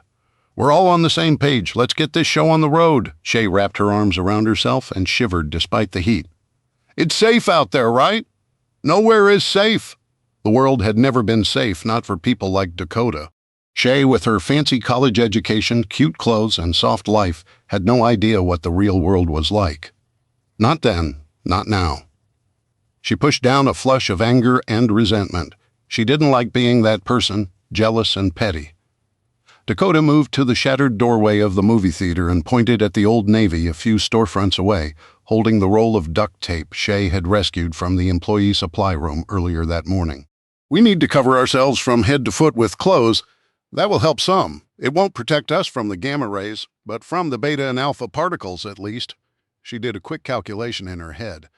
I estimate we were exposed to half a gray or 50 rads over the course of the last 48 hours inside the theater. If we err on the side of caution and assume this area was initially exposed to 1,000 rem of fallout, then we're still being exposed to 10 rem an hour now. Which means we have less than 5 hours to get out of the fallout zone before we're at risk for acute radiation syndrome, Logan said. We can do that, Shay said brightly. I power walk every morning for exercise. I can do 4 miles in an hour. Should be easy. Easy isn't the word for it. Dakota hesitated in the jagged doorway, dread coiling in her gut. Almost 2 miles of decimated city stood between her and Eden. What terrors awaited them out there? Would she be up to the task? She had to be. She had no choice. Logan strode past her. Let's get this show on the road then, shall we? He tapped his wrist. Don't forget to start that timer of yours. Dakota looked at her watch. 12:37 p.m. exactly. 48 hours ago, the first bomb in D.C. detonated. How much unimaginable suffering had millions of people endured in the seconds, minutes, and hours since? She pushed the thought from her mind. They needed to find Eden before nightfall. Sundown was around 8:15 p.m. Less than 8 hours, but they had to be out of the hot zone long before then. There wasn't a second to waste. She stepped out into the daylight. Humidity blasted them like every other day in South Florida. Instantly, sweat beaded her forehead and lower lip and congealed beneath her pits. The clouds were thick and dark as wounds. Tiny particles like grains of sand or salt covered everything, but no fallout fell from the sky, at least none that they could see. An eerie silence wrapped around them like a thick woolen blanket. No car engines, honking horns, or people. No birdsong. Even nothing but the rapid flutter of her own heartbeat in her ears. Everything was dulled, like the morning after a fresh snow. She'd seen snow once on a road trip to southwest Michigan with her real parents when she was young, maybe 5 or 6. She remembered snowball fights and snow angels, scarves, and mittens. The feeling of the cold eating her nose and fingers, needing to pee but being too bundled up in her snowsuit to make it. She remembered her father's booming laughter and her mother's smiling, cold-reddened face. But that time was dead and gone. Dakota shoved down the memory. Now the only things that mattered were survival and saving Eden. 34 Maddox. Maddox Cage believed in hell. He hadn't known quite what that hell would look like until today. Smoke shivered, gusting, thick as fog. Ash and fine sand-like grains fell swirling from the darkened sky like poisonous snow, sheeting everything in gray. The air smelled sulfuric, poisoned, blackened skeletons of fire-rotted cars scattered across the crumbled, buckled asphalt. Palm trees, not already toppled, were sheared of their palms, jutting trunks blackened with char. The further into the heart of downtown he staggered, the worse the devastation. Everything around him had been torn from its moorings and flung apart. Buildings were unrecognizable, their roofs caved in, their insides gutted, collapsed structures with exposed skeletons of metal and beams. His shoes crunched over piles of detritus, bits of metal, rocks, and glass, chunks of twisted, deformed plastic, charred wood, and concrete ground to powder. He couldn't walk a straight line, but was forced to climb over small mountains of rubble, zigzagged past hunks of twisted, melted hulks of metal the size of houses. He passed bodies. Not people, bodies. So many bodies. Hundreds, maybe thousands. Bodies broken and crushed and charred bodies covered in ash and soot. Missing legs or arms pulverized beneath fallen ceilings and walls and cars. Some were vaporized instantly, leaving only shadowy stains on the walls. Some were charred where they stood, like coal statues. Others were burnt and ravaged beyond recognition, no longer human. A man and a woman in their 50s writhed and groaned on the sidewalk outside a boutique purse shop, their torsos, necks, and faces stippled with dozens of shards of glass they'd been standing at the window during the blast. One figure, man or woman, he couldn't tell, limped ahead of him, its leg below the knee crushed and shattered. Gratitude filled him. He was bruised but hale and whole. He still had his limbs. He could walk out of this carnage on his own 2 legs. God had blessed him. He recognized that much. Survivors lurched past him, almost inhuman creatures, deformed by burns, punctured by spears of glass or javelins of metal. First a few, then a dozen, then a regular stream of them there. A few dozen yards up the street, the blue sign for Miami North Medical Center appeared out of the haze of ash and smoke. The street was crammed full of hundreds of bodies, all clamoring for help, for healing, for salvation that wasn't coming. He could barely make out the building itself, damaged but still standing for the crowd surging around it, filling the parking lot, spilling through the broken doors and windows. It had already been overrun. He saw no lights anywhere. For whatever reason, their generator was out. What could they possibly do for those patients they could reach without power? The hospital could save no one, he realized dimly. Not him. Not anyone. Salvation resided elsewhere. A church rose on the left, looming above him. It was an old stone Catholic cathedral, the stone walls upright but listing, the roof mostly intact but for the caved-in steeple. His gaze came to rest on a charred life-size statue of St. Peter. The shock wave had knocked it clear out of the sagging building. Now it lay at the bottom of the cracked stone stairs. Vindication swelled in his chest. It served them right for worshiping graven images. He looked at the desolation, at the fractured, ruined city. God had done this. What else could this be but God's wrath, descending upon the country for its sins, its worldliness? His father had always warned him that God would destroy the polluted cities just as he'd once destroyed Sodom and Gomorrah, that the appointed time was nigh, that they must always be ready. God would choose the shepherds of mercy to enact his judgment. Earthly angels handpicked to empty the bowls of wrath upon the wicked. Maddox was not afraid. He knew what this meant, what they'd been preparing for all this time. For the Lord shall execute judgment by fire. The judgment had begun. 35. Dakota led their small band along the road parallel to the storefronts, careful not to slip on the slick fallout particles or trip on debris. Glass shards littered the asphalt, even the car windows were all shattered. Julio gestured at a brand new Ford F-150 taking up 2 parking spaces. "You sure none of these will work? Our trip would be a heck of a lot faster with wheels." He pointed to a sleek burnt orange sports car. "Or better yet, how about this beauty? A 2012 Mazda RX-8. I'm sure her owner won't mind if we borrow it." The EMP rendered everything within 3 miles useless, Dakota said. "Once we get out of the hot zone, we can try to find something to drive." Julio studied the vehicles as they passed by. "If we can find an old model without any computerized gizmos, I can hotwire one." "Really?" Logan asked, impressed. Julio blushed. He ran a hand through his graying hair. "I spent a few summers hanging with a rough crowd as a kid, and I like cars, especially the classics. Give me a 1961 Jaguar E-Type or a 1969 Ferrari Dino 246 GT, and I can die a happy man. I wanted to be a mechanic once. I like to rebuild the engines and tool around. I can fix most mechanical issues myself could, since I was 13. But the old man needed help with the beer shack. The rest is history, you know? What about bikes?" Shay asked eagerly. "We could travel so much faster." Dakota gestured at the asphalt. "There's glass and debris everywhere. You can barely see the ground. We're more likely to fall and crack our heads open 5 minutes in than to get where we need to go. It's too dangerous for now." Shay popped her gum, walking it is then. "At least we'll get some exercise, right?" "That's one way to look at it," Dakota said, archly. Julio crossed himself. "The sooner we get out of here, the better." "I didn't know you were Catholic," Logan said. He shrugged, lapsed. "But I guess it all comes back when the crap really hits the fan." Dakota gave him a sharp look. "How could God allow this?" "I don't have those answers." Julio touched the gold cross he wore around his neck as he walked. "But I know God didn't cause this evil.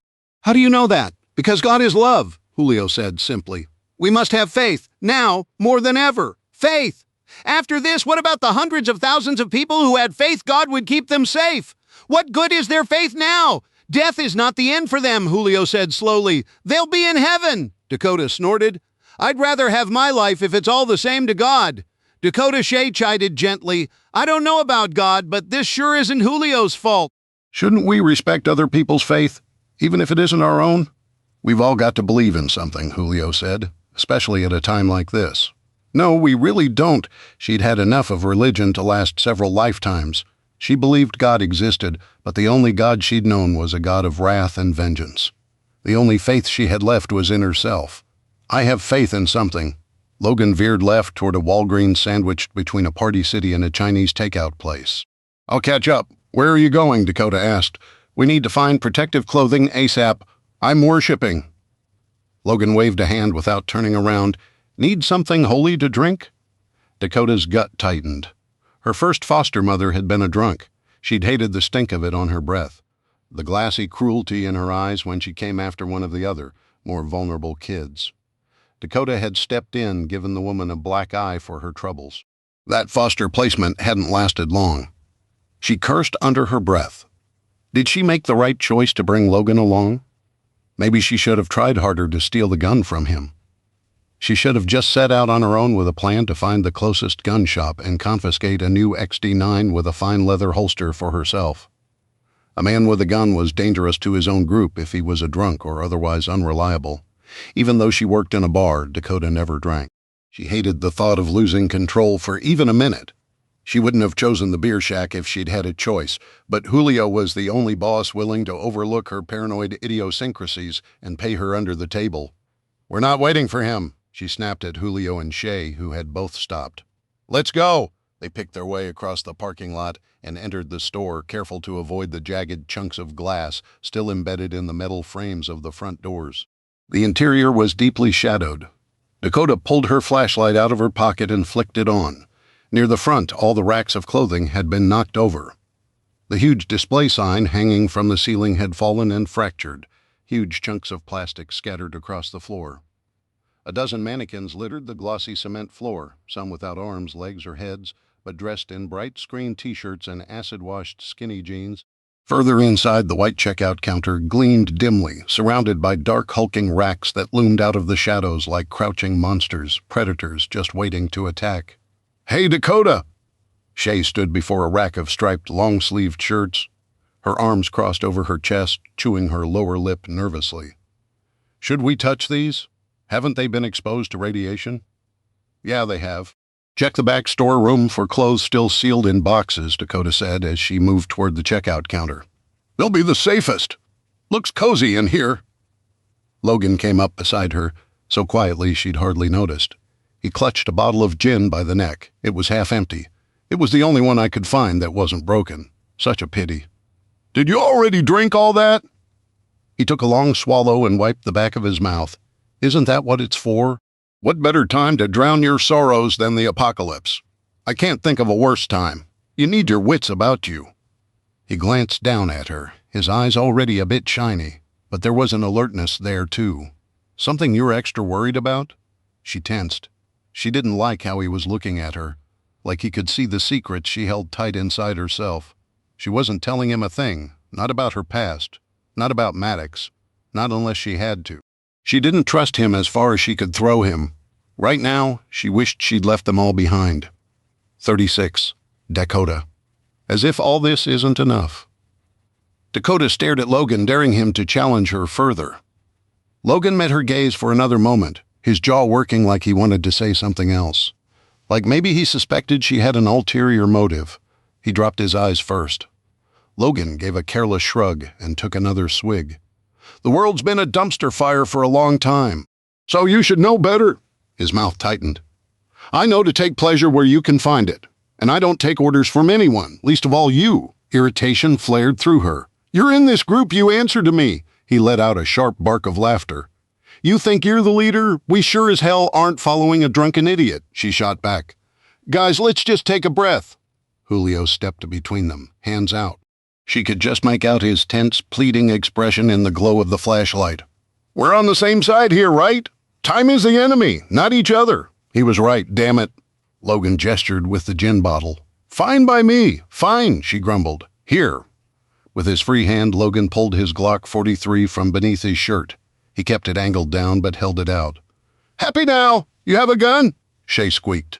She took a step away, bumping into a sunglasses stand, lifting her palms, as if Logan had just brandished a live grenade. "Sure looks like it," Logan said. Her eyes went wide. "All this time in the theater with kids around, you had a gun." "He already answered the question," Dakota snapped. "Guns are dangerous. What if a kid had gotten a hold of it, or had discharged accidentally? Someone could have gotten hurt." "Hold on a minute." Logan took another swig of gin.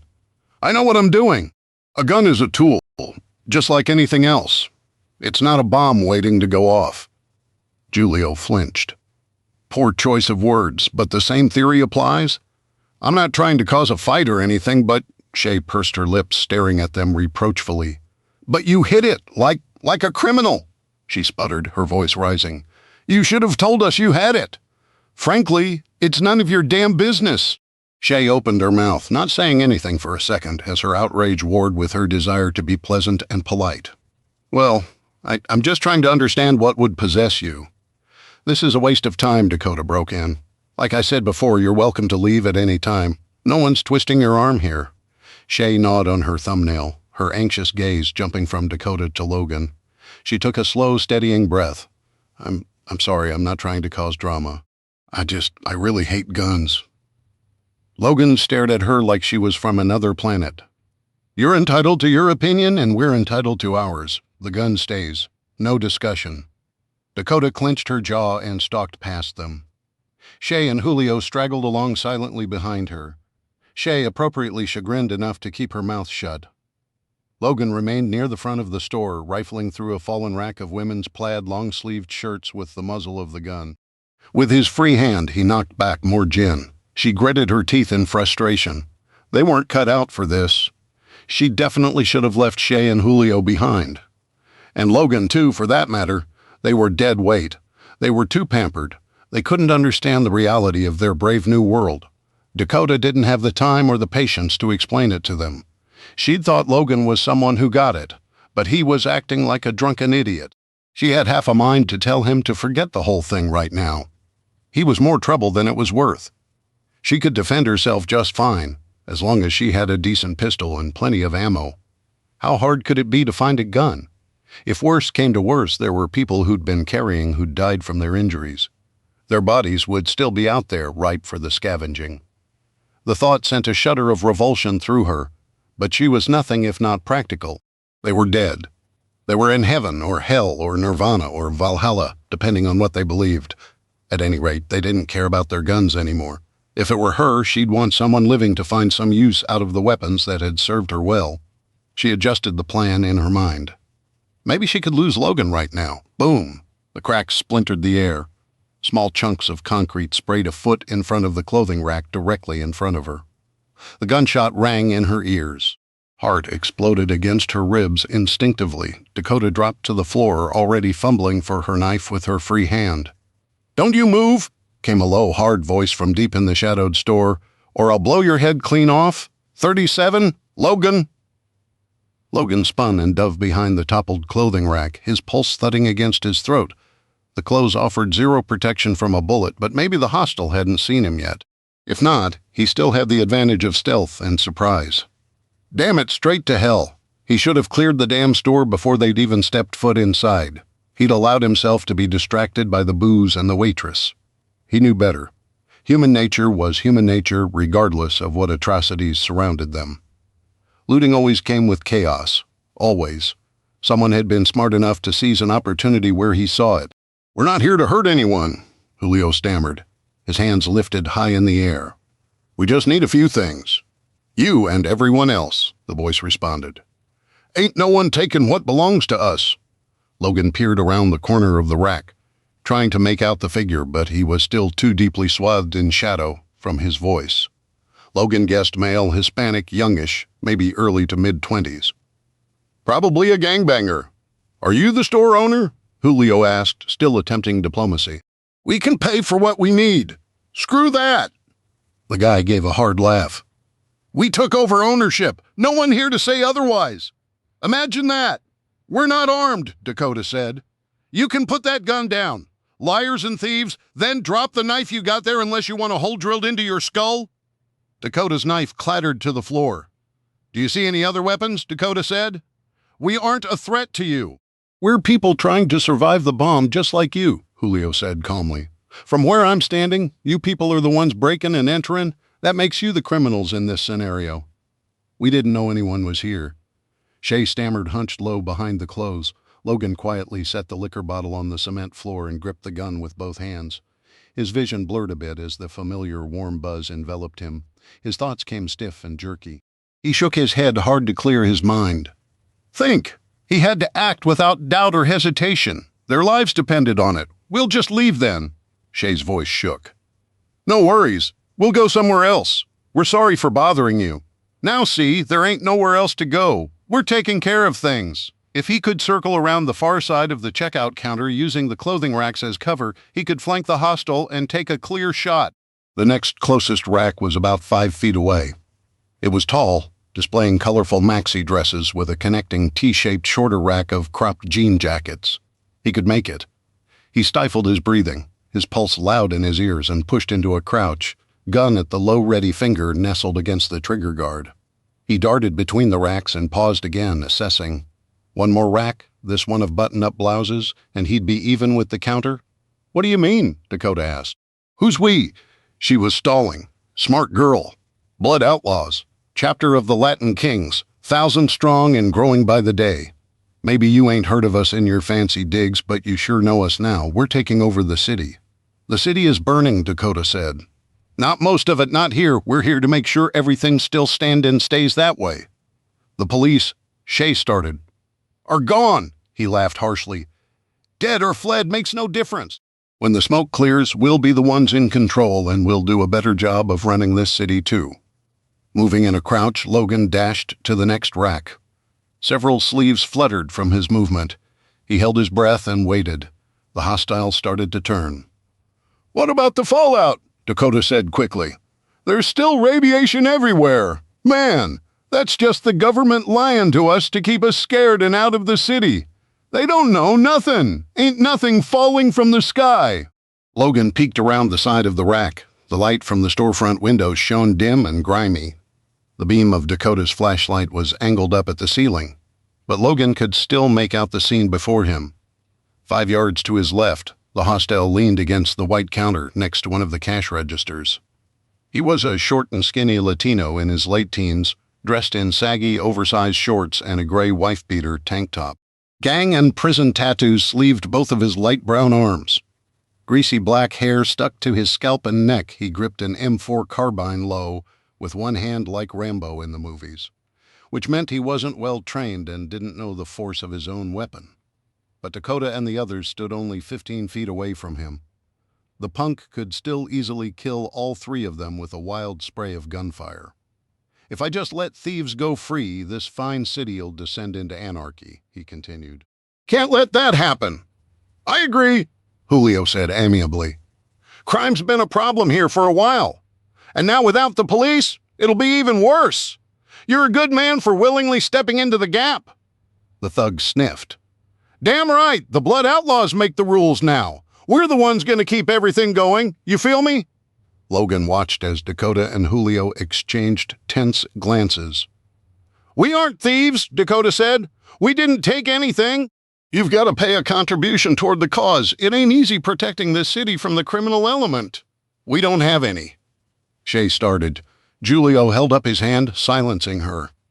I'm sure you're doing everything you can. It takes a lot to protect a city. Blood Outlaw nodded along with him, his knee juddering. We're working hard to restore order here, and we appreciate it. Julio spoke in a placid, reassuring tone. The fine citizens of Miami appreciate it. He just rolled his eyes. Whatever, man. Julio was trying hard to talk him down by agreeing with him, sympathizing with his plight, no matter how far-fetched, the same way Logan had seen him do with aggressive drunks at the beer shack 100 times. But the thug was too keyed up. Empty your pockets, he demanded with a thick, phlegmy cough. Take that ring off. Yeah, I see it. Toss it on the counter. Please, Julio said, the first hint of fear entering his voice. It's my wedding ring. We've been married 26 years. It's not worth much. It's gold. It's worth something. We've already hit every jewelry store in the city. We're rolling in gold and diamonds. Gold's the currency of the future. Blood Outlaw waved the carbine at them. Gold pills and bullets. I have cash, Dakota said quickly. Let him keep the ring. I'll give you $500. Cash ain't good for nothing anymore. That advice I'm giving to you for free. Take off the ring now. Julio rubbed his ring, hesitating. Just do it, Dakota said for a second. She glanced over Blood Outlaw's shoulder. Logan knew she could see him there, hidden in the shadows behind the rack, but her gaze never landed on him. Her eyes gave nothing away. Whatever he says, do it. It's just a thing, Shay whispered. It's not her, it's okay. Julio nodded and held up the ring. I've got it right here. I'll pay the tax. Take this in appreciation for everything you've done. Blood Outlaw scowled at him suspiciously, suspecting a trick. Logan watched Julio step forward and place his wedding band gently on the counter. The Blood Outlaw snatched it up with his free hand and jammed it in his pocket. Anger mingled with the buzzing in Logan's blood in all the months he'd frequented the beer shack. Julio had been nothing but kind and polite. He always talked about his wife with fondness, one of the rare truly happily married. Julio's wife might already be dead, even if she were alive. Julio had lost his livelihood, his home, probably most of his friends, his city. He didn't deserve to lose his wedding band, too. It was wrong, and it pissed Logan off. He'd known plenty of pissants like this guy in the old days, just puffed-up gangster wannabes. The thug acted like he ruled the roost, but he was just a grunt assigned to keep an eye on a pathetic strip mall. He was arrogant and cocky. He didn't respect the weapon he was waving around, hadn't even bothered to learn the right stance, the correct grip. And there was something wrong with him. In his sickly pallor and the sluggish way he moved, Logan just needed a moment, a second of inattention, an instant for the muzzle of that M4 to point away from the group. Just 138. Logan! They're not your responsibility! That voice whispering inside Logan's head again. It'd be far easier to wait for whatever was going to happen than walk away with his booze and forget about this whole thing. Maybe find a nice, cozy, empty mansion and curl up and die a slow death from radiation poisoning. Or he could set out alone, journey north and find his own way out of this mayhem. He wasn't even sure why he'd said yes to the waitress. He was better off on his own. It was safer for everyone. Hadn't he learned that the hard way? But he already loathed this Blood Outlaw and everything he stood for. Preying on the weak when the city, the whole country, was on its knees. Whenever anyone asked, Logan always insisted he didn't believe in morals, in right and wrong. He was lying. As if Dakota could read his thoughts, she slowly tilted her raised hand until the flashlight beam no longer pointed at the ceiling, but a few yards to the right of the counter.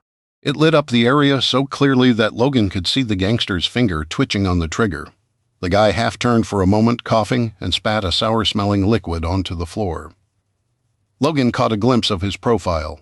Gaunt face, a pallid, yellowish tinge to his skin. The thug had radiation sickness. He was a dead man walking. We gave you what you asked for, Shay said. Can we please just go now? Blood Outlaw chuckled darkly. Listen to this one, damn girl. You're funny. And fine. What are you doing with these gringos? Come with me, and I'll have you set up in a nice-ass mansion in Bay Point with an ocean view by tonight. Shay flinched. Her hands were still in the air, but she shrank in on herself. Gone were the cheery smile and bright eyes. She looked terrified. In contrast, Dakota didn't look so much frightened as furious, but her voice was deadly calm as she spoke. We've given you what we've got. We're not a threat. We're leaving. I know you don't want to hurt anyone, Julio added, still trying to placate the guy. You're a good guy. Just doing what you have to. We've made our contribution. No reason to wear out our welcome. Blood Outlaw snorted. I've got to worry about me and mine now. Nobody else matters. You could go tell somebody what I got here, or maybe I let you go and you sneak around back and try and take us by surprise, steal from the Brotherhood. He coughed and wiped his mouth, swaying a bit on his feet. Or maybe you got uglier ideas than those fine lil heads? He smiled lazily, half-turning, and swung the M4 in a slow arc, pointing first at Shay, then Julio, then Dakota. I could sit here and kill each one of you like target practice. Pow, pow, pow. Sweat trickled down his temple. Circles of sweat drenched the neck of his tank top and ringed his armpits. Right? You feel me? There ain't nobody to stop us now. No cops. No politicians. We're the kings now. We make the rules. I make the rules. Logan shifted into a kneeling position, one knee up, and rested his elbows on his thighs to steady his arms. The booze made his head swim, but he forced himself to focus, sighting the back of the gangster's head. There were easier targets, his shoulder, his long skinny back, but anything other than a kill shot would allow the thug to pull the trigger. Blood Outlaw jerked his chin at Shay. Come here, girl. Shay whimpered. He wiped his mouth with the back of his hand and spat. He swayed again, then straightened. Sweat dripped down the sides of his face.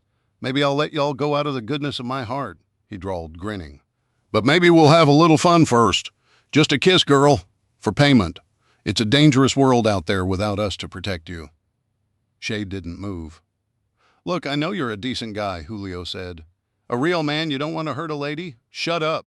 Blood Outlaw aimed the M4 at Shay. I said, come here. Shay took an obedient step closer. Don't, Dakota said sharply. Come on, come on.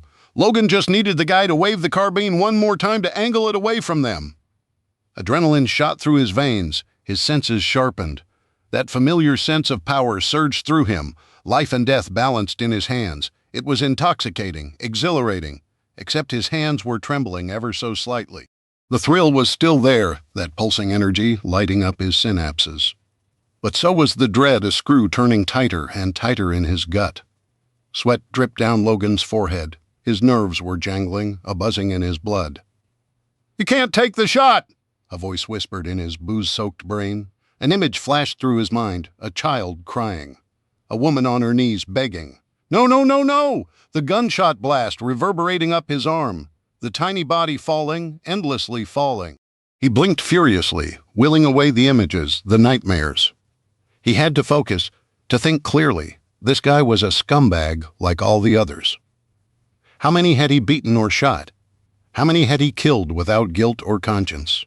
A dozen? 2 dozen? None since that night. The truth was, he enjoyed it. He derived pleasure and power from violence right up until the end. That pleasure was tempting him again, thrumming through him in tandem with his heartbeat. But the darkness was there too. A swirling mass of nothingness, sucking him in, beckoning to him. If he fell, he'd never come back. Dakota slowly lowered her hands, but kept the thug in the light. We're leaving now, and you're not going to stop us. Julio gestured for Shay. Come on, let's go. Shay stood there, trembling, scared and indecisive. Bitch, you better move, Outlaw growled, taking an aggressive step toward them. He wavered a moment, then regained his footing, his grimace twisting into a sneer. He flailed the M4 to make his point. That was Logan's chance. Maybe the only one he was going to get. Logan pushed out the darkness, the self-loathing, the blur of the booze, and the anticipation he couldn't quite kill buzzing in the back of his brain. The carbine swung in slow motion, arcing toward Dakota. Logan steadied his hands and inched out from the right side of the rack, his aim straight and true, the sight tracking the center of the gangbanger's skull. At the last instant, he angled his aim slightly down. Shay caught his movement. Her terrified gaze slid from Blood Outlaw's carbine to Logan behind him. Blood Outlaw saw it. What the hell? He whirled, half staggering, the carbine twisting with him, his finger pressing down on the trigger. Logan took the shot. 39, Logan Shay screamed. The thug's body spun sideways from the force of the shot, striking his right shoulder. He slumped against the counter with a pained grunt. The M4 let loose a spray of bullets as it swung, most of the shots hitting the walls and ceiling above the group's head as they arched across the open space and shattered the heads of a family of mannequins displayed next to the fitting rooms. The gunshots ringing in his ears. Logan was on his feet in an instant, dodging the clothing rack and charging the counter. He put another bullet in the man's right arm above the bicep. Blood Outlaw shrieked and fumbled for the carbine, blood spurting from the wound in his shoulder. Logan reached him in 5 long strides. The thug swung at him with his uninjured arm, but Logan was faster. He ducked the high, wild blow and drove into his torso, slamming the man's spine against the counter behind them. Blood Outlaw landed a wobbly strike to the right side of his jaw. Logan barely felt the sting. He threw several quick, powerful jabs into the man's left kidney with his left hand. Blood Outlaw could barely lift his arms to defend himself from the blows. His movements were sluggish, weak. After only a few brutal seconds, he stopped fighting back. But Logan couldn't stop hitting him. Using the butt of his Glock, he punched him in the face, the jaw, the stomach, the vulnerable shoulder, again and again. Blood sprayed Logan's shirt and speckled his face. Blood Outlaw let out a slew of slurred curses as he slid down the front of the counter and sagged against the floor. He no longer posed a threat. Logan tucked his pistol in his waistband, bent and seized the M4, jerked the strap over the thug's head. He flipped the carbine and smashed the stock into his nose. The man moaned. Half his face was a mashed, mangled mess. Blood spurted from his shoulder and arm, stained his tank top, and dripped onto the floor. With stinging, trembling hands, Logan set the carbine down on the counter. He stood over him, adrenaline pumping, breathing hard. He resisted the urge to kick the asshole a dozen more times, to use him as a bloody punching bag, until he'd purged all the terrible emotions slashing through him. He flexed his hands, feeling the soreness, the sting, and the strength. He could kill this man and his pitiful, pathetic life right now. For an instant, for a sickening, desperate moment, he wanted to. His stomach lurched. He felt ill and exhilarated. The euphoria after winning a fight, after beating another man senseless with your own bare fists. It was a heady, intoxicating thing, almost as addictive as booze. Maybe it was more so. Only one thing had been able to break the addiction.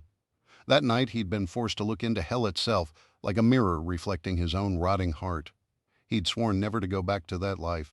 In 4 years, he hadn't used his skills to engage in a single lethal fight. He'd never crossed that line. He'd never wanted to. Until now. Power pumped through his veins. He felt more alive, more awake and invigorated than he had in years. But the darkness had awakened within him, too. A monster locked in a deep pit, hungry and waiting, always ready to strike. With the darkness came the desire for vengeance, for blood, for violence, to hurt someone else until he didn't hurt anymore. The past never died. The darkness was always there. The monster crouching over his shoulder. Who was he kidding to think that a new city and a placid, uneventful life after prison would make it go away? It waited for him, waited for that moment when he would lose control. Logan took a slow, deliberate step backward. Today wasn't that day.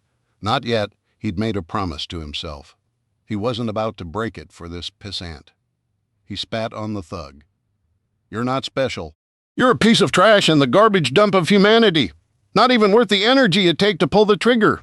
Blood Outlaw's head lolled back with another moan.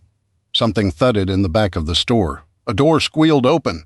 Fast footsteps pounded across the floor. A second hostile. Logan spun and swung the M4 up and around. He pulled the trigger. Click! He couldn't see past the fitting room situated in the middle of the store between the checkout counter and the rear wall. Heart thudding against his ribs, he crouched low and started around the counter. "He'll alert the rest of the gang. I'll go after him, Logan." Julio's voice was strained. Logan jerked to a stop. Dread sprouted in his gut as he followed Julio's gaze. A few yards away, Shay lay sprawled across the floor.